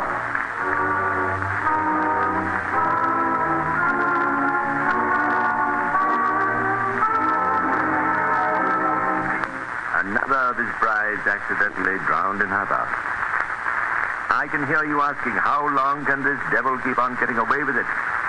Remember what I said about the danger of repeating a successful murder? You're bound to be found out. A few days later, Inspector Neal came into his office at Scotland Yard. Good morning, Sergeant. Anything interesting in the press today? Good morning, Inspector Neal. Well, I haven't opened all the letters yet. So far, there's 4 inquiries about missing persons. Yeah? Another plaintive note from Mrs. Dorr, who wants to know why we haven't found our missing Pekingese dog. Oh. And a letter from a man warning us to be ready for the end of the world on Saturday. I don't believe it's true, do you? A bit rough, wouldn't it? Saturday's payday. Well, write and tell him so. Wait a minute. This looks interesting, sir. Letter here from a man who runs a lodging house in Blackpool. He's enclosed a newspaper clipping about an inquest on a woman's death 3 years ago, in which one of his lodgers was involved. Verdict of accidental drowning in a bath. Let's see that letter. I'll say. Says he read in the papers about another accidental drowning of the same kind in London a few days ago. Both women supposed to have had epileptic fits. Could it be only coincidence? Well, why not? People have fits all over the place. Why not fits in their bath? True enough. All right, well, that's that. No. Look into it. I don't know why. It's Mr. Crowley of Blackpool. And we'll check through the files to see how many more accidents of this sort has been. It was as close as that. The murder almost escaped notice even after Scotland Yard was told about it. But, of course, once they started on the trail, it was all up with our hypnotic friend. What was he doing meanwhile? Snug in his cozy home with Edith Pegler. The wife who never asked questions, you remember? But this time I'm afraid she must have asked one or two because he was planning, what you would suppose. How's your headache now, Edith, dear? I'm afraid it really isn't any better. Sorry to be such a nuisance. Not a bit of it, dear. We'll have you fixed up in no time. I'll tell you what to do. Run upstairs and draw a nice hot bath. A bath? Yes, Edith. A bar? That's a bit of a surprise coming from you. What do you mean? You've always been so funny about me having bars. I remember ever so many times you warning me that too many bars aren't good for a woman. Well, I've changed my mind now. After all these years, you can do something. Now run along, dear, like a good girl. You'll have your headache cured in no time. Yes, dear. You always take such good care of me. Edith, Yes? call me just when you're ready to get into the bar. All right, dear. Who the perishing blazes can that be? All right, I'm coming. Who are you?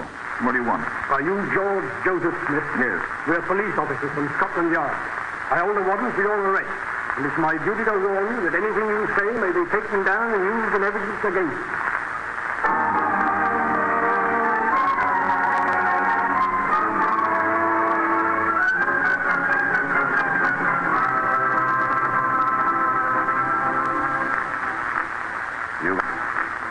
You've heard the expression, saved by the bell.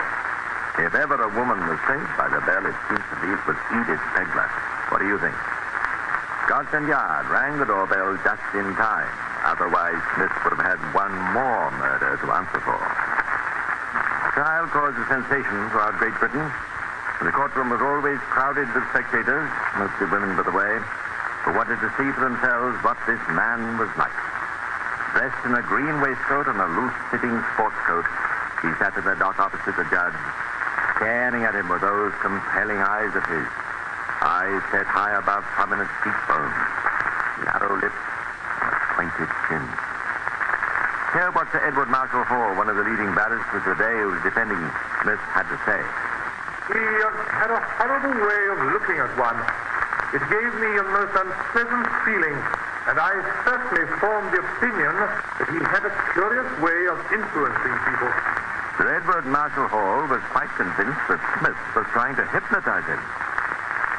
Now, you realize the extraordinary thing about this case was that there was nothing but circumstantial evidence to prove this man was a murderer. A lot of people think you can't hang a man on circumstantial evidence alone. I wonder where that idea came from. All the same, the judge had a very ticklish point to decide. It was not, is this man innocent or guilty, but is there sufficient evidence in law to convict this undoubtedly guilty man? The difference there, you see. Nobody could prove that Smith himself actually held those three women under the water until they were drowned. But the way each death had occurred in exactly the same manner, well, it was asking too much of anyone to believe that it could have been just coincidence.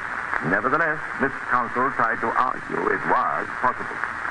It would be difficult to believe that the same number could come up on a roulette table 5 times in succession.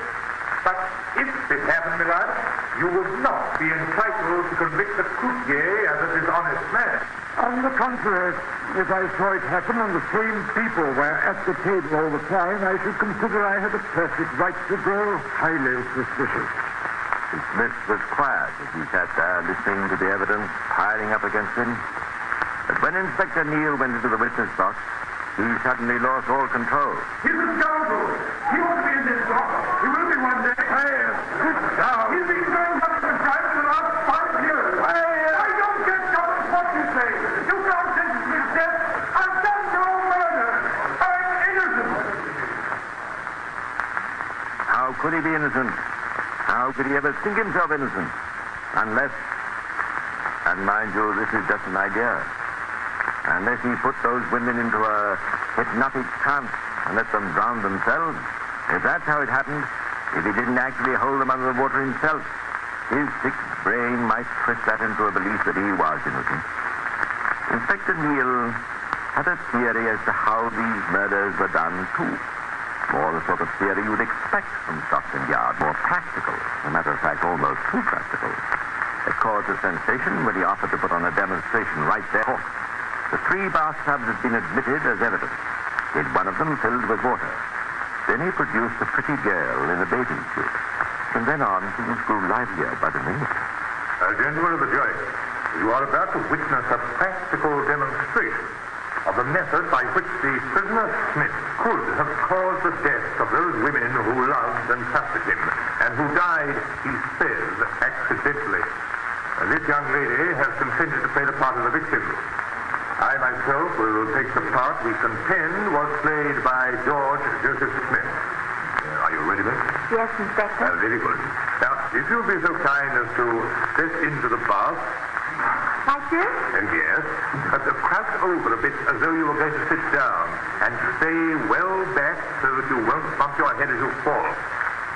I ask the jury to remember that there were no marks of violence on any of the victims, except for 2 small bruises on the arm of Margaret Lofty. Have you arranged for a doctor to be present, just in case? Yes, lad. He's sitting over there. Very good. You may proceed with your extremely interesting demonstration. Now, miss, you quite understand what I'm going to do, don't you? Yes. You grab him by the feet and then flip me over, face downwards in the water. That's it. And you pretend to struggle. Yes. Right. Now. Help me out of her, somebody. She is pretending she's fainted. Good Lord, help me. Doctor! The doctor! Get the doctor, please! Inspector Neal's little experiment proved almost too realistic. The girl, a strong swimmer, was completely unconscious, and they had real difficulty in bringing her round. Having heard and seen all the evidence, it took the jury exactly 22 minutes to bring in a verdict of guilty. And though Smith appealed, the higher court upheld the verdict. George Joseph Smith paid for his crimes on the scaffold in August 1915. I wonder, would Smith have been able to cheat the hangman if he'd pleaded insanity? He might have, I don't know. But undoubtedly the man was quite mad. How else can you explain the behavior of a man who could read Shakespeare to one woman in a garden soon after he brutally killed another? Who could sit quietly at an organ and play a dirge for his bride, Nearer My God to Thee, a few minutes after he'd callously drowned her? To me, Smith is quite incredible. And, I'll admit it, fascinating, too. As a footnote to the story of George Joseph Smith, let me tell you about Caroline Beatrice Thornhill, the first woman he married. Somehow he managed to get her into trouble with the police and deserted her. 2 years later, Beatty was in London and saw her husband looking in a shop window. But unlike Bessie Mundy, you remember, Beatty did not believe in sweet reunions.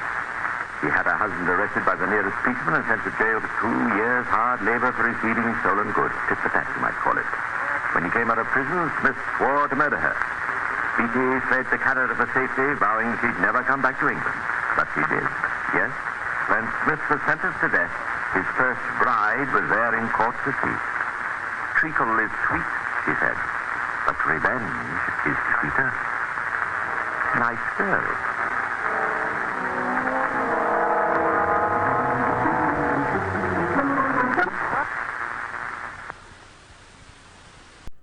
You are listening to Golden Age Radio, rumble.com/C/GAR. Brought to you by G3PL.com.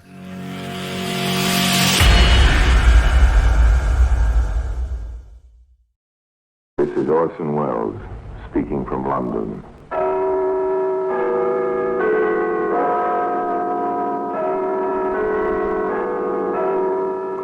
From the Black Museum, a repository of death.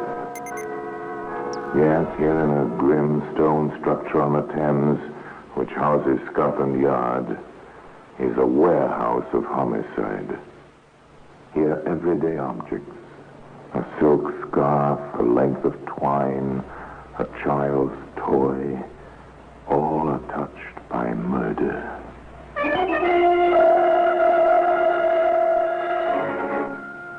Now, this jar, not in one of the cheap stained glass container, the type you find in a laboratory, what's in it? A colorless fluid. Water, perhaps? A cleaning spirit? No. Acid. Well, just the thing to decompose a body without leaving any traces. Exactly, Sergeant. You'd better take a sample of it. Very well, Inspector. There's a jar on the shelf here. I'll use that.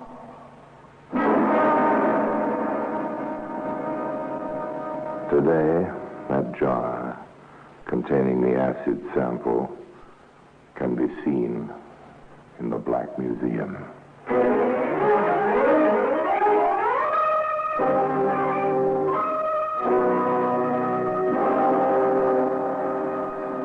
annals of the Criminal Investigation Department of the London Police, we bring you the dramatic stories of the crimes recorded by the objects in Scotland Yard's Gallery of Death, the Black Museum.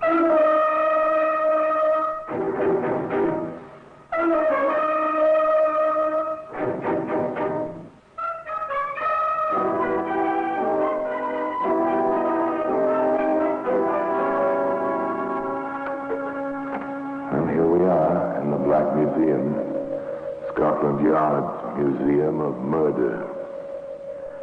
Here lies death, unseen but ever present, uncatalogued but orderly, enveloping the shadows, papering the walls, carpeting the floor. Death, for display purposes only. Here's a hypodermic syringe. It was once used to inject life-preserving serums and later used to inject poison. And death. Here's an umbrella. Ordinary, everyday umbrella. Ordinary and everyday up to a point. That is. Look closer and you'll see just how sharp that point is. Just how lethal a sword stick can be as a weapon of murder. Now, here we are. Here's the jar, sealed and somber looking in its place on a shelf. Once this jar rested on another shelf, a workshop shelf in Crawley. But let's not anticipate. Let's begin our story at its beginning. Not on a shelf of a workshop in Crawley, but in the dining room of a hotel in Kensington. It's dinner time. One corner of the room, the table set for two, sits an attractive, fashionably dressed woman. She's joined by another equally as attractive and equally fashionably dressed. Agnes. Oh, Rennie. I'd almost given you up for lost. Sorry if I kept you waiting, my dear. But just as I was leaving my room, I ran into Mr. Hart. He's such a lovely man. I simply couldn't resist stopping to have a few words with him. Mr. Hart? The nice-looking one I pointed out to you at lunchtime. Oh, yes, of course. He really is the sweetest thing. And so friendly. I thought he looked rather intriguing. You must introduce us. I will, my dear. And sooner than you think. I've asked him to join us when he comes down. You don't mind, I hope. Oh, on the contrary. I'm so glad. I know you'll like him. Isn't that him coming in now? So it is. Over here, Mr. Hart. Forgive me for keeping you so long, Mrs. Regan. I had a little bother with my necktie. Oh, please don't apologize. I only just arrived this minute myself. Oh, I'd like you to meet a very dear friend of mine, Mrs. Lansbury. Agnes, Mr. Hart. How do you do, Mr. Hart? Delighted, Mrs. Lansbury. I do hope I'm not intruding. Oh, what a perfectly horrible thought. Of course you're not, Mr. Hart. Do sit down. You're very kind. What a thorough gentleman he was. And so amusing. So very, very amusing.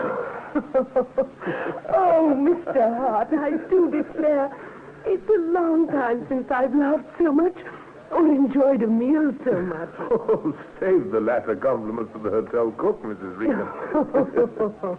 And now I really must ask that you excuse me. So soon? You won't take coffee with us? Much as I'd like to, Mrs. Regan, I'm afraid not. I have some rather pressing business to attend to this evening. Business that won't wait, even for coffee. Some other time, perhaps? Oh, we'll hold you to that, you know. Please do, Mrs. Lansbury. Please do. The two ladies, who were both widows, chatted on till late that evening, discussing the numerous virtues and charms of their newfound acquaintance, a topic that was continued the following morning at breakfast and then again at lunch. Will he be dining with us this evening? I'll ask him when he comes in. Don't forget. As if I could, my dear. The amiable Mr. Hart proved only too ready to accept a second dinner invitation and a third. He appeared to enjoy the two ladies' company as much as they did his. But it was upon Mrs. Regan that he centered most of his attention. I thought of taking a stroll in the country this afternoon, Mrs. Regan. You wouldn't care to join me, I suppose? Why, I'd love to, Mr. Hart. I simply adore the country. Fine. We'll start out straight after lunch. The country stroll agreed with Mrs. Regan, as proved by the healthy flush in her cheeks that evening as she sat down to dinner with Mrs. Lansbury. You're looking very radiant tonight, my dear. Oh, am I? Your afternoon jaunt with Mr. Hart appears to have brought about a most desirable effect. It was rather refreshing. He's not coming down this evening? He has another business engagement. Oh. What exactly is his business, my dear?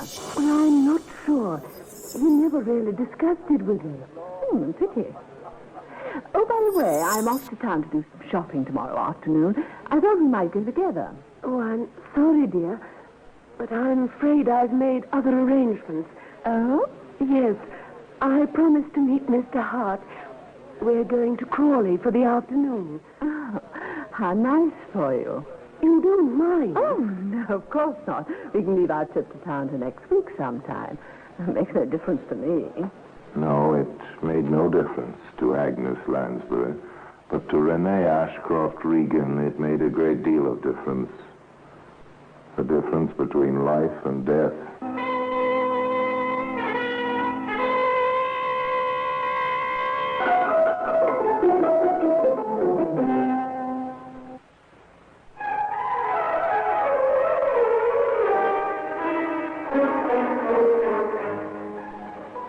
Mrs. Regan did not appear for dinner the next evening, nor did Mr. Hart.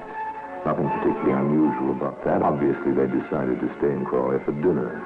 Mrs. Lansbury dined alone at the hotel. The following morning, arriving down late for breakfast, she was surprised to find that there was still no sign of her friend. Funny. Not often she misses breakfast. Oh, good morning, Mrs. Lansbury. Oh, Mr. Hart, good morning. Mrs. Regan not down yet? No, not yet. Not like her to be late. Well, she probably slept in. I wouldn't be surprised. Have you had breakfast? Yes, I came in earlier, just on my way out. Business again? That's right. Well, I must be off. No doubt I'll see you at dinner. Yes, don't be late. I won't. Till this evening, then. Yes. It was almost 9 o'clock when Mrs. Lansbury finally left the breakfast table, and still no sign of Mrs. Regan. Strange, Mr. Hart had not mentioned their visit to Crawley the previous afternoon. But perhaps the dear man preferred to keep it a secret. One never knew what sort of gossip could spread itself about a hotel, even a spark of encouragement. Still, it did seem rather odd. Seemed even more odd when Mrs. Regan did not appear for lunch. A feeling of uneasiness crept over Mrs. Lansbury. Perhaps her friend was ill. She would make some inquiries. Oh, boy. Yes, madam? Have you seen Mrs. Regan about at all this morning? Mrs. Regan? No, madam. Not that I can remember. Well, perhaps you'd better take me to her room. Very good, madam. This way. The bellhop looked pretty in his blue uniform with the red braid and brass buttons. Such a fresh young face. So unspoiled looking and clean. With a quick, toothy smile. Not as engaging a smile as Mr. Hart's, perhaps, but nevertheless quite attractive in its way. Here we are, madam. Oh, thank you. Oh, here. Thank you, madam. Anything else you might be wanting?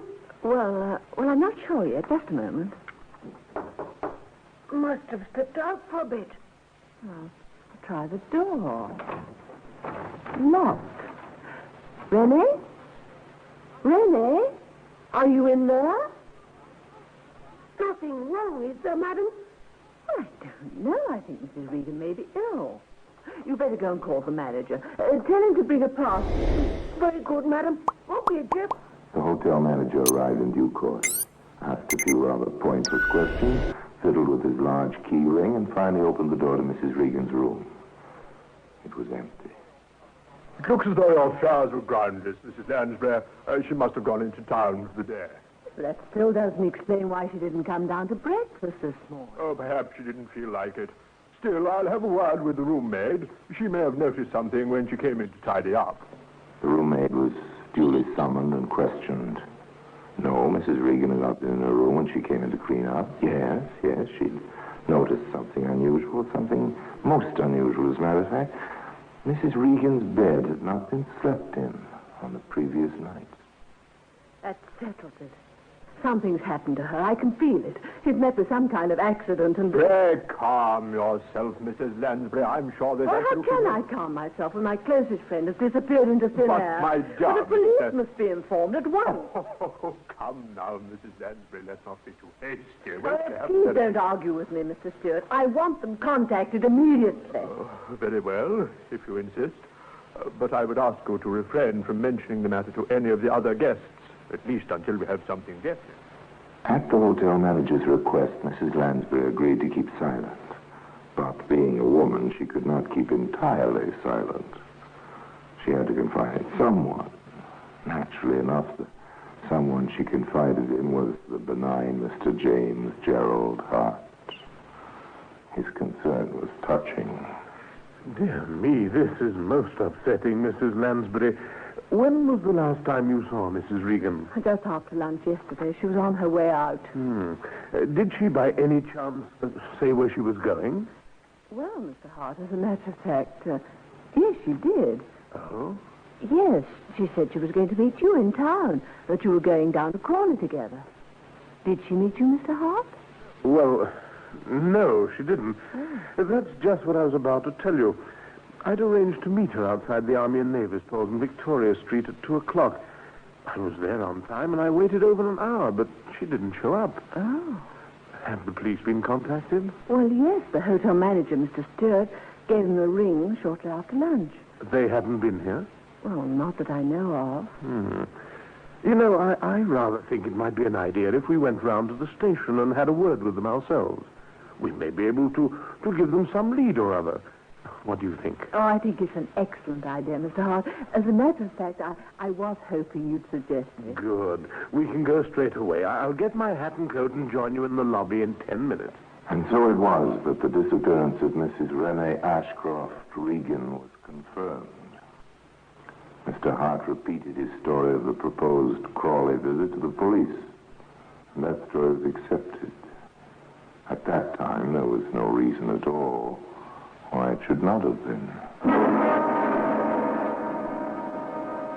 Well, today evidence to the contrary can be seen in the Black Museum.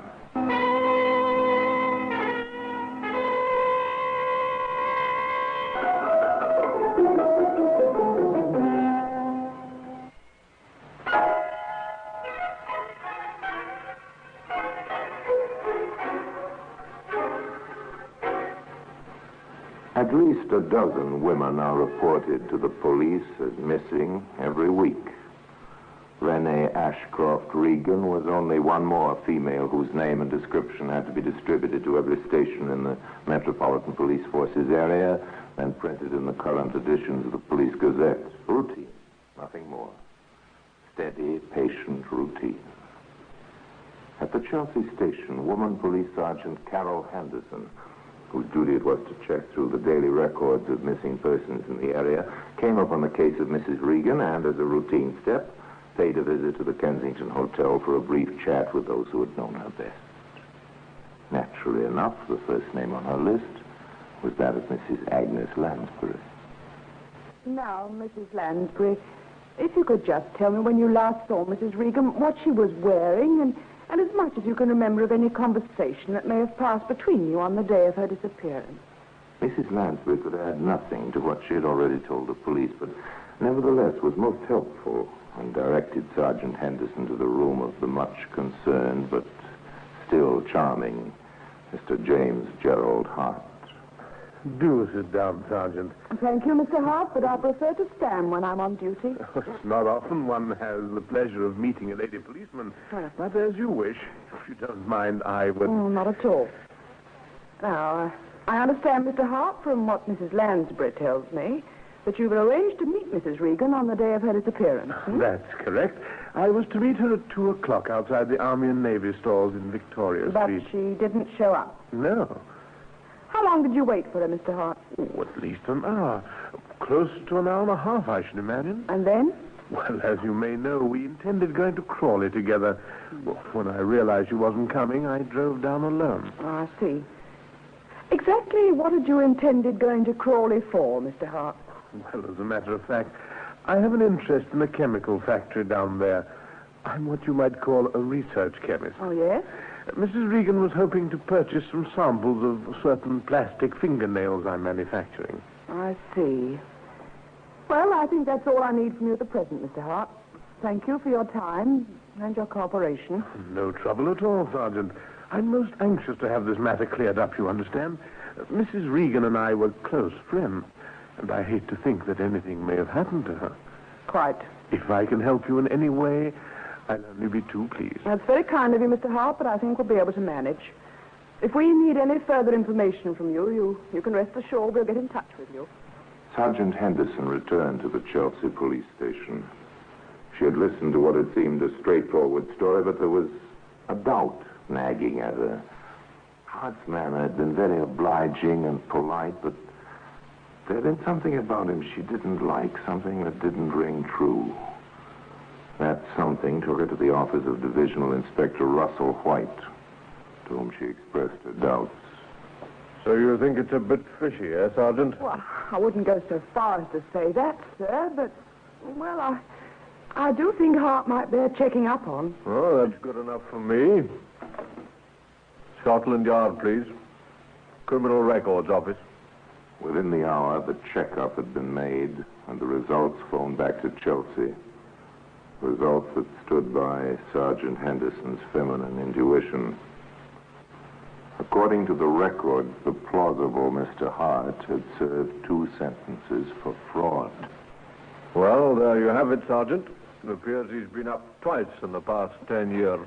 I can't say it surprises me. Perhaps not, but I wouldn't let it influence you too much. Just because a man has a record, it doesn't say he knows anything about Mrs. Regan's disappearance. That's true. I think at this stage, the best thing we can do is to forget about Hart for a while and concentrate on Mrs. Regan herself. Give the newspapers a full description of her and the clothes she was last seen wearing. The usual thing. All right, I'll get onto it straight away. Thus did the story of Mrs. Renee Ashcroft Regan's disappearance receive its first coverage in the London newspapers. A close-up photograph, and underneath it, a full description of the missing woman as she was last seen by Mrs. Lansbury prior to her leaving the hotel for her proposed meeting with James Hart. Mm-hmm. Ah, that should bring results, Sergeant. Let's hope so, Inspector. The jewelry's the thing. Mrs. Lansbury is quite sure she was wearing it when she left the hotel. She was most emphatic about it. Good. Every jeweler and hock store proprietor in London's been alerted. If a legitimate sale is attempted, we'll hear of it. 2 days passed. No information was received by the police. Then, on the 3rd day, word came through that a Persian lamb coat very similar to the one worn by Mrs. Regan at the time of her disappearance had been found in a cleaner's shop near Crawley. It was later identified by Agnes Lansbury and then brought to the Chelsea police station for analysis. Laboratory tests, however, failed to uncover any further leads. Nothing more, Inspector? I'm afraid not. A pity it went through the wash before it was noticed. Yes. Still, I suppose we shouldn't complain. At least we know now, without a shadow of doubt, that something has happened to Mrs. Regan. And also that it happened somewhere in the vicinity of Crawley, which is where she was supposed to have been going with Hart. A further 2 days passed. Then came the information that Inspector White had been waiting for. A report was received that jewelry fitting the description issued by the police and newspapers had been offered for sale to the proprietor of the second-hand store in Horsham. It was also identified by Mrs. Lansbury as belonging to the missing Mrs. Regan. Proprietor, Sally Jacobs, was questioned by Inspector White. Just how long have you been holding this jewelry, Mr. Jacobs? 1 week tomorrow. Party brought it in just after lunch. Well, that fits. And this party gave his name as Jones, you say? Well, here's the ticket. John Jones. You couldn't give us a description of him, I don't suppose?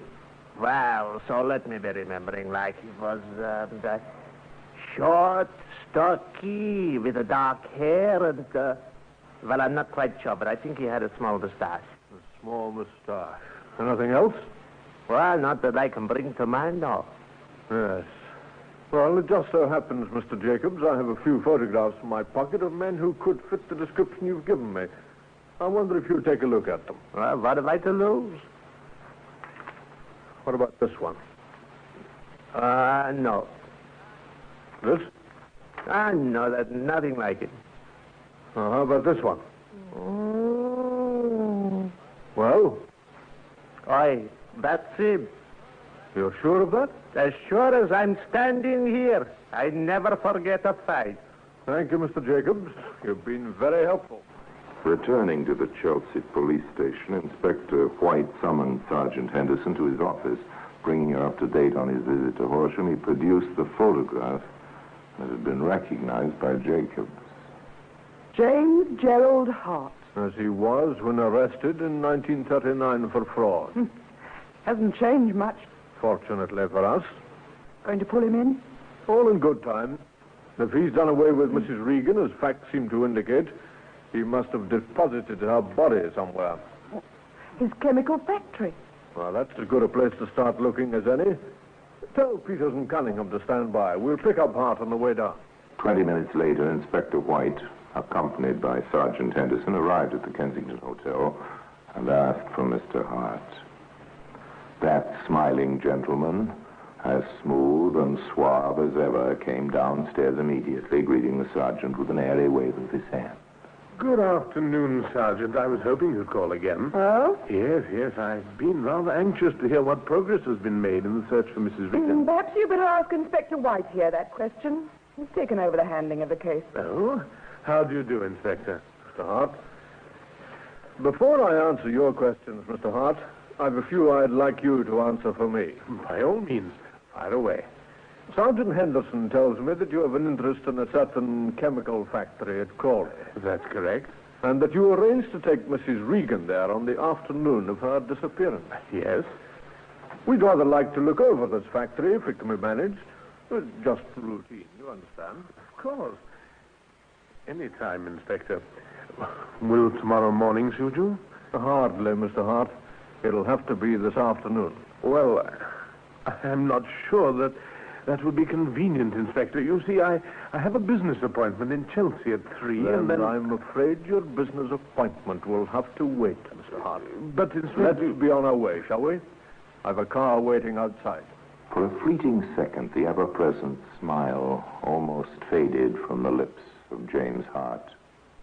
Then it broadened, and his perfect white teeth flashed in the sunlight streaming through a lobby window. Lead on, Inspector. Little was said during the trip down to Crawley.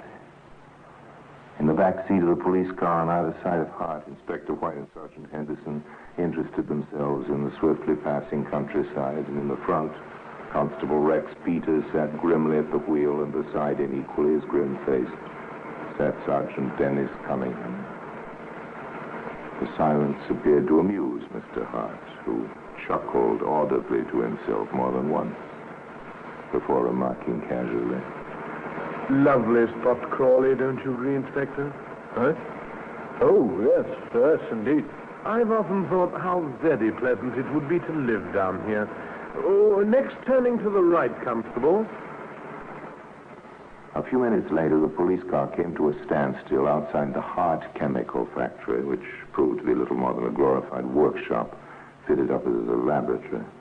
Hart remained in the car under the watchful eyes of Peters and Cunningham while the inspector and Sergeant Henderson entered the wooden building. Well, plenty of experimental equipment lying about. Nothing much else as far as I can see. No. Certainly no corpus delicti. Hold on. What's in those drums over there? Looks like some kind of oil. Yes, sir. Oil be hanged. It's acid.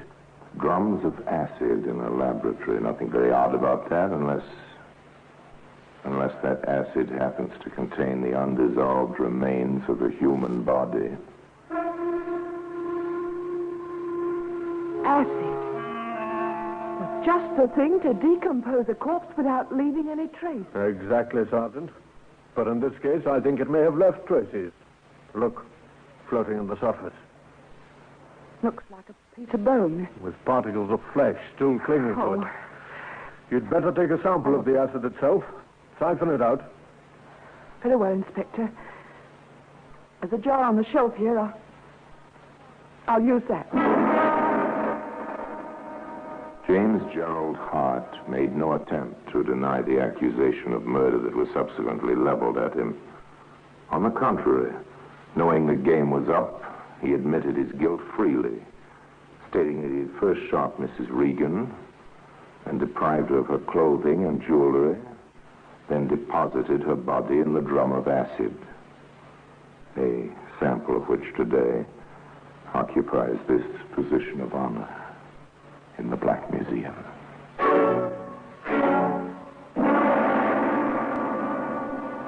Orson Welles will be back with you in just a moment. The defense, brilliantly conceived, was, of course, insanity. To strengthen this plea, Hart cheerfully claimed to have done away with no fewer than 9 other victims in a similar fashion to that in which he had disposed of Mrs. Regan. Whether or not this claim was justified will probably never be known. But it is an established fact that at the time of his trial, 5 of those he named as his victims had been missing from their homes for months. They have not been found to this day. However, justified or not, his plea was rejected and he was found guilty of murder in the first degree. His subsequent execution relieved the world of a murder student who set up in practice before taking his diploma. For James Gerald Hart was by no means an accomplished killer. The trail he left behind him bears out that fact. Rather could he be described as a dabbler in the art of dealing death, who dabbled just once too often. And now, until we meet next time in the same place, I tell you another story about the Black Museum. I remain, as always, obediently yours.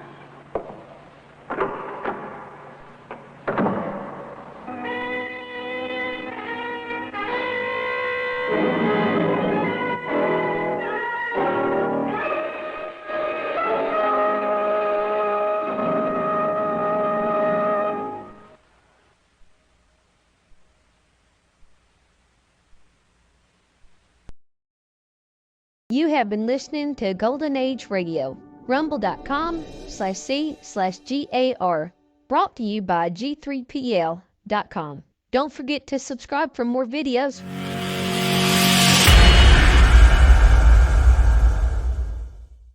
I would like to extend my sincere gratitude to Old Time Radio Research Group for their remarkable efforts in preserving and archiving the captivating world of old time radio programs.